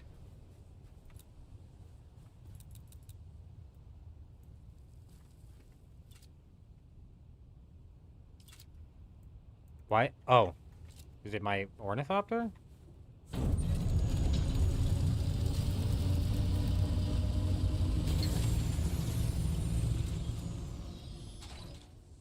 Must have been.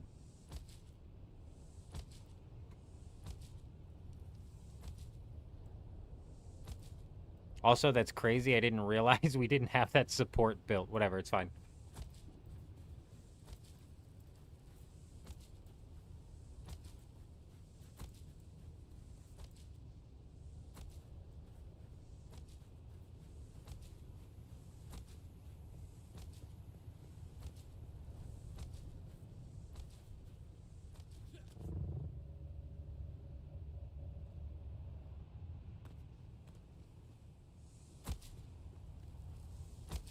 Let's do this. Let's get these generators down.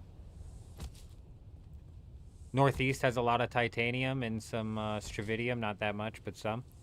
Northeast on this same island. That's cool. Hopefully. If that's the case, then we'll be able to...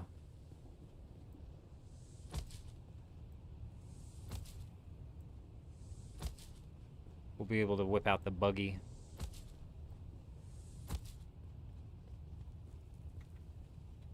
No, what am I doing, bro? No.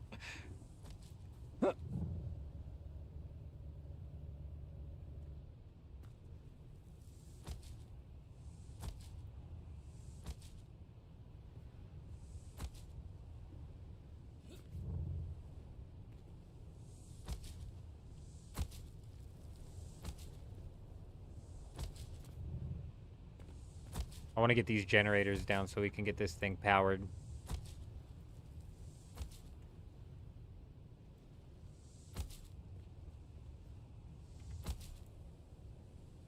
Oh, 7,000 to 9,000 meters away. That's fine.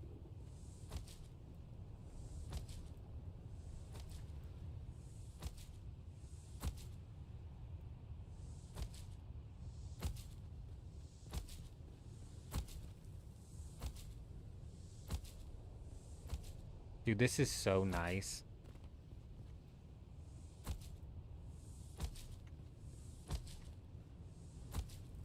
I mean, I had to put this together myself, but imagine, like, I could see why a marketplace for stuff like this would develop.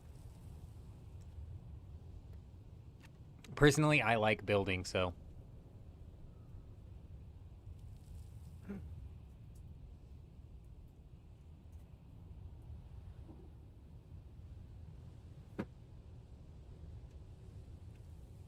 But this is actually really nice, too. Like, you could,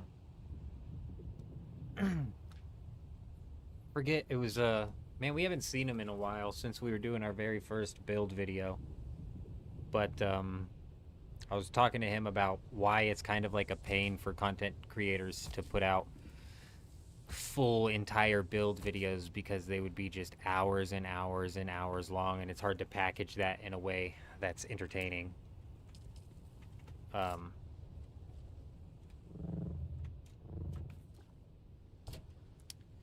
This would possibly facilitate something like that. You know what I mean? Yes, you're right. The mechanics are the worst, Kurt. The UI is terrible. I've gotten used to it, so it's like doesn't feel as bad anymore. But you're right. You're right. The building system is terrible. I'm not arguing with you on that at all. Really bad.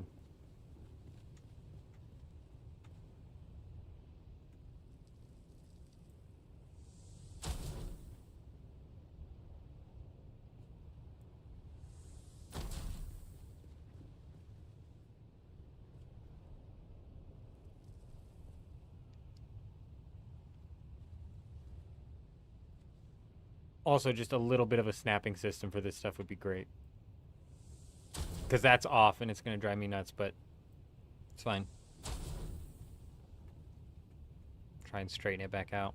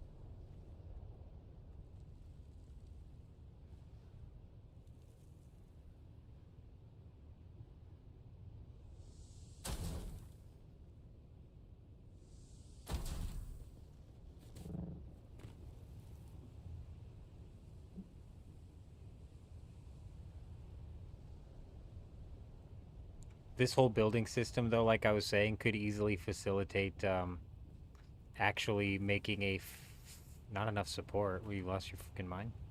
Actually making a video entertaining.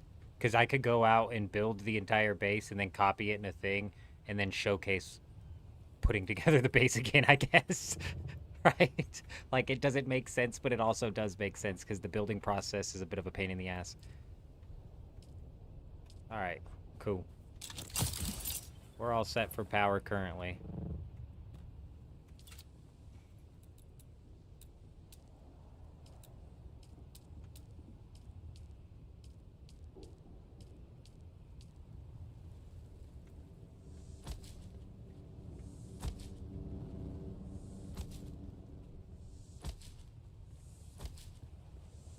No, dude, no.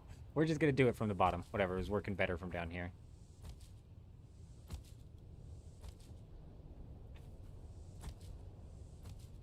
That just doesn't feel as satisfying.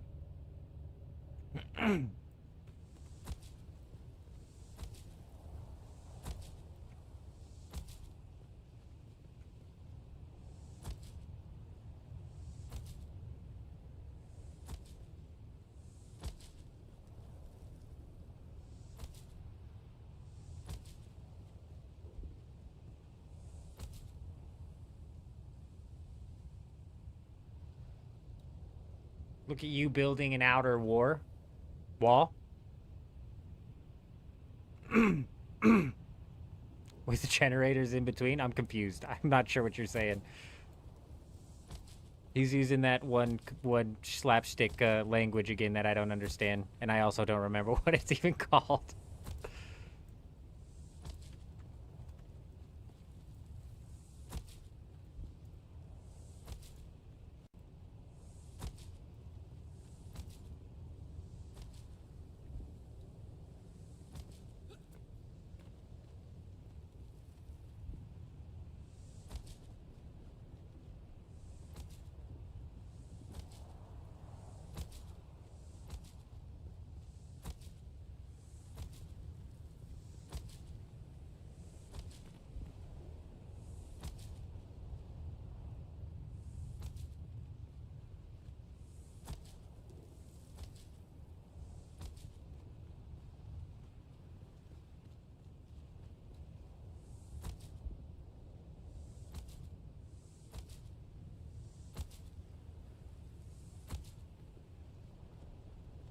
They should add like a sky view to see the base in a flat perspective. It would help building. I agree.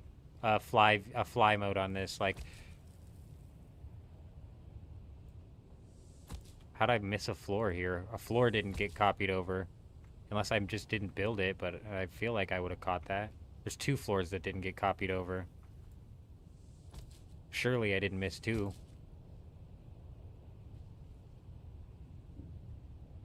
Grab the wall, you dickhead. There you go. Oh, can I just what? I'm confused. The floor should be there. But it's not.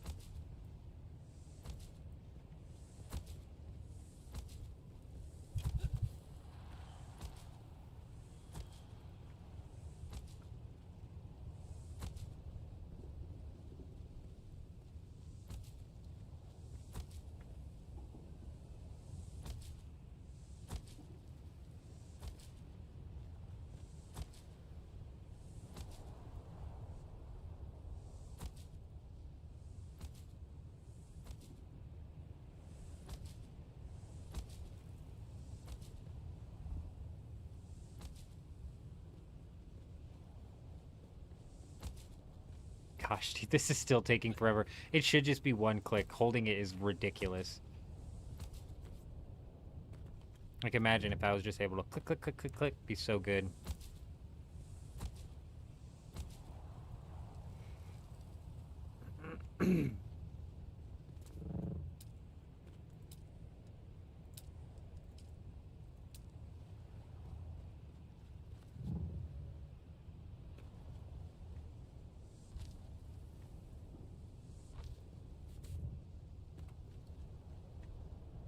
Okay, we'll fill in those floors later.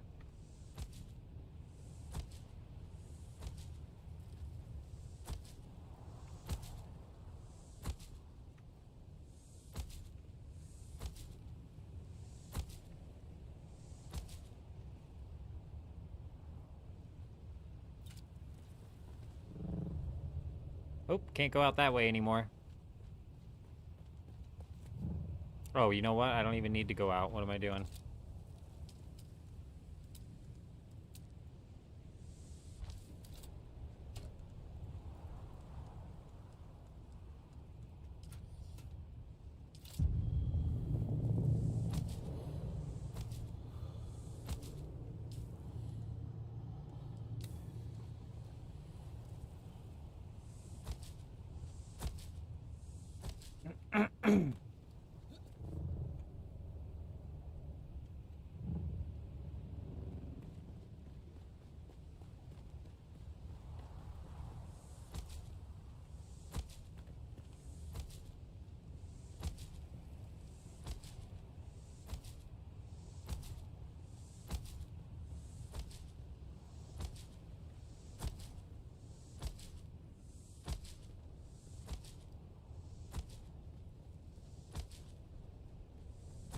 We're getting there.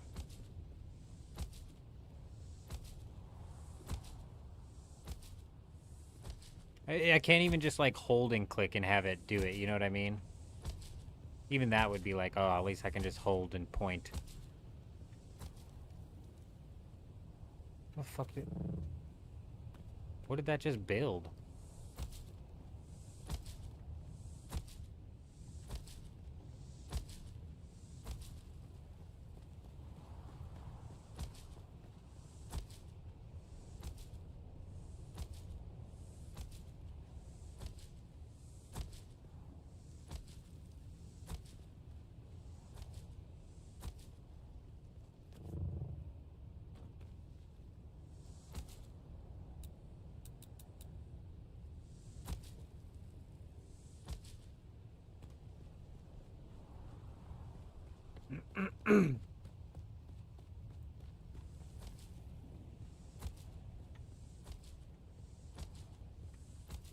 I wonder what this looks like from somebody else's perspective. Fringe, it looks like you are building a stadium with bleachers. It is kind of like a stadium with bleachers. We're going to be putting in the large spice refinery right in the middle so people can sit down and stare at the large spice refinery. It does kind of look like a stadium, though. You're right. Little 1v1 ring right there, little boxing ring.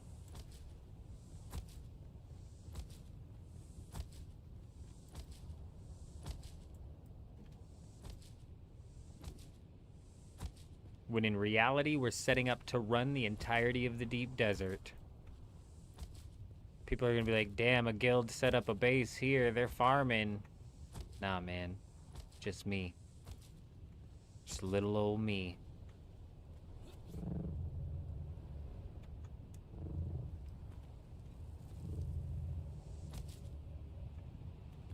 PvP Invitational? Yeah, we might have to open up. We might have to open up the Coliseum towards the end of the deep desert. Actually, we're in the PvE zone, so there's nothing I could actually do. Maybe, can you duel each other? Maybe we'll open it up. The duel arena.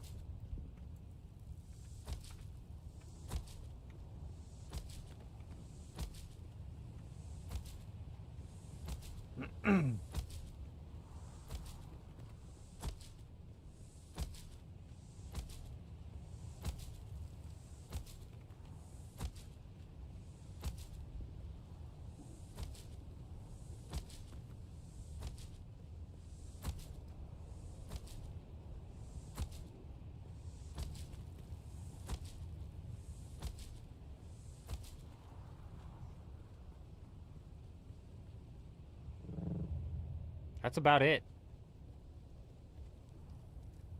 Oh, wait. Damn it all. It's not about it. It's close. We're getting closer.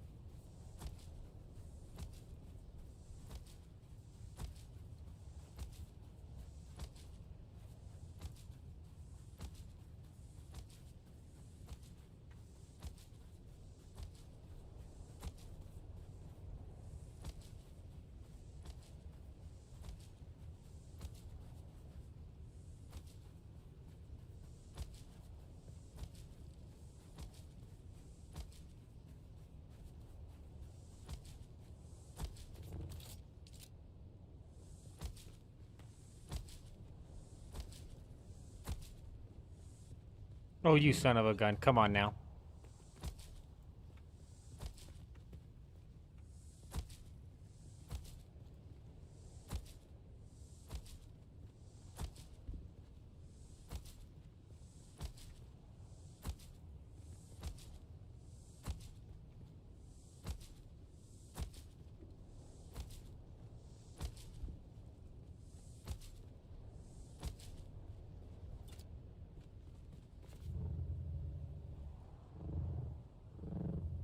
Nice, dude. That is genuinely about it.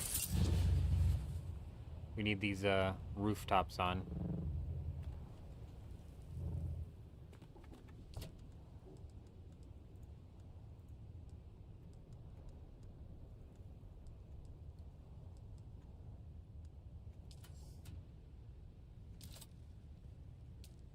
Apparently this is something that does not copy over either.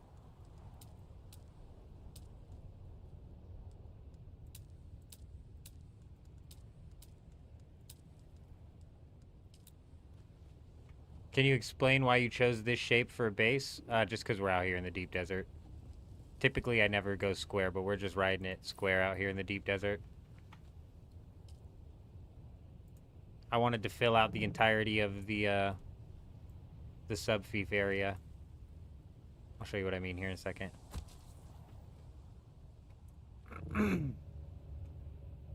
I'm like literally capped here. We're right on the corner edge of the area that they give you to claim. So we're literally like maximizing the amount of room that we have to work with. The one way we're not maximizing the amount of room that we have to work with is because we left this gap here at the bottom.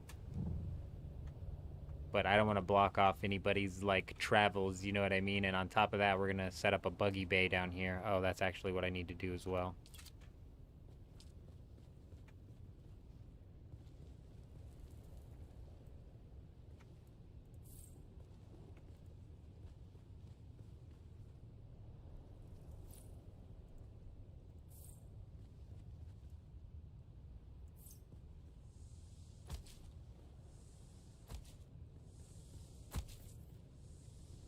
Boom. Buggy bay set up.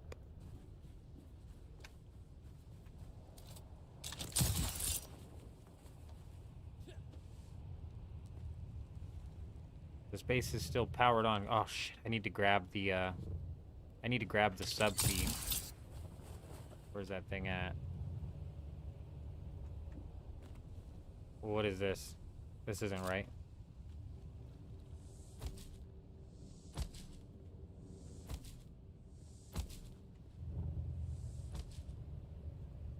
There you go.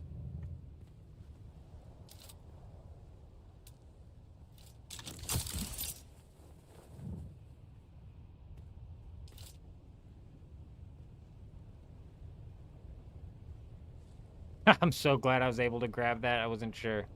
Wasn't sure if that would work. We'll just plop that right in the middle for now.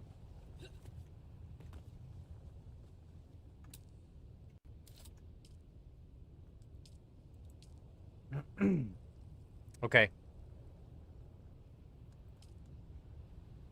Okay, good. We have enough circuit power to run what we have currently. Let's go ahead and set up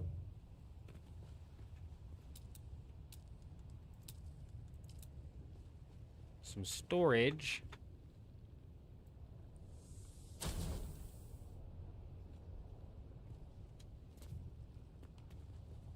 Placing these are going to be a pain in the ass.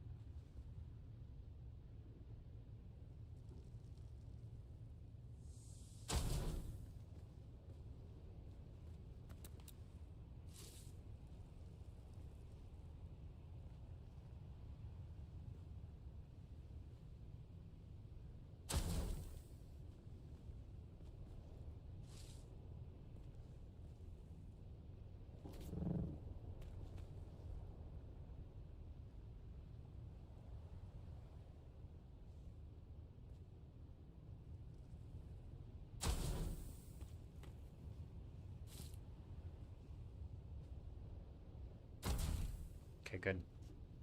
Is it worth building this big in the deep desert? Does that mean it paying to tear it down in a week? Oh, I'm so glad you asked. I wish you were here. I wish you were here like an hour and a half ago when we broke this thing down in the Haga Basin. It is as simple as can be. So once I clear out my storage and stuff, and I clear out all of my power generators and stuff, and we're ready to do the final clear on the base, I simply got to do a boom, a bing, a bang bop, and then the entire thing comes crumbling down, and I can fill my assault ornithopter up with whatever falls with it. So is this too big for the deep desert? Yes, I would never go this big deep for the deep desert, like realistically. That being said, we like to go big around here. And also, we're setting up in the deep desert this week to fully... Fuck, I'm not going to be able to do the three-way here. Simply because I'm not going to be able to place that, so I don't need this.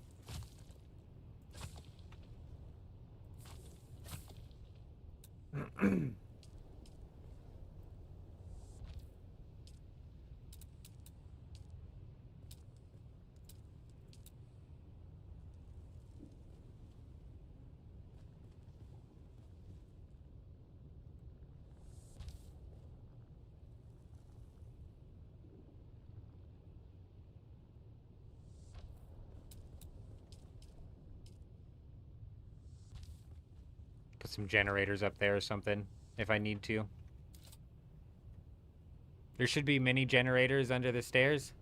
Yeah, we're not gonna do full generators. I only need 16 generators. 2, 4, 6, 8. I thought I was gonna be able to get 10 right here. We can't get 10. And then 2, 4, 6, 8. So I'll have all 16 generators that I need. Actually, that's what I was doing before we started reworking all of that. Salvage metal. Where be the metal? Dog coming in with the sub on YouTube. Hey, we appreciate you being here. Hope you're doing well.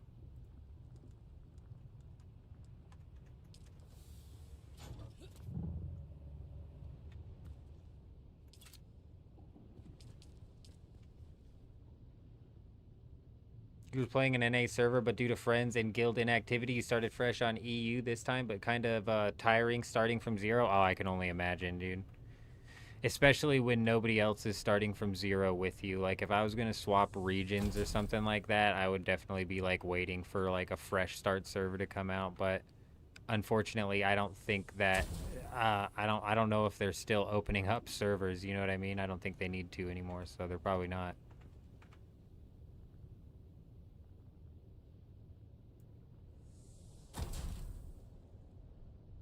Have I experienced crashing in this game yet? So the PC specs are nothing crazy. We're just running a 3060 paired with some sort of CPU. I don't remember. 3060 something. I don't know. I don't know exactly what our GPU is, bro. It's something. It's nothing crazy. And have we experienced crashing? No, nothing like insane. But also, I crank my stuff down. Like, genuinely, I lock my stuff down. And I'm also constantly... Whoa, why is my CPU load at fucking 90% right now?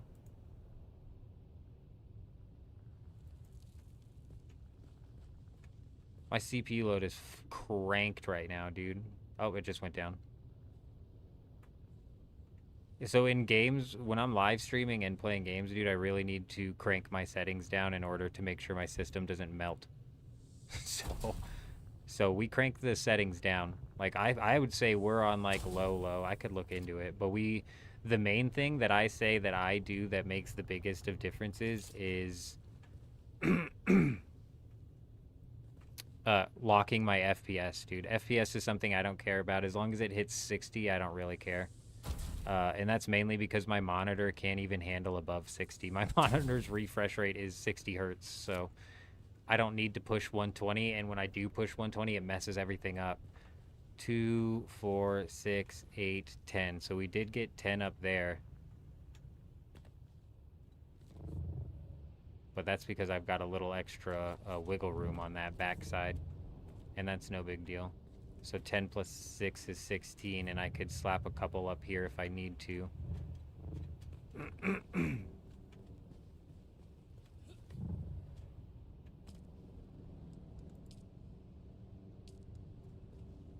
Did I bring the 500 fuel cells? I brought a good chunk of fuel cells, did I not? Did I already put those in? I must have.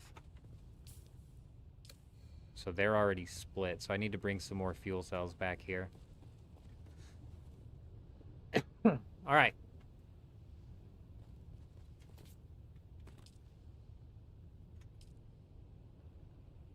We almost got the same PC specs, but yours is on medium, and maybe that's why you're crashing sometimes. It doesn't happen often, but sometimes while flying and loading into a new tile. Oh, you're getting hit. So you'll see I hit like that packet loading screen, and it blips every time in and out. My main thing would be locking to 60, unless your monitor refresh rate's 120 and you want to hit that 120. I did click refuel gens, I know that, but there's only 30 in each of these. I thought I had more than that on me. Yep, I thought I had more than that on me.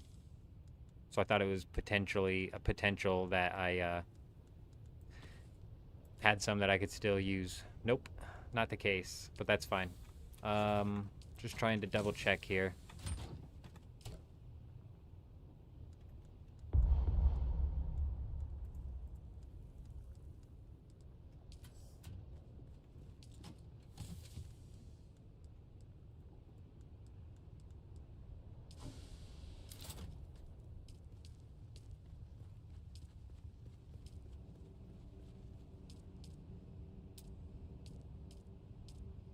All right, we need to bring steel back. Complex machinery, duraluminum.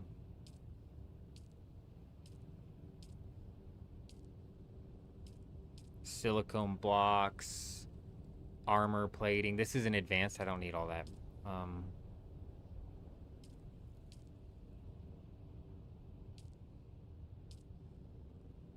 Where's just the regular garment? Okay, steel and complex machinery. Steel and complex. So I just need steel and complex for all of the fabricators. I need some cobalt paste for the ore refinery. Duraluminum and some melange. Okay, and then what about this? I do want this out here.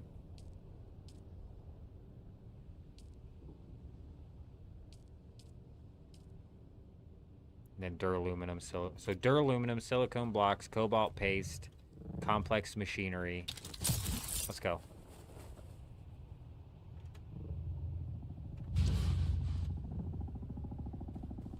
Oh, you're too late, pal. I got the spot of the, I got the prime time location, buddy. You're too slow. You're too slow, pal. You're too slow. Fly on out of here.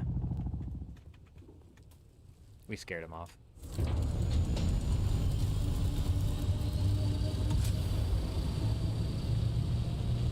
Oh, I was like, dude, this isn't saying it's my home base. Do I not have a sub feed? Here it is. Oh, I hit a panic button there for a second, bro.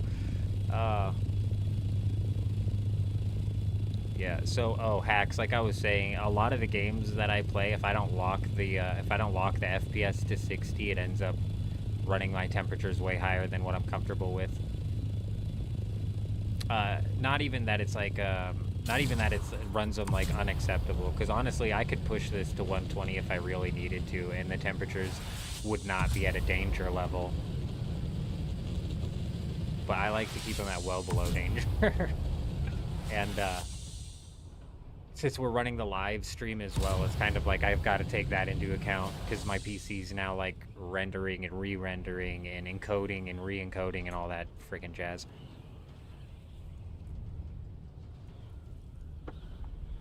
I'm an old school RuneScape player as well, so I've never given two craps about graphics, bro. I'm all about performance over graphics.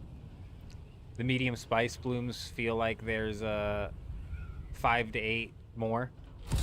Are you seeing more of the medium spice bloom?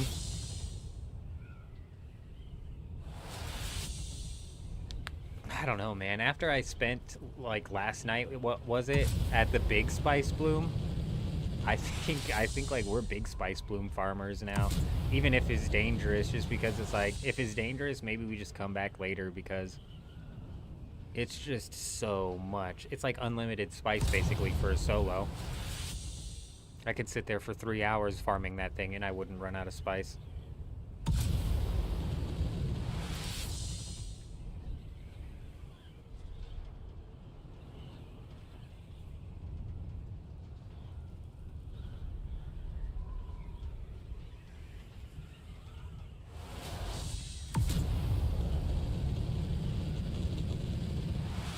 I also need duraluminum for the wind stuff that I'm going to need to put down. And I need to put those down in order to run the death stills. And I'm going to need to get those going like sooner rather than later. And we're kind of in a weird spot here where I either need to be doing some PvE to actually collect these bodies and or I need to transport some bodies out here. Either one's easy enough. We could take the buggy out inside of the Haga Basin and collect a bunch of bodies that way.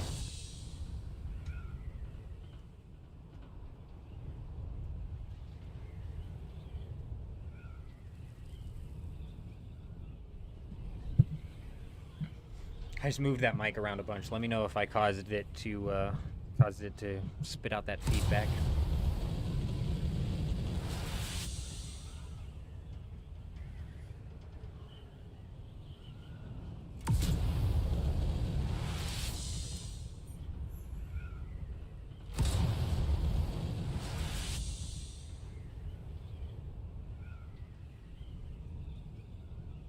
One thing that might be nice, Daw, I don't know if you're still here, but starting on a server that's been running for a while and starting from fresh, you might be able to take advantage of the you might be able to take advantage of the auction house and actually land some stuff that makes your whole grind easier. That's totally server dependent though. Like the auction house on my server is so twisted, I swear.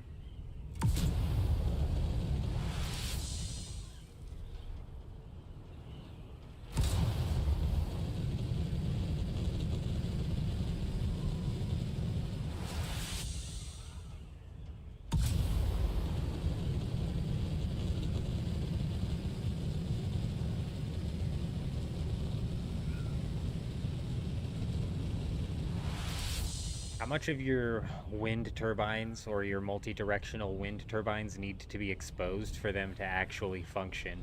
You can't place those inside of your base. They have to be placed outside of your base, if I'm not mistaken. And I'm just wondering how much of them need to be placed outside of your base to make them function.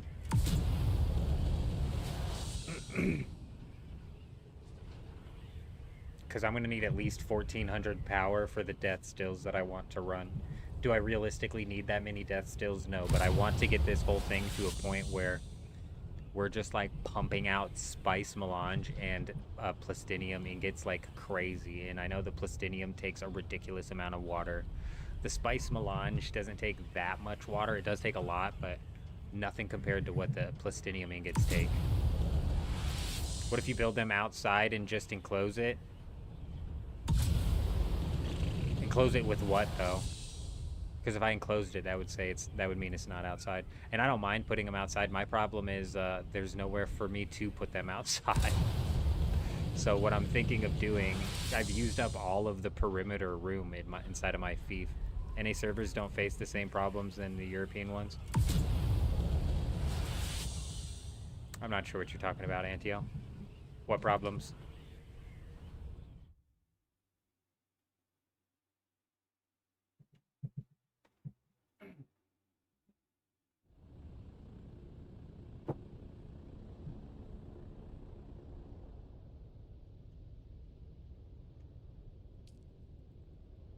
Alright, we need duraluminum.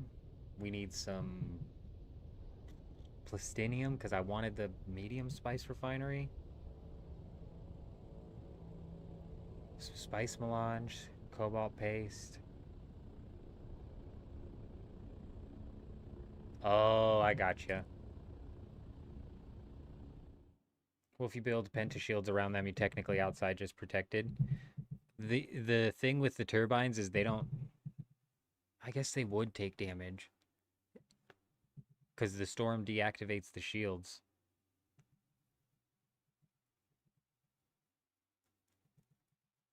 I'll mess around with like putting them below. Because that's what I was thinking is like maybe I create like little platforms where I can have them set up below my base. And maybe that'll be protected enough if we got that in the middle. But yeah, NA doesn't have that big of a problem with like a multi-language in the chat, but that kind of depends on where you're at in NA, because you could easily end up having a lot of Spanish speakers. This happens with me in Apex Legends a lot. A lot. It just depends on what server it connects you to, but Apex Legends specifically like merges the Spanish and the American servers into the NA servers. The whole DD chat is spammed in languages I don't understand. I had to shut the Deep Desert chat off. It was making me nervous. I think they have to be unsheltered as well. Oh, so they can't be sheltered at all. So even if they're under my base, then they're not going to work. I don't know. We'll figure it out.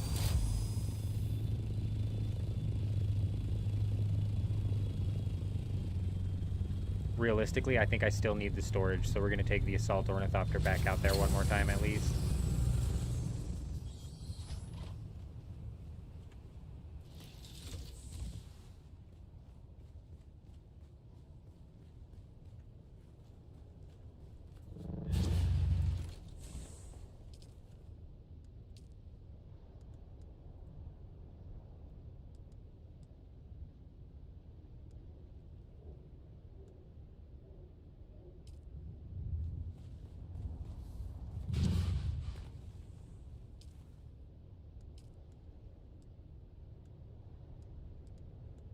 I've got 400 more Spice Melange somewhere else. We're going to leave that in there.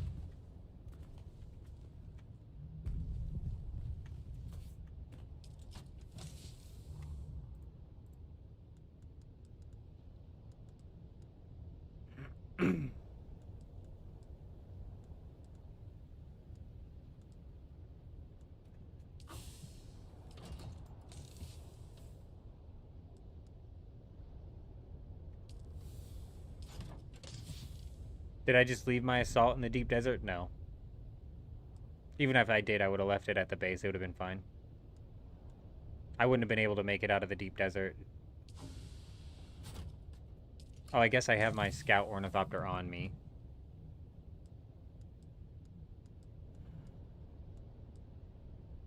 There we go. That's what I'm looking for. I don't think I need any of those. We'll check, though. We'll do a double check here real quick. I need Cobalt Paste. There's some Melange. This honestly might be enough. 56.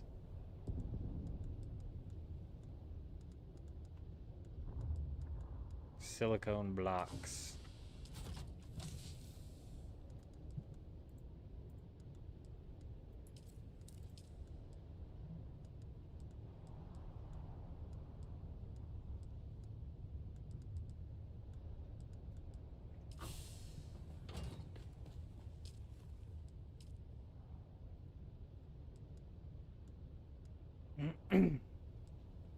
Plastanium. I think I have some more of that in one of these. Let's check.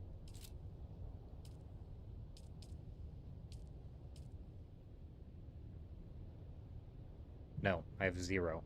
So 60 I don't think is going to be enough to do anything currently out there, but we're going to take it just because we'll eventually be refining some out there, and that's good. Steel ingots is what I needed. Steel. Oh, and I needed some fuel cells.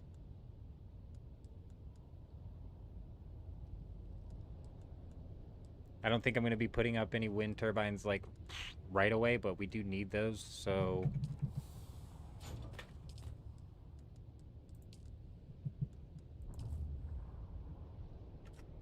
I don't know, let's just craft 50, because I need them for my base as well.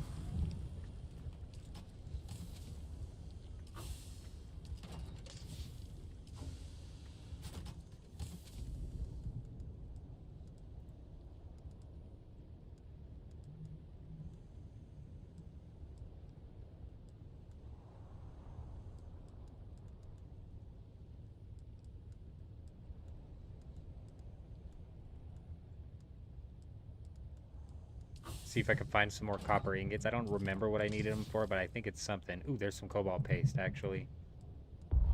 Yeah, let's,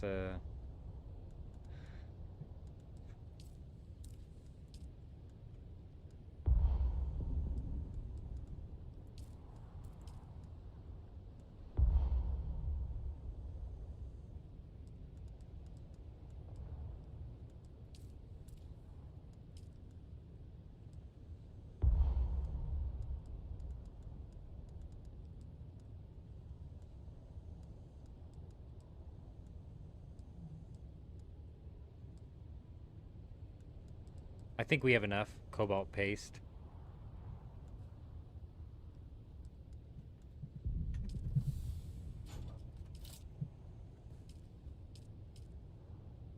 Calibrated cervix. This is going to be a problem because we don't have a whole lot of these.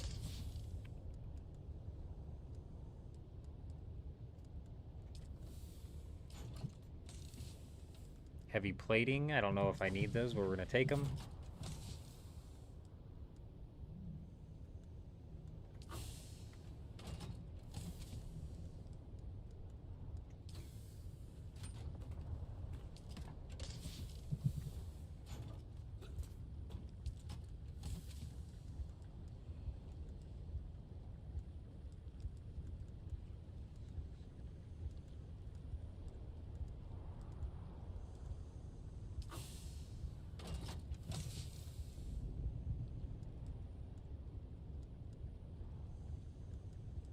Copper in here.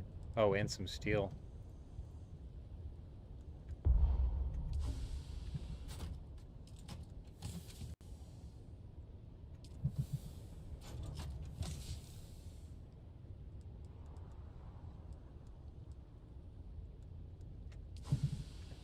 I need to organize it. Oh, there we go.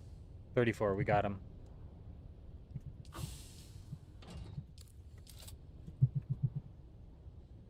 We can at least build one. Like I said, I don't think we're going to build that right away. Steel and complex. Should be able to build all of those. Refinery, complex, cobalt paste, and steel. Good. This was complex, silicone, and duraluminum. Good. And this one was what needed plastinium.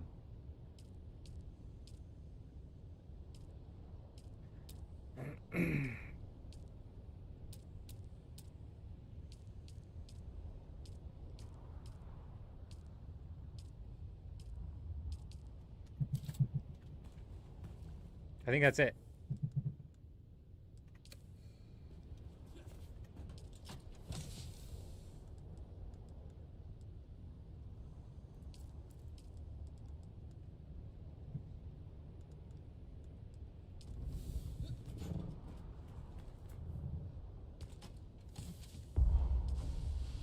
Just for chests. We need storage. For water, too. What's water storage require? That's duraluminum, and then steel. Alright, I might need to come back for more steel, but this should be the last time we gotta take the assault ornithopter.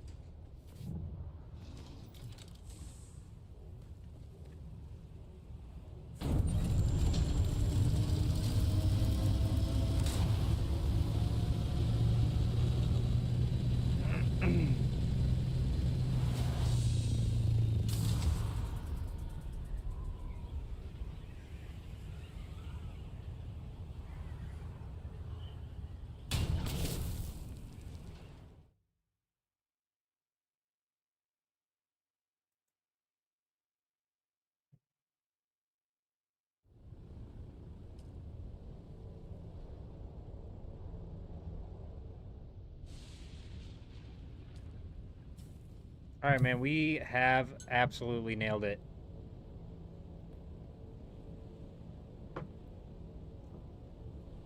We're set up to knock out some big things in the deep desert this week, and tomorrow we've got to be less than 24 hours away from the launch of a Once Human. I don't even remember what the new scenario is called, but regardless, tomorrow we're going to be jumping into Once Human, which is another multiplayer survival game, very similar to Dune Awakening, but should be some good fun. We'll be bouncing back and forth between those two games for a little while, between this game and that game for a little while.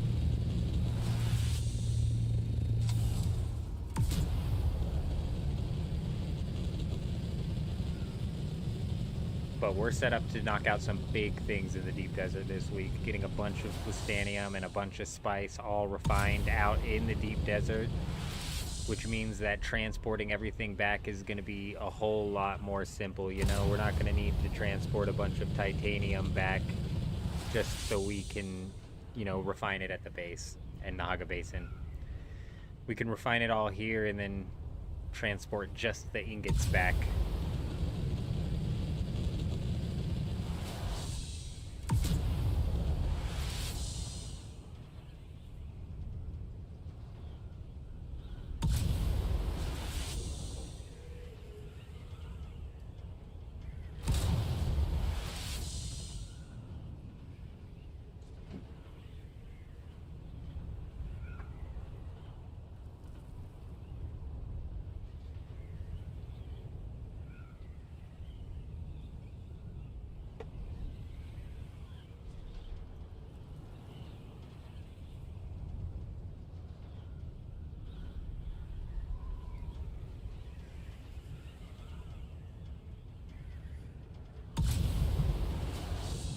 If the wind turbines need to be in an area where they're not enclosed, we still could potentially build that off of the bottom of our base.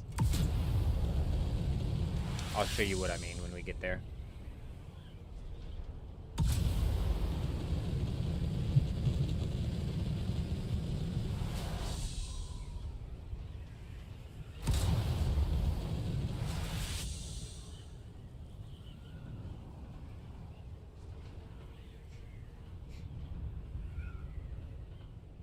Interesting little string of land right here. I don't know if I've seen in the deep desert yet this much land on one section.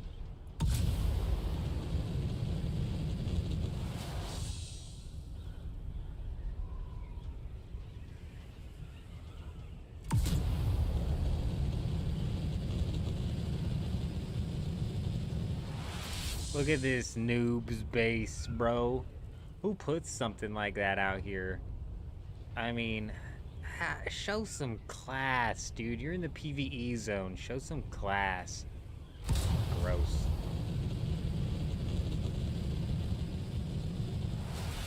Any nodes? Man, I don't have a scanner, so I can't.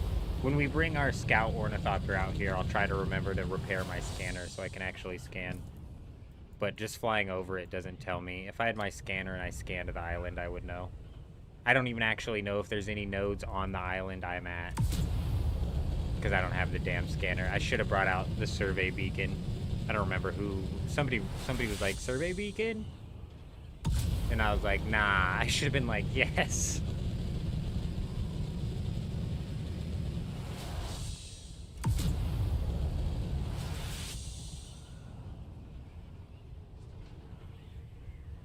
Because honestly, I don't know if there's any nodes on this island, which will kind of suck if there's not, like, even one. But it's not the end of the world. This is a nice spot to be because we're literally right next to the spice field.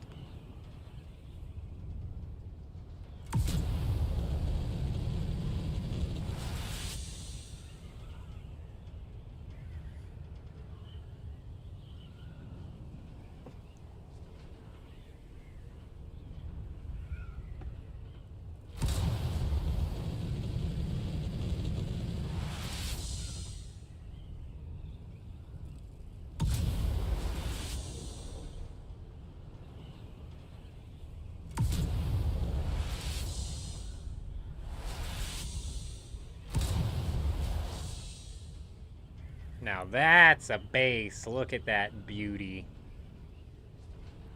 I wasn't even paying attention to what side we set up the entrance wall, but hey, at least it's on a side where you're coming or going, you know? I'd prefer it be on the other side, but what a landing.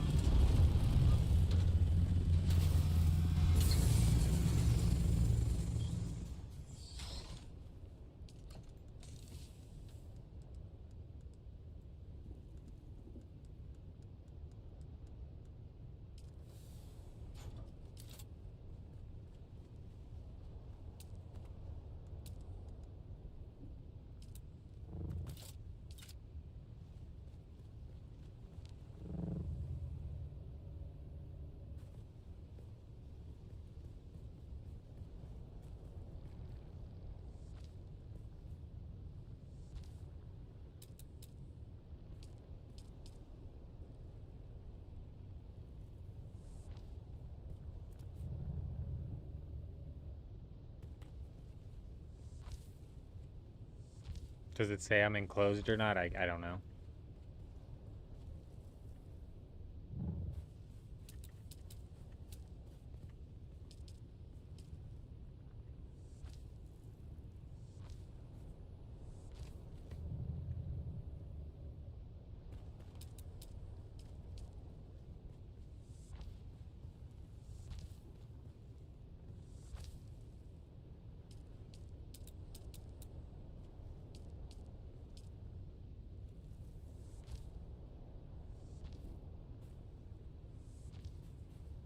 Nope, nope, nope, nope, nope.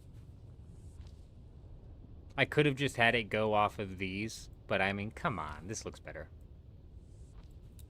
Have some class.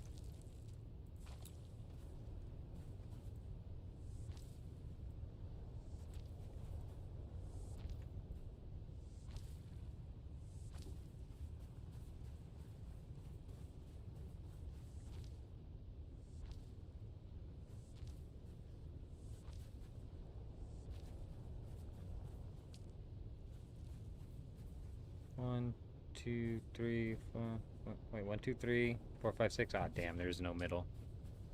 I mean, there is on this, the corner pieces.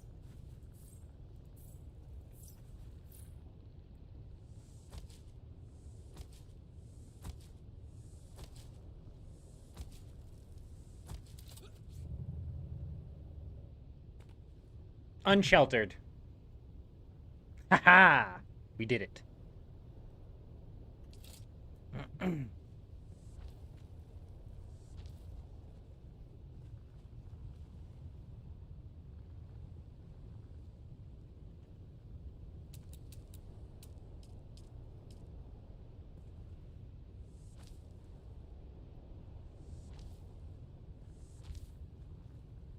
No, no, no. The whole reason I put these up is because I didn't want to see that sticking out halfway from my build, but there's nothing I can do.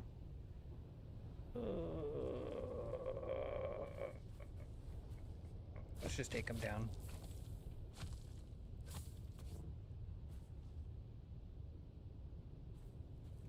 Yeah, that's good. That'll do. We can put our wind turbines up right here.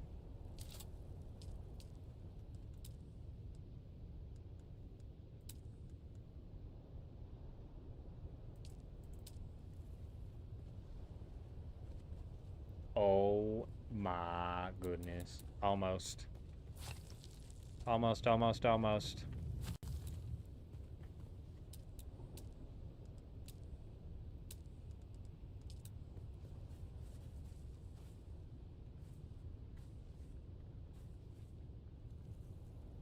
It's like no middle ground I can pick.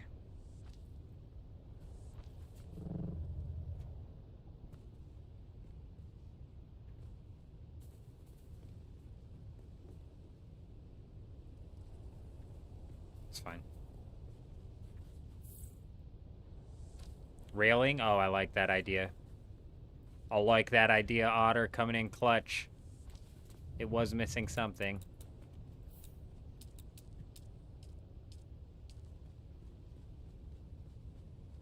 I wish I could rail the outside. I can't even rail this. Damn, the rail can't start until... Oh, no. I think railing would look weird if I can't rail off the whole thing.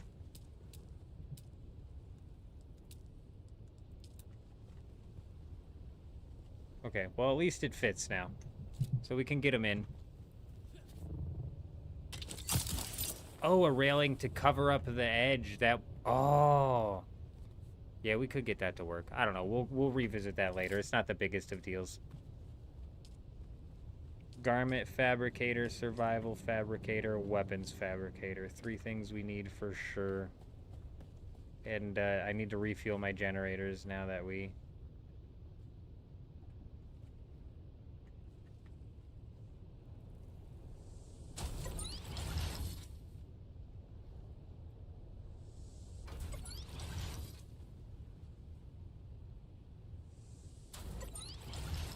I mean, realistically, I probably also need the vehicle fabricator, so let's just go ahead and put it down. I don't know for sure, but... We might end up moving these around too, but let's just place them, get them down. Refineries, we need, you know, maybe we do some blood purification, but it's not that great, is it? Refineries, we need 2 medium ore refineries. First though, let's do this.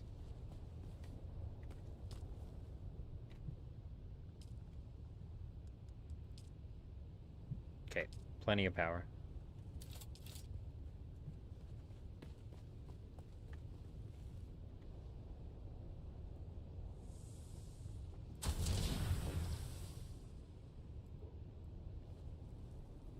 Oh, not enough steel. Interesting. And then the medium chemical refinery.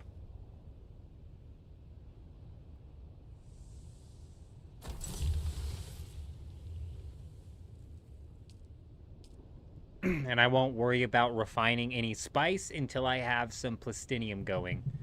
So we will get this medium one set up. We'll place that just to know. That's where we're working towards. So I've got the chemical refinery for the stravidium, the ore for the ore refinery for the ingots, storage. This is what we can do up here, actually. I was thinking generators up here, but we can throw some storage.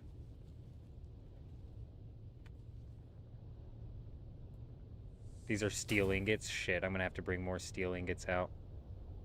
It's fine.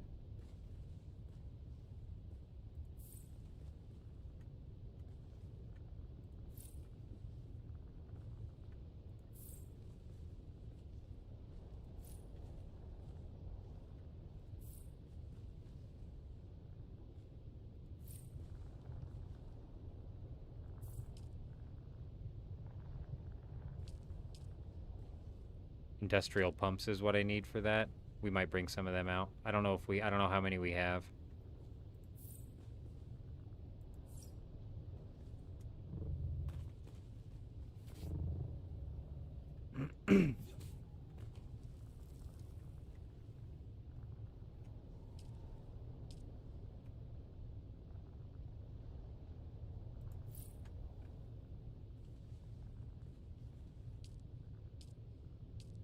Damn it.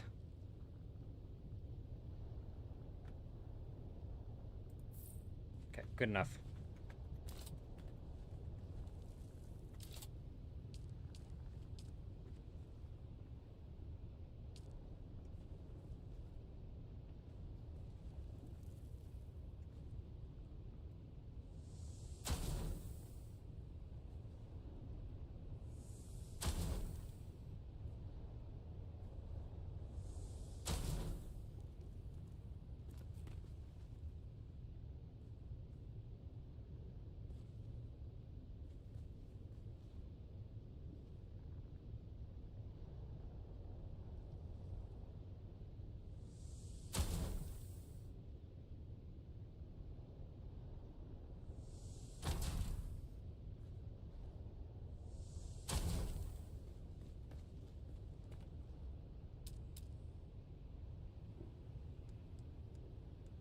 Duraluminum, is this the only thing I needed duraluminum for?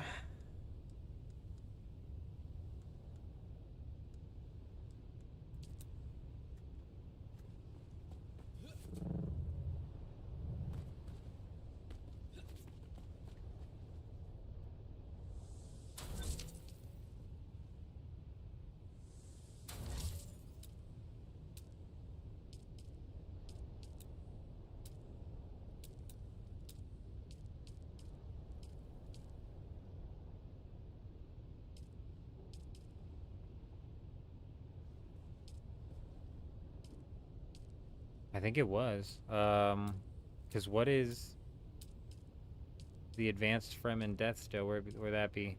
The duraluminum for that as well. Have I tried the option in settings for planar view? It keeps the items in line much easier to line up, and it stops from turning when you turn. Is it like in the actual settings?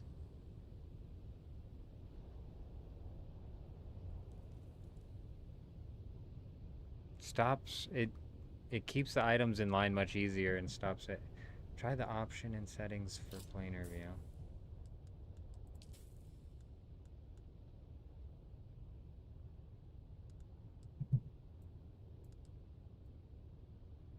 Are these new? Is this right here? Independent rotation? Are these new settings? Oh no, planar lock. Planar.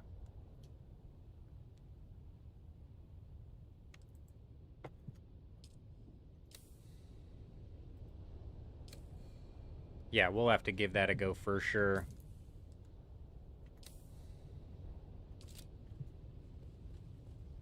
I mean, it's still turning when I turn, isn't it?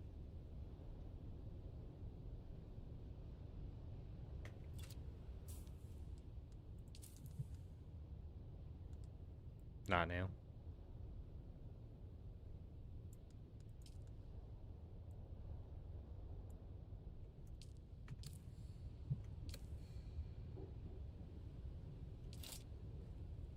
Ah, yeah. Nice. I like that.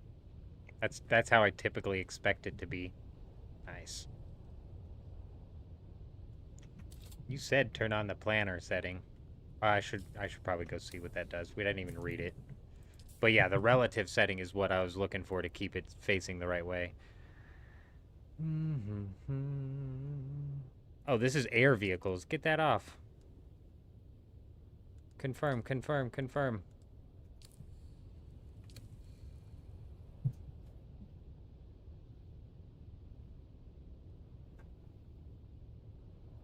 Okay.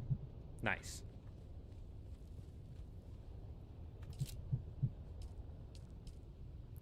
So I needed duraluminum for the death stills, and I needed duraluminum for...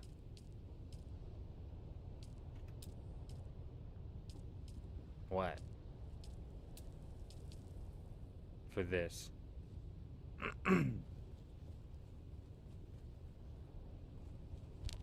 Well, I mean, shoot, we might as well put a couple of these down.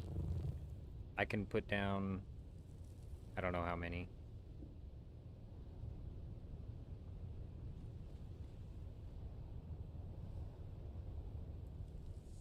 Three at least.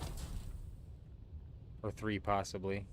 Yeah, no, not three because of this calibrated cervix, but that's going to be an extra 700.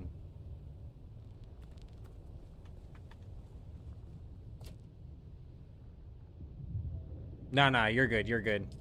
Definitely got the right result, for sure, for sure.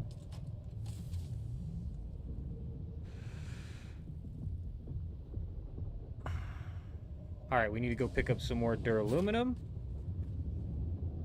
But let's check and see... oh, actually, I can't... it's not even going to add that power, but it's going to be plus 700 to whatever it's at. That's going to put us at 2,000. So I'll need at least 2 more of those. Let's go grab all of the duraluminum we can. I need some calibrated cervix.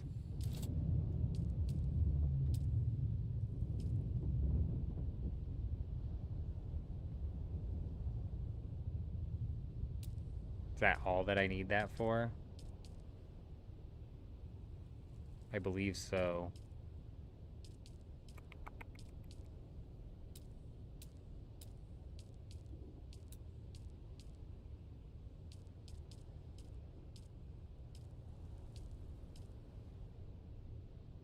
Okay. What's my best tip for someone to raid? I would... it's just... I mean, what do you mean? To be honest, raiding is probably dead. But realistically, if you're trying to raid, doing it on day 1 of the Deep Desert Reset's probably the worst time to do it. Oh, I need water storage as well. So I need steel. That was steel, right? Steel ingots. So I need to bring steel, duraluminum, and calibrated cervix back. And also the fuel to run those big generators. It's all about timing, realistically. If my best tip would be to just as you're farming in the deep desert, you know, as you're going out and you're farming titanium or you're exploring or you're farming spice, you're just taking like a mental note of the bases that you see. So that way, if you happen to be in that area, this is the best way to do it, is if you happen to be in the area of the base as it decides to roll through. Because the way I've been doing it the past couple times isn't the way that you should do it. Like waiting around a base, unless it's a really, really juicy base and you think that a storm is coming very soon. And like say I found a base in the I-9 section and I'm typically spending all of my time in the E5 section. There's almost going to be zero time where I'm next to that base when a storm comes. So that might be like a base that's you're justifying waiting for a storm on. But other than that, I would just pin them in your head as to where they're at, and then hit them up as you can and as you're in that area. And also, it's all about timing. So I would there are 2 to 3 bases on the path north in the PvP zone, 2 to the titanium ore. How long ago did the servers reset? Because I'm saying, you know, maybe waiting a couple days is a good idea, but it's also entirely possible that there's a guild out there or a small group out there that's pushing like titanium hard right now. So you could still potentially end up pulling a good chunk of loot from that. And in which case I would just say keep an eye out on what tile they're in, and then just continue going about your business. And then as a storm breaches, you usually have like 6 minutes or so to get to that base.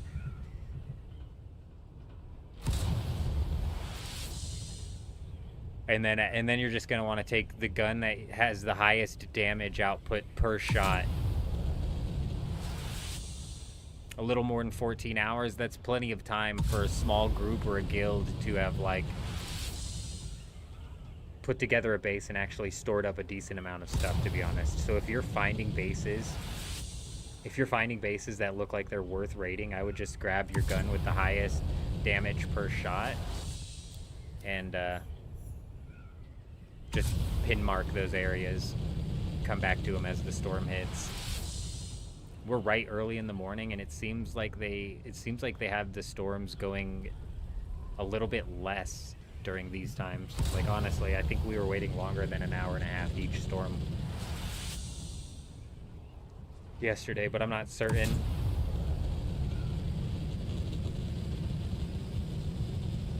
Whereas in like say during the peak times the storms come every 45 minutes, but it could be like a placebo effect or confirmation bias I'm experiencing. I'm not certain. Not a problem. Good luck. Raiding is the most fun I've had in this game, so good luck. I've yet to run into a live raid, but I would love to. Chances are they'd be able to defend their base fairly easily as well, but it would just be fun.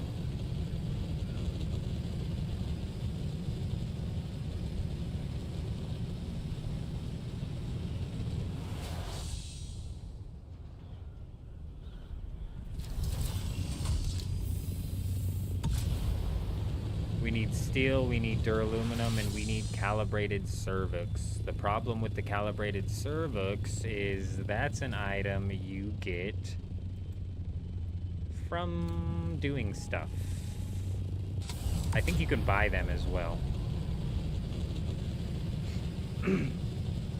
Maybe we do that. I do have taxes to pay on one of my bases. Yeah, let's do that. Let's roll out to the auction house, because I bet I can buy more than what I need from the auction house.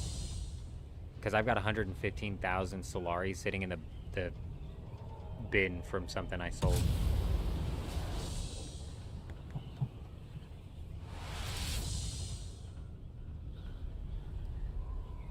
If you put your base in the PvP zone, free game, bro. And if your server is mostly PvE, those guys might be like fully stacking out there because they're feeling that they're safe to not get raided.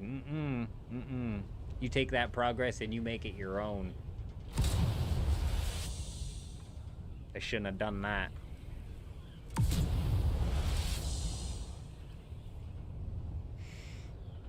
I've got a base that we built out, which isn't unrateable and it isn't really functional. It's more of just like a storage base, realistically. That is a PvP deep desert base. Where if they decide to raid it, they're going to have a hard time breaking the base and breaking the power within 6 minutes unless it's a big group. And also, they're going to have a hard time getting to all the loot if I hide it properly. But they made the changes to the deep desert, so I wasn't really interested in like following through on that. There's no real reason to build. There wasn't really ever a reason to build in the PvP zone, but now less than ever. I'll be right back.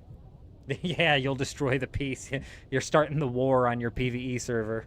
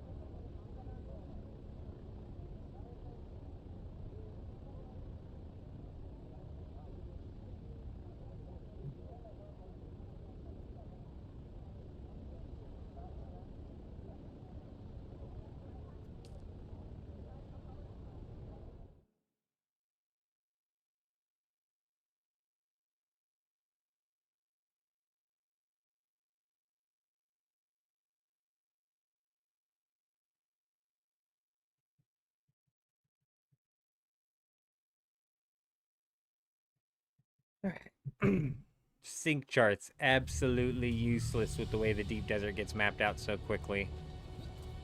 This bug is fun.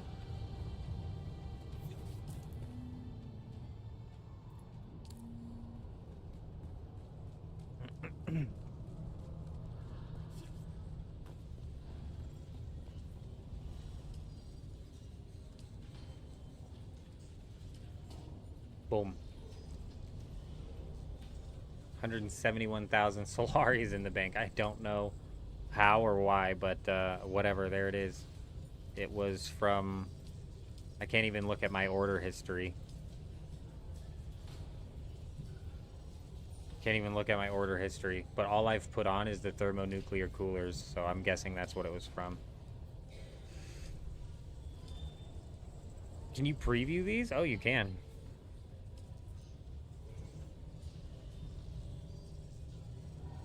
That's what you put down. I could sell mine for millions, bro. Millions. Mine's unsellable.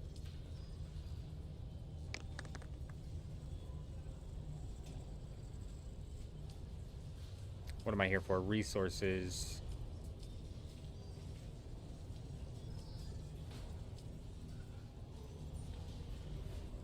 They need a search function on this, bro.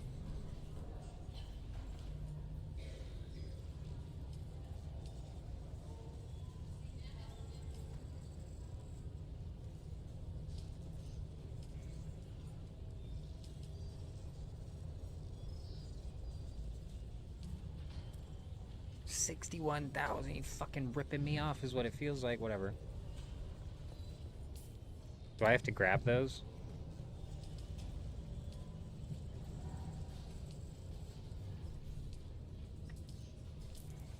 Okay. Nice. Now at least we don't have to go farm them. Excuse me, ladies. You're standing in my way. Somebody told me the person you buy the vehicle vendor, scrap trader, taxi service. Somebody told me that where you buy the base stuff was from these people, but is it this base vendor right over here?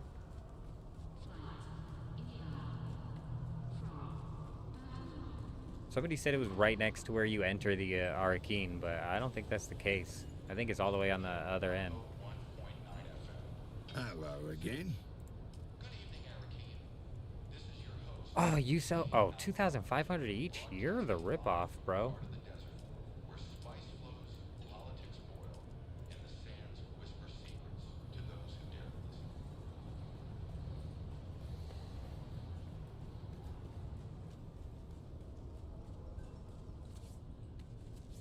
Left of the scrap dealer. Oh, is it really, like, right here? The vehicle vendor? Oh, that's where you buy the Atreides. Hold on, let me pay my taxes. I think my Dew Gap base is gonna fall apart if I don't pay these.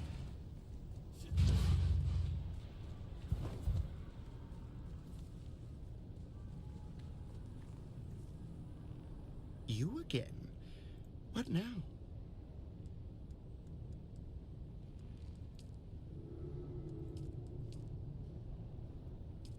Alright, you're welcome. Right next to the scrap, not on the map? Okay, got you. Big. I unfortunately... do they sell the Atreides base stuff as well? Or is it just the Harkonnen base stuff? Or just the Harkonnen, whatever the hell. Because I need to... There's a couple of Atreides furniture sets that I'm still missing. Now that I'm here with some money, we might as well pick them up. Welcome to O'Gary's. I love how this is not marked at all. This is just Harkonnen. Big. No, Atreides... No, that's light armor variant. Only got 42,000. It's 160,000. Alright, it's 2x everything. It's good. It's fine. Dealer's just Harkonnen. That's fine. I've got 42,000, so I'm going to instead spend it on the Atreides stuff. We'll come back and pick up the rest of the Harkonnen stuff. Excuse you.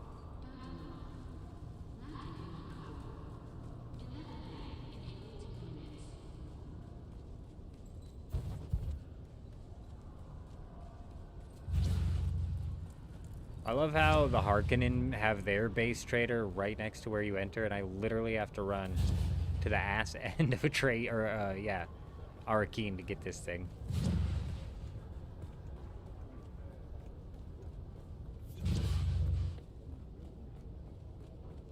Yeah, definitely let me know how it goes, Michael. Definitely let me know. Always good to see a familiar face. What can I do for you today?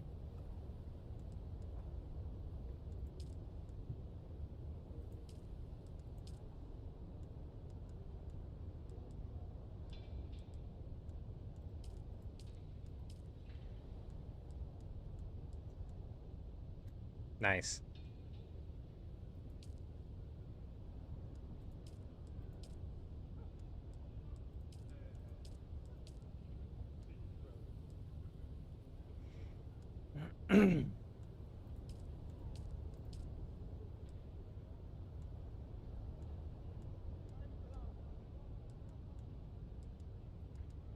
Alright, what else am I missing? Where's the Atreides swatch for the Ornithopter? Is that all the way at the front? We'll come back later.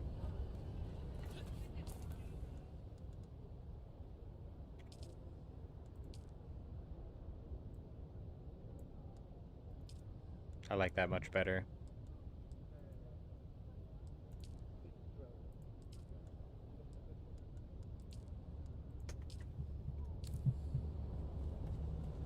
No more ponytail for me.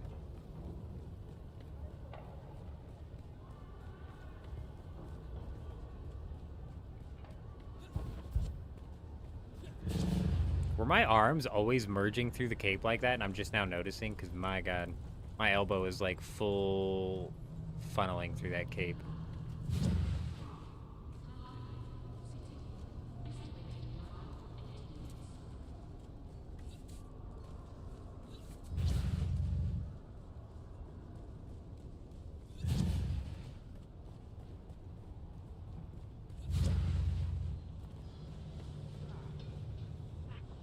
I didn't mean to talk to you. Today. No! Alright, suit yourself. Goodbye. Alright, suit yourself. Goodbye, lady. Goodbye. God, freaking me out. This is what I wanted to talk to. You. Welcome back. You don't have the Ornithopter swatch. Useless.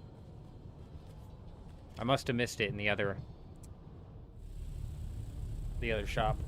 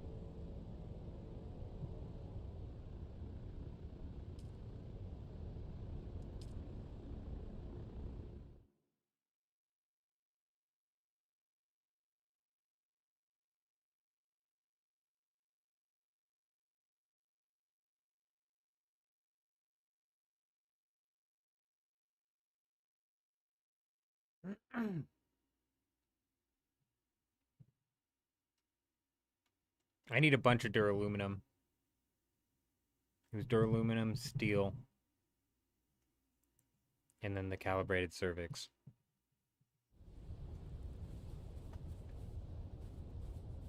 I'm gonna try and get it all into my scout ornithopter though, so I can dump this big old boat.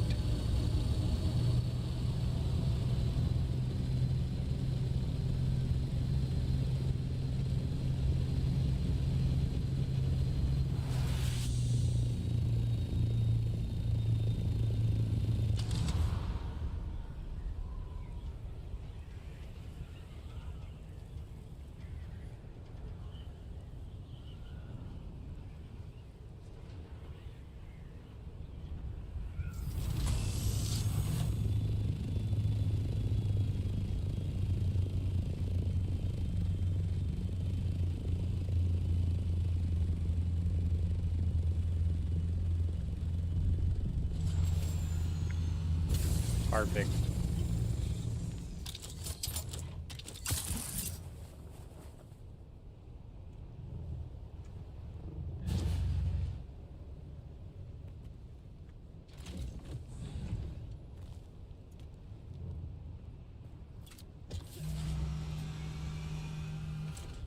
What is about to break? Something just said it was about to break.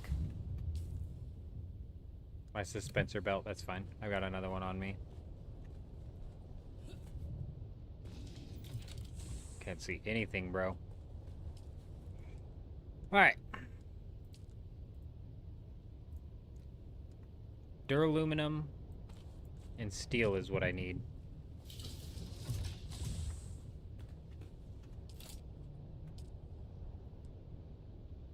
Oof, I've only got 268 duraluminum in the base. I've got a bunch of aluminum in the base that I could turn into duraluminum.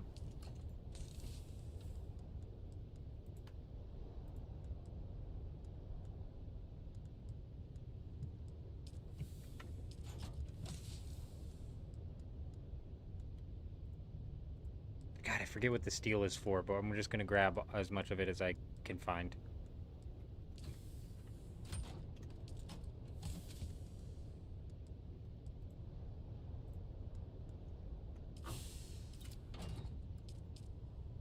Still 146 around here somewhere.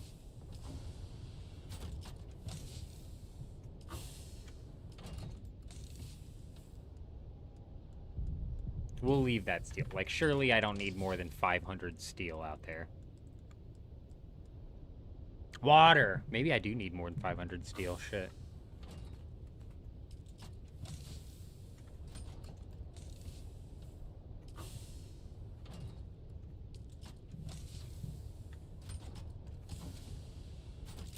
Do I need aluminum for water? No, that's duraluminum. We'll have to hold off on doing any of the big waters. I gotta use my duraluminum for this death stills and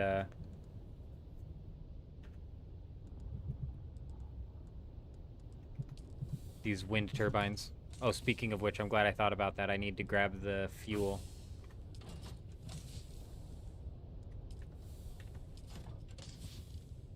Still 100 duraluminum in here somewhere. This is the last... Oh, I'll take that.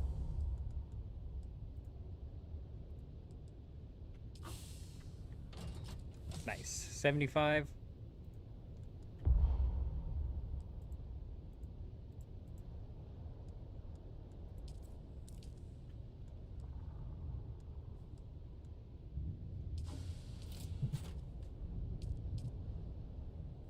$84 around here somewhere. 84 is a lot to work with. Where is... So, less than 84, because I have 13 on me. But still. Ah, damn it.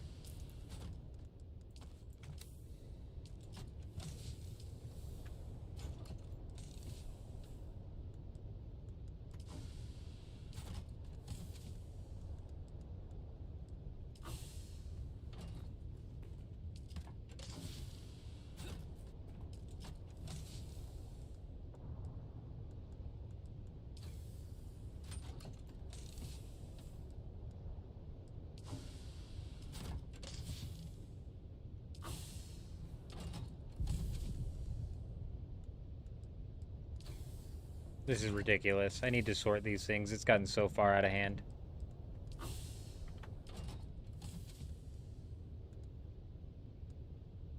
There's 80 duraluminum somewhere, dude.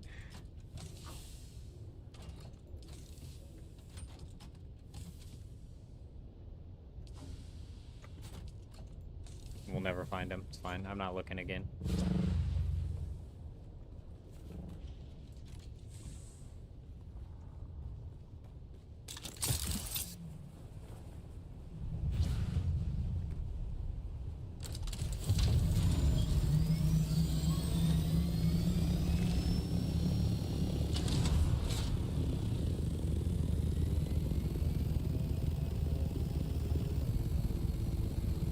In refiner, I checked the refiner. There's just like 400 aluminum in there.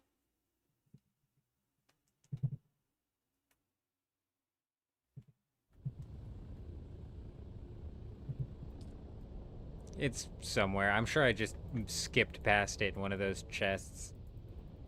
Probably in one of the ones that's just jam-packed with stuff.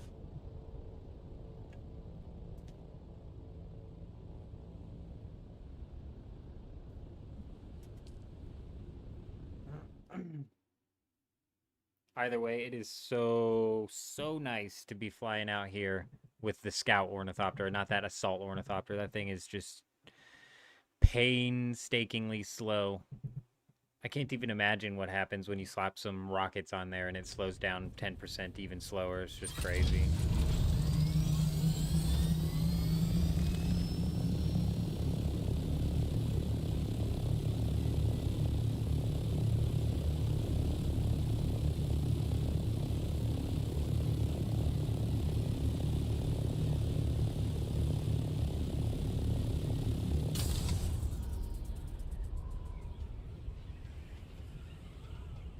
Last trip out. I believe now, once we get everything out there, we'll be able to practically fully set everything up. We'll have all of the wind turbines that we need. We'll be just missing a little bit of some duraluminum to set up all of the death stills. But even then, we might have enough. I'm not certain. Like 248 might be enough.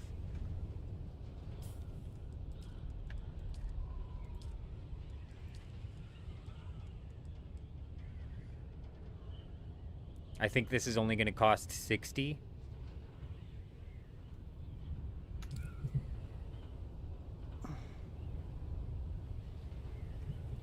So about 120 on that. I didn't grab the fuel out of the thing. Shit. I grabbed some fuel, but not the fuel out of the main thing.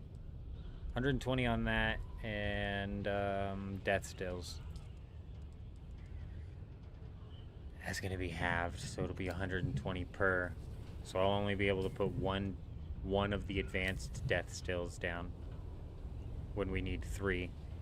So I will have to craft some duraluminum, but we have enough to craft like 400 at the base.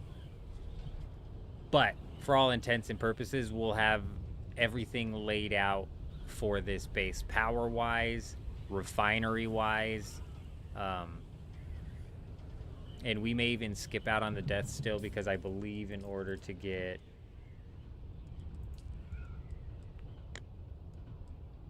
No, that's plastanium. Yep, nope, so we can actually use the duraluminum on at least one death still. But that's not going to do us a whole lot. We might have to do like a full transfer of water out here eventually, but at least to get things rolling. But to be fair, I've got to cook up 400 duraluminum, which is going to eat away at my water as well. But regardless, like I'm saying, for all intents and purposes, we've got this bad boy set up, and it's going to set us up really solid to put in some major deep desert grinding this week. And it's going to be nice, because it's going to allow us to really scout out any sort of bases and get some raiding down, and also allow us to walk out of the deep desert at the end of this week with a bunch of melange and a bunch of plastanium ingots. So I anticipate fully at the end of this week being able to move the tier 6 refineries to the main base and finally set that main base up as like a fully fledged tier 6 base. That there be the plan.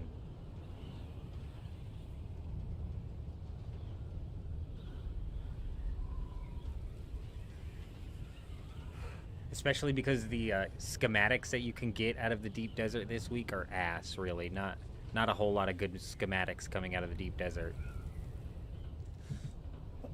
So I don't have to worry about farming schematics as much as I have to worry about farming resources.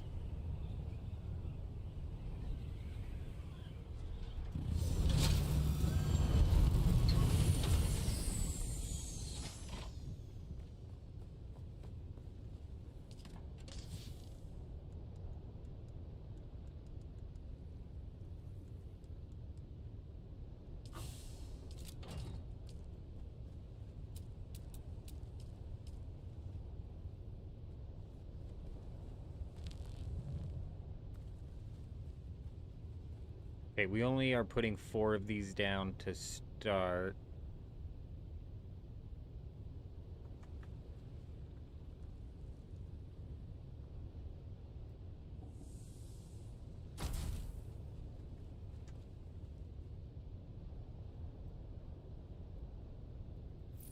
I don't have enough cobalt paste. No way, dude. Son of a bitch.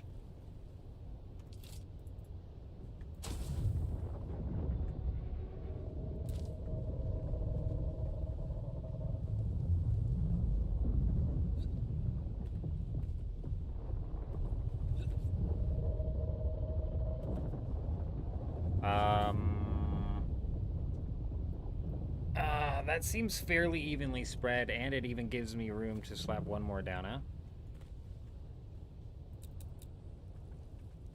Although that kind of does pinch it, don't it?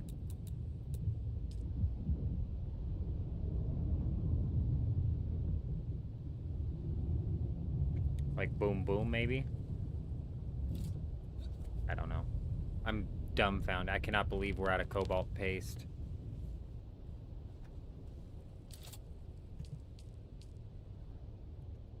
Let's take a look.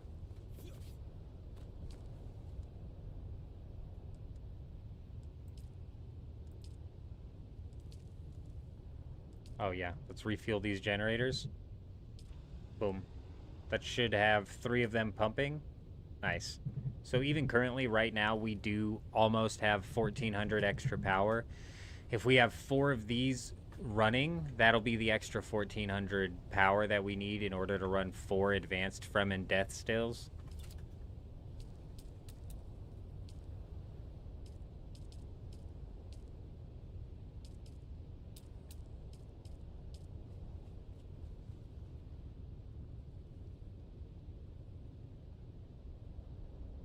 Let's put these over by the storage.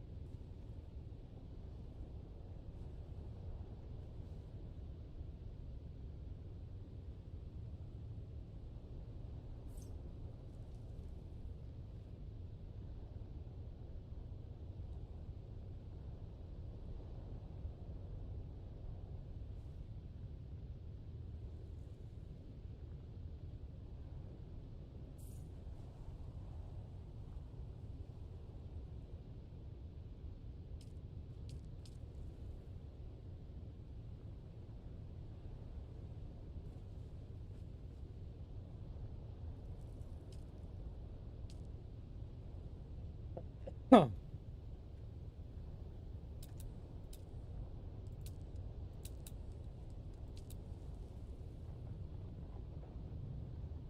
I mean, this would have been nice, a nice spot to have a half wall, so maybe...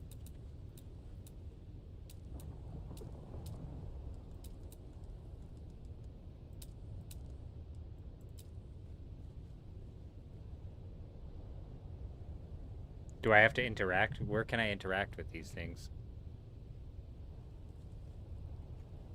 Let's see if I can place 2 of them side by side like that.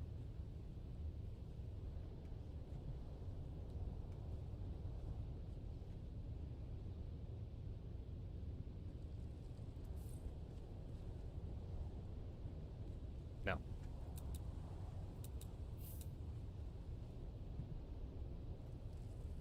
I'm just going to assume that I'm going to be able to interact with that, though I'm not certain.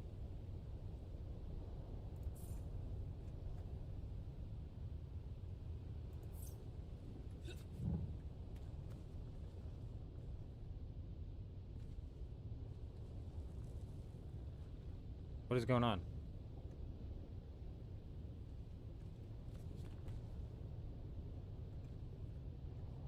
Not enough support, huh? These have to be on a... It's fine. Oh, because these are big. Son of a bitch. Not enough support on this either, I'm assuming? Oh, but I can put it on this. Why not on this? Build another floor and place it and then demolish it?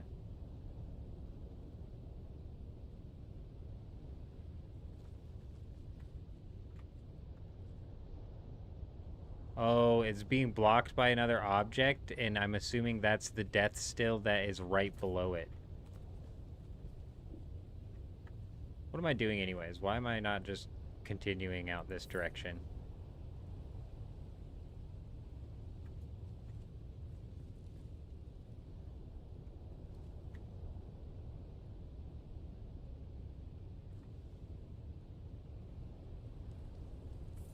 You know, that accomplishes the same thing. And this leaves me with... Oh, let's fill these in.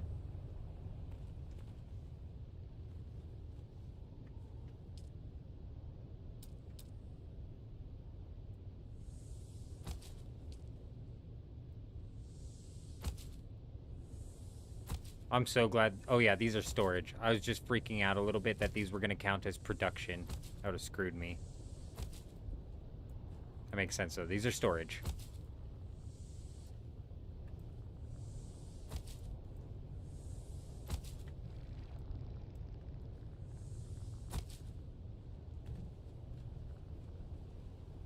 And this still leaves me with 5 on my production limit. And I think that is, yeah, that's including that one right there. So, I could potentially put 5 more generators up.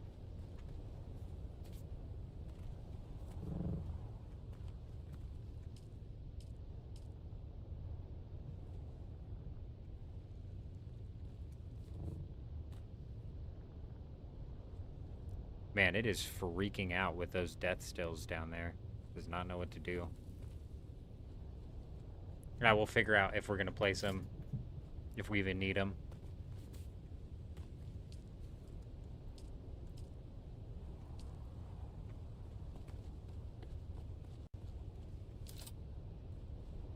Complex machinery. So I need to bring some silicone blocks out. I need some duraluminum ingots.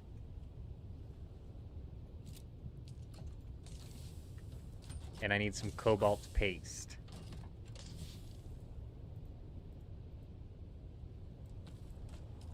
Okay. Well, I was wrong. This wasn't the very last time, but it was close.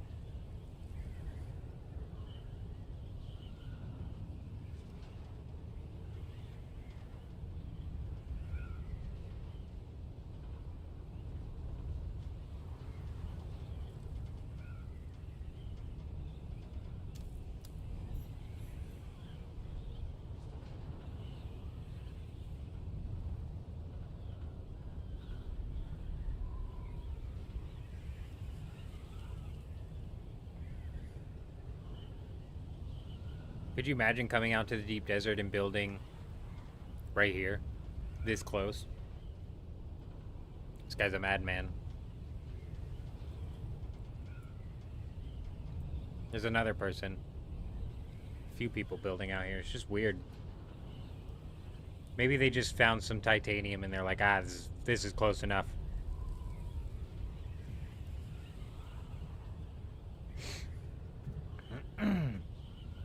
We're out here for the big load, bro. We need boatloads of spice. We need boatloads of titanium. Ridiculous amounts of stravidium. And I want to process it all out here. So that when we're transferring it back, it's nothing but transferring back plastinium ingots and spice melange.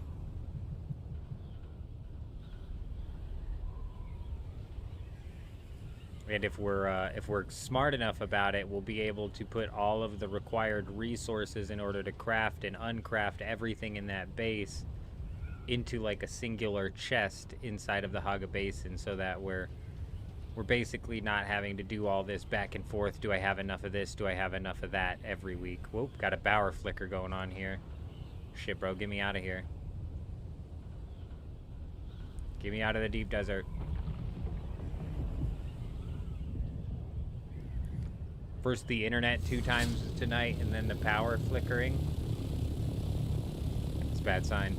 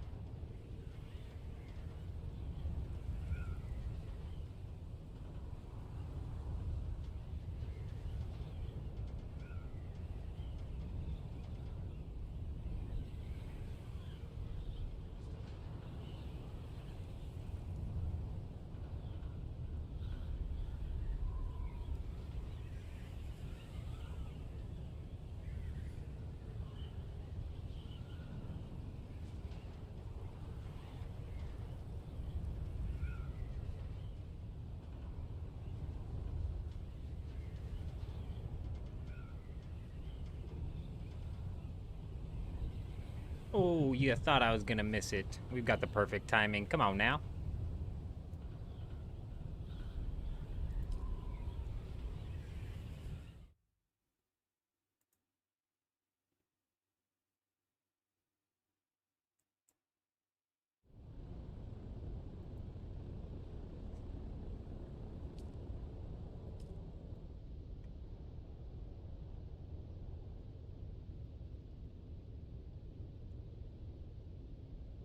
All right.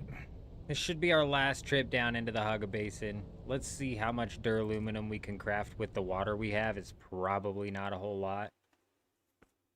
But we need to take some cobalt paste. We need to take some silicone blocks. And we need to take some duraluminum out there. Mainly cobalt paste and silicone blocks.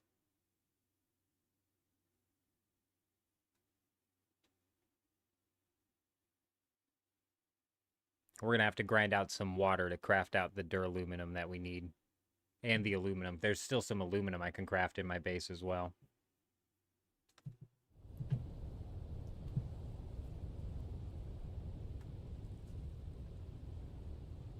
Oh, I'll need bodies for sure. I'll need bodies for sure, but I'm not actually even at the point in time where we need to start filling up the water at the deep desert, you know what I mean? But when it comes to getting bodies, I'll probably just take my buggy out here and do a couple trips into this zone right here and just fill the buggy up with bodies, and then we'll put the bodies in the ornithopter and do a couple trips out there that way. But yeah, material-wise, we just need some duraluminum and cobalt paste.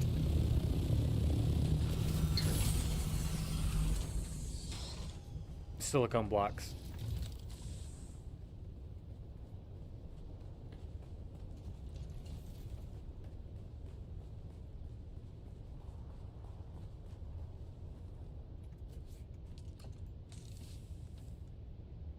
Cobalt paste, where you be? Surely you're somewhere. Let's check and see how much we got.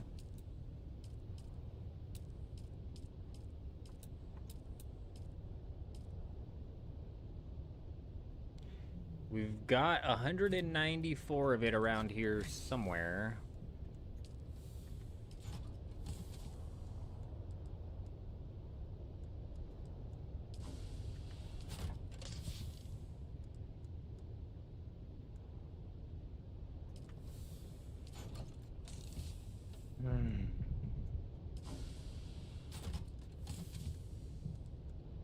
Oh, there's some duraluminum.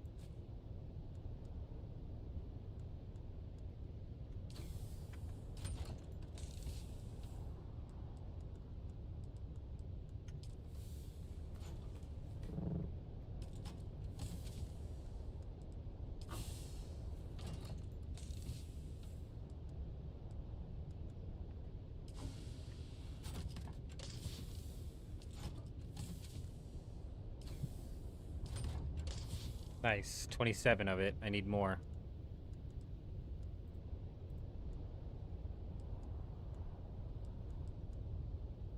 Sunday, you were flying in the deep desert full of spice in the game hiccups, and all you could see was your airship disappeared and you were falling. All you could do was respond, and it placed you in the middle of the sand, I'm assuming, and you got eaten by the sandworm. No. No, John, that's terrible. That is freaking terrible. G6, top left corner. G7, also near top stew. Ooh, did you get some bases? Seems like Michael might have gotten some bases. Oh, titanium is G6 and G7. Yeah. Yeah, if you look on the Deep Desert Companion app, those are the hot spots for it this week, yep. Nah, you're good, you're good.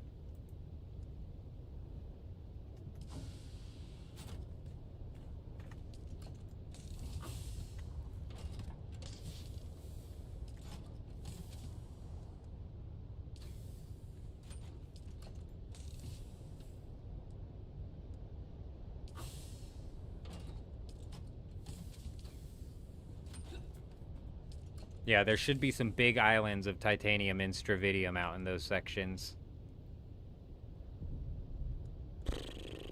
Cobalt paste.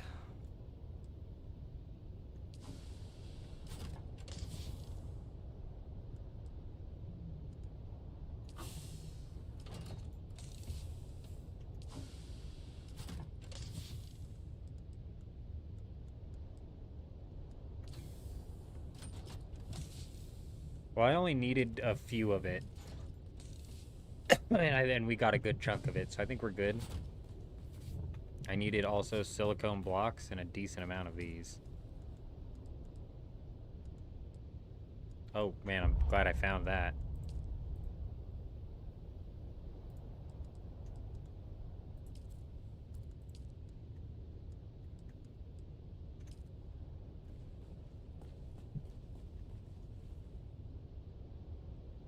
It's very big, huh? Nice. We should be able to load up on a bunch then. In the sinking sand, you were rubber banding and you seen your ship on the map, then a storm came and almost took you out. But 45 minutes later, you got to your ship and you were shocked it was there. Man, I'm surprised it was. I'm surprised you made it all the way out to your ship without the worm getting you, to be honest. Because there was one time I accidentally jumped out of my ship and it went gliding about a tile and a half away from me. And, oh gosh, we were so screwed, bro. I don't have jasmium crystals. Okay. It's fine. We got a lot of aluminum that we can make into duraluminum. I just gotta do some quick jasmium runs. Let's go back out and get this last wind turbine put down, and then the fuel put into the wind turbines, and then we'll be fully set. The only thing that will be missing is the duraluminum in order to craft the Fremen death stills, but other than that, we'll be fully set. And then we'll eventually have plastinium to craft the spice refinery, but yeah, I'm surprised you were able to get to it, John. That's good. There was another time when I was in the deep desert and I was flying, and then the server shut down to do the daily reset, and I came back and my ornithopter was gone. Thankfully, I was close enough to land that I could not lose all of my gear to the sandworm. But the ornithopter was gone.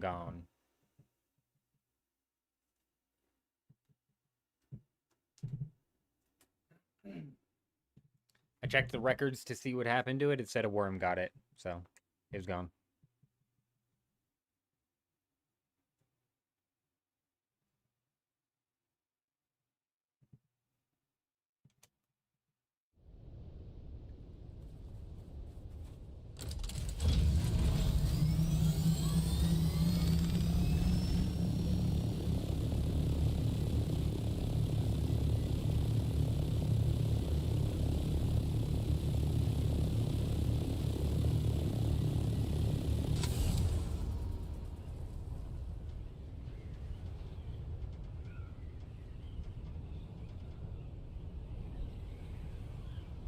I don't know why you would build here either. It made sense before, but since the safe zone is so extended, you might as well just build out here.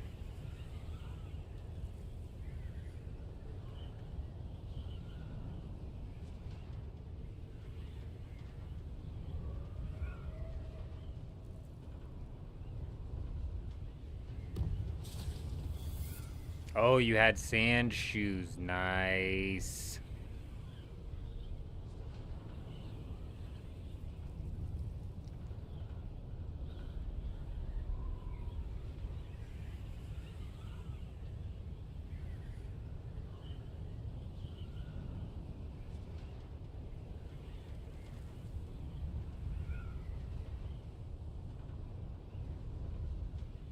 What I tried to do was do sprint and then use my suspensor belt to just kind of like fly across this. I could not get far enough. I got pretty far, but nowhere near far enough. The worm came up and got me. I was so mad. I remember when it happened, I was like screaming so mad at the devs. I was like, it is some stupid ass shit that they wouldn't have that ornithopter just tank into the ground if you accidentally jump out of it. Why the hell would they let it glide a tile and a half away from you? That's so dumb. Oh, and they finally fixed it. Good on them. Took them too long. How do you start the Landsrad? So the Landsrad doesn't start until a potential task is revealed. You can bribe these houses to reveal a task for you, but it costs like 300 spice melange. So, in order to unlock a task as a solo, you'd be spending 300 spice melange just to figure out what the task is.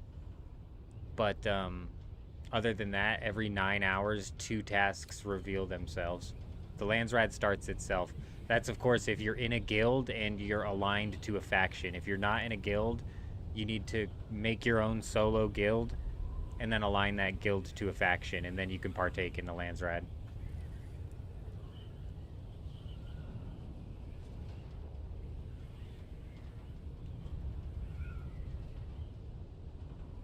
Oh yeah, that's fair as well. Like maybe the game wasn't registering where you were at because it thought you were in your ornithopter or something like that. That could be potentially that could have potentially helped you, sure.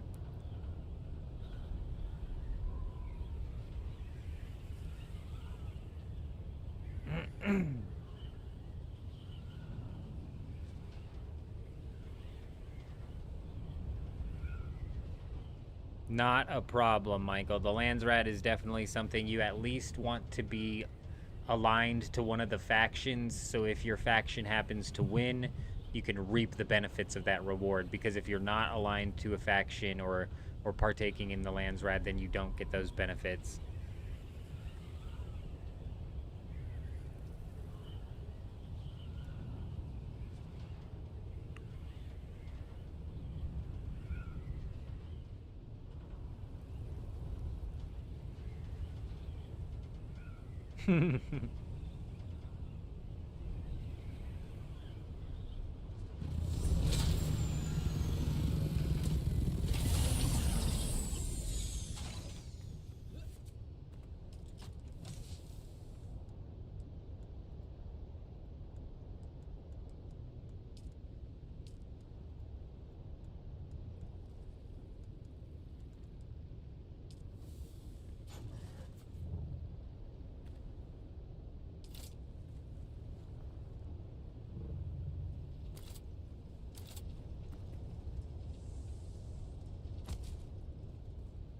Boom, boom, boom, boom. 4. I actually do want to put a 5th one down because When we have this spice refinery going, how much does that take?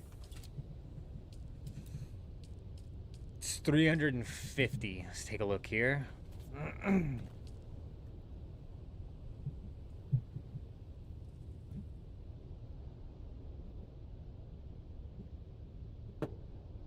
Hey, well, we appreciate you, John. Welcome, welcome. We appreciate you. You should end up getting a notification here eventually. But regardless, we appreciate you being here. What are we freaking doing here? Oh yeah, general settings. So if we add 350 to 1013, that puts us below. So yeah, let's build one more of those. Because 4 of these creates 1400 power, which is what we need in order to power the death stills. But we're also going to have that refinery and eventually even a bigger refinery. So, I mean, realistically, we may even need to put more down than this.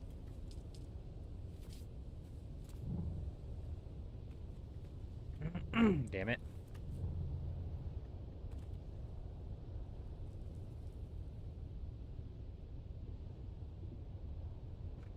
It did suck. It caused major problems because if I try to spawn in the Haga Basin, I can't. So if I try to go from the deep desert to the Haga Basin, it'll delete all of my items. So I had to go to my base and take all of my gear off. Dude, it set me so far behind when it took my ornithopter from the reset. So I didn't lose any of my gear, which was great, but I lost my ornithopter, and it definitely set me behind because I wasn't prepped with the proper stuff back at the Haga Basin in order to quickly farm one. It was only like an hour and a half, but still, it set me behind, especially because of the time it takes to smelt the aluminum. I had to put all of my stuff in a chest in my base in the deep desert, spawn in the Haga Basin with nothing, go to my base in the Haga Basin, and then farm up an ornithopter, and then fly that ornithopter out to the deep desert so I could grab my stuff from my base. It was brutal. It was absolutely brutal. It was ruthless. Let's fuel these wind traps, or these whatever the hell they're called, generator things. Boom. 3,100 circuit power, and I needed 3,000 circuit power, so I think we're perfectly set here. Let me double check the notepad to make sure I was in fact accounting for the 350 on the medium spice.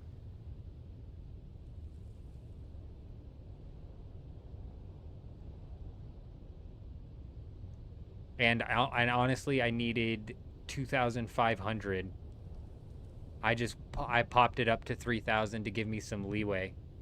So I shouldn't have to put down any more wind turbines. Or generators. This should be plenty enough.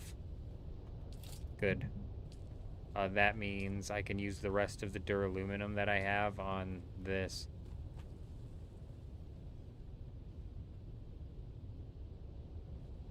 I don't quite have enough to build 2 of them, but almost.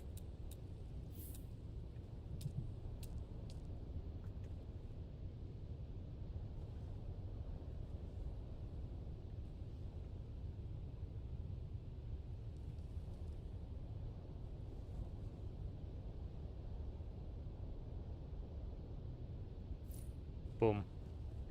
Boom, boom, boom, boom. We'll get those 4 rolling. Let's check out our storage situation here. I need duraluminum for this too, and some industrial pumps. I've got some of those like extra industrial pumps, which I think I can disassemble into industrial pumps. Because this gives us a total storage of, what is it? Hey, there it is. I'm assuming that's John Rogue coming in with the subscription. We appreciate you. On intimidation. This gives us 100,000 water capacity, where this gives us 25, so we need 4 of these to 1 of those. How much storage do I have left? Instead of invasion. On subversion. Oh, it was Chris Sibrine. It was Chris coming in with the sub. It wasn't even John. Can you believe it? The second one. Surely that one was John. Surely. Surely somebody didn't come in and take his notification because of the timing, huh? That's entirely possible.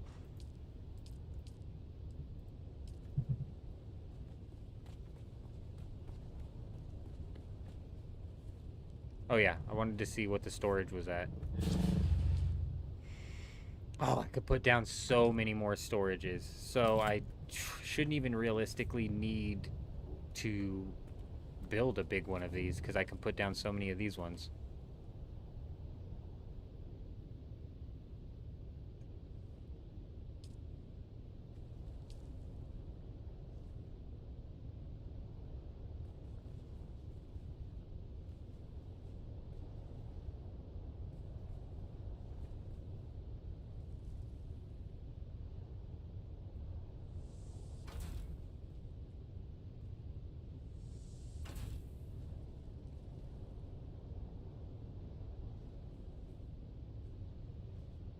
It was definitely brutal, that's for sure.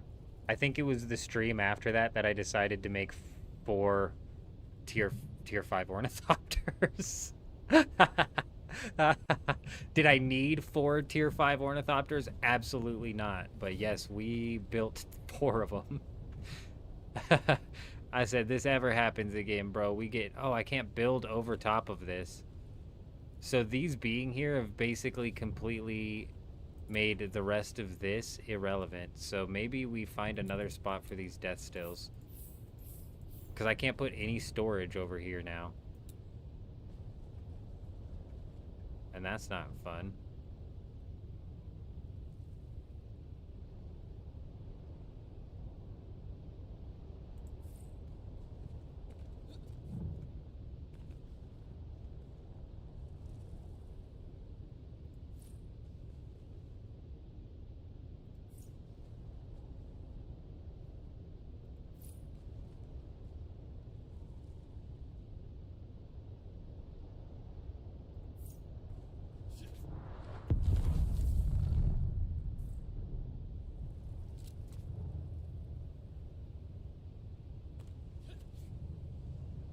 Was that the spice bloom? It had to have been, right? Just want to make sure it's not a shipwreck because you get so many materials out of that one container of the shipwreck. It's crazy.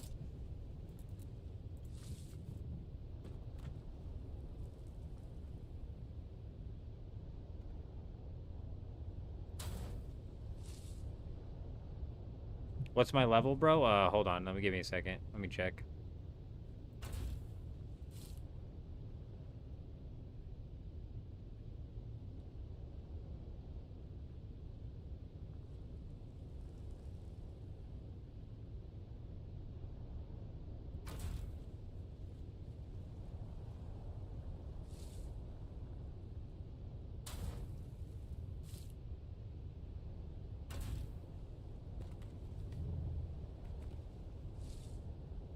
Sorry, my OCD is getting to the best of me here.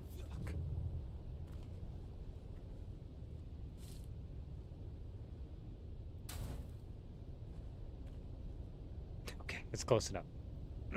Level. What's my level? 156. We are level 156.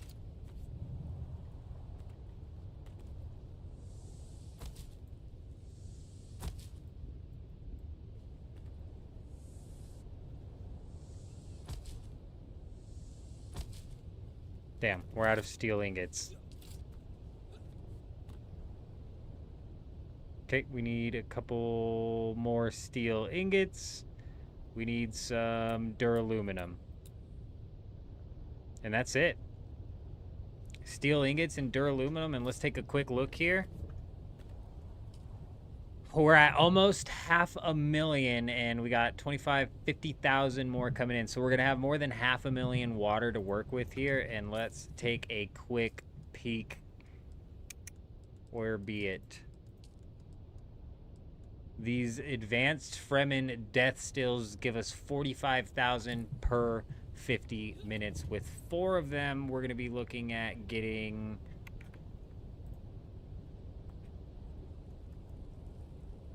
$180,000 per 50 minutes. Chris, you're at work watching me grind. Love your content. Happy to be a new subscriber. Hey, we appreciate you stopping by and being here, Chris. That's interesting that you're here because I never actually know with the YouTube subscriptions and notifications whether they're actually watching the live stream or if they just are watching like one of the other videos that we have out. Because it'll drop a notification even if you're watching like one of my videos from 4 years ago and you hit subscribe, right? Like, so good to see you. I hope you're doing well. All right, so we're gonna have over 500,000. Oh yeah, 180,000 per 50 minutes. That means we would fill our death stills in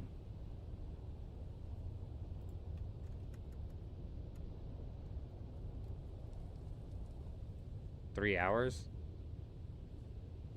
or we would fill our water in 3 cycles of 50 minutes. Okay.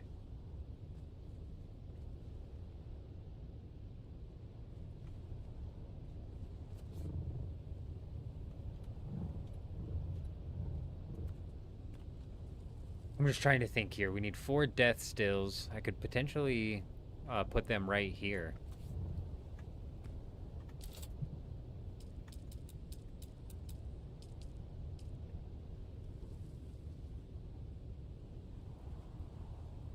Oh no, I can't because it's an Atreides frickin'... Oh wait, maybe right here.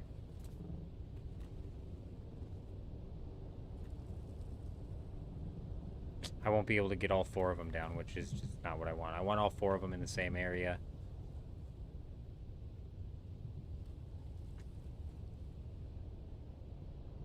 Oh. Well, now that that stuff's already there, I can place these down. Okay.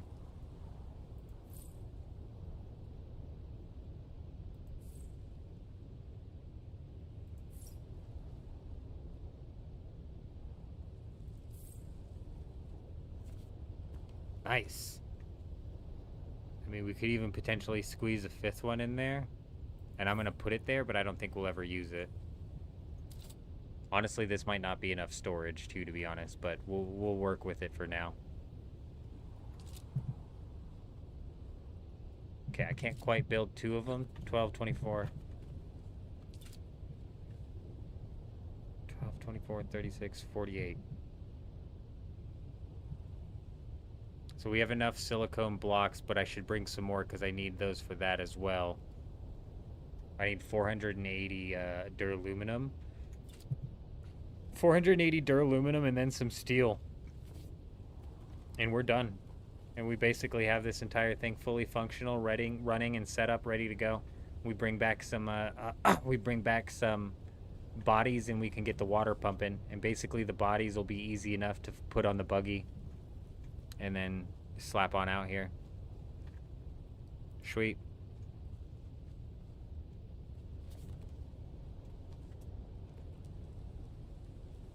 Alright, let's double check, make sure the generator's running. Yeah, we're all good for 6 days. Huge. Big. Let's put this to owner just because. Just because I be having anxiety. Alright. Alright, ladies and gentlemen, we are going to be ending the stream here. When we come back tomorrow, we're either going to be playing... We are less than 24 hours from the launch of Once Human's next scenario. So when we come back tomorrow, we're either going to be immediately jumping into Once Human's next scenario, or we're going to be jumping on to Dune Awakening first. I'll kind of showcase where we've gotten with the grind, where we'll have this all kind of filled out and finalized and probably up and running for the most part, and some spice refining, etc., etc. We might jump on Dune for a bit leading up to Once Human, but that kind of all depends on what time the new scenario drops.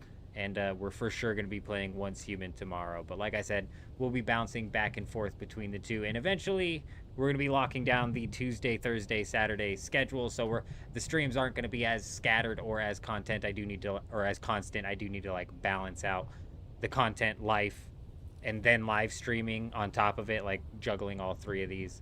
But we're going to be back tomorrow with some Once Human and some Dune Awakening probably. And yeah, appreciate everybody stopping by. It was another crazy, amazing stream. We got Chris, we got Michael stopping back by, John.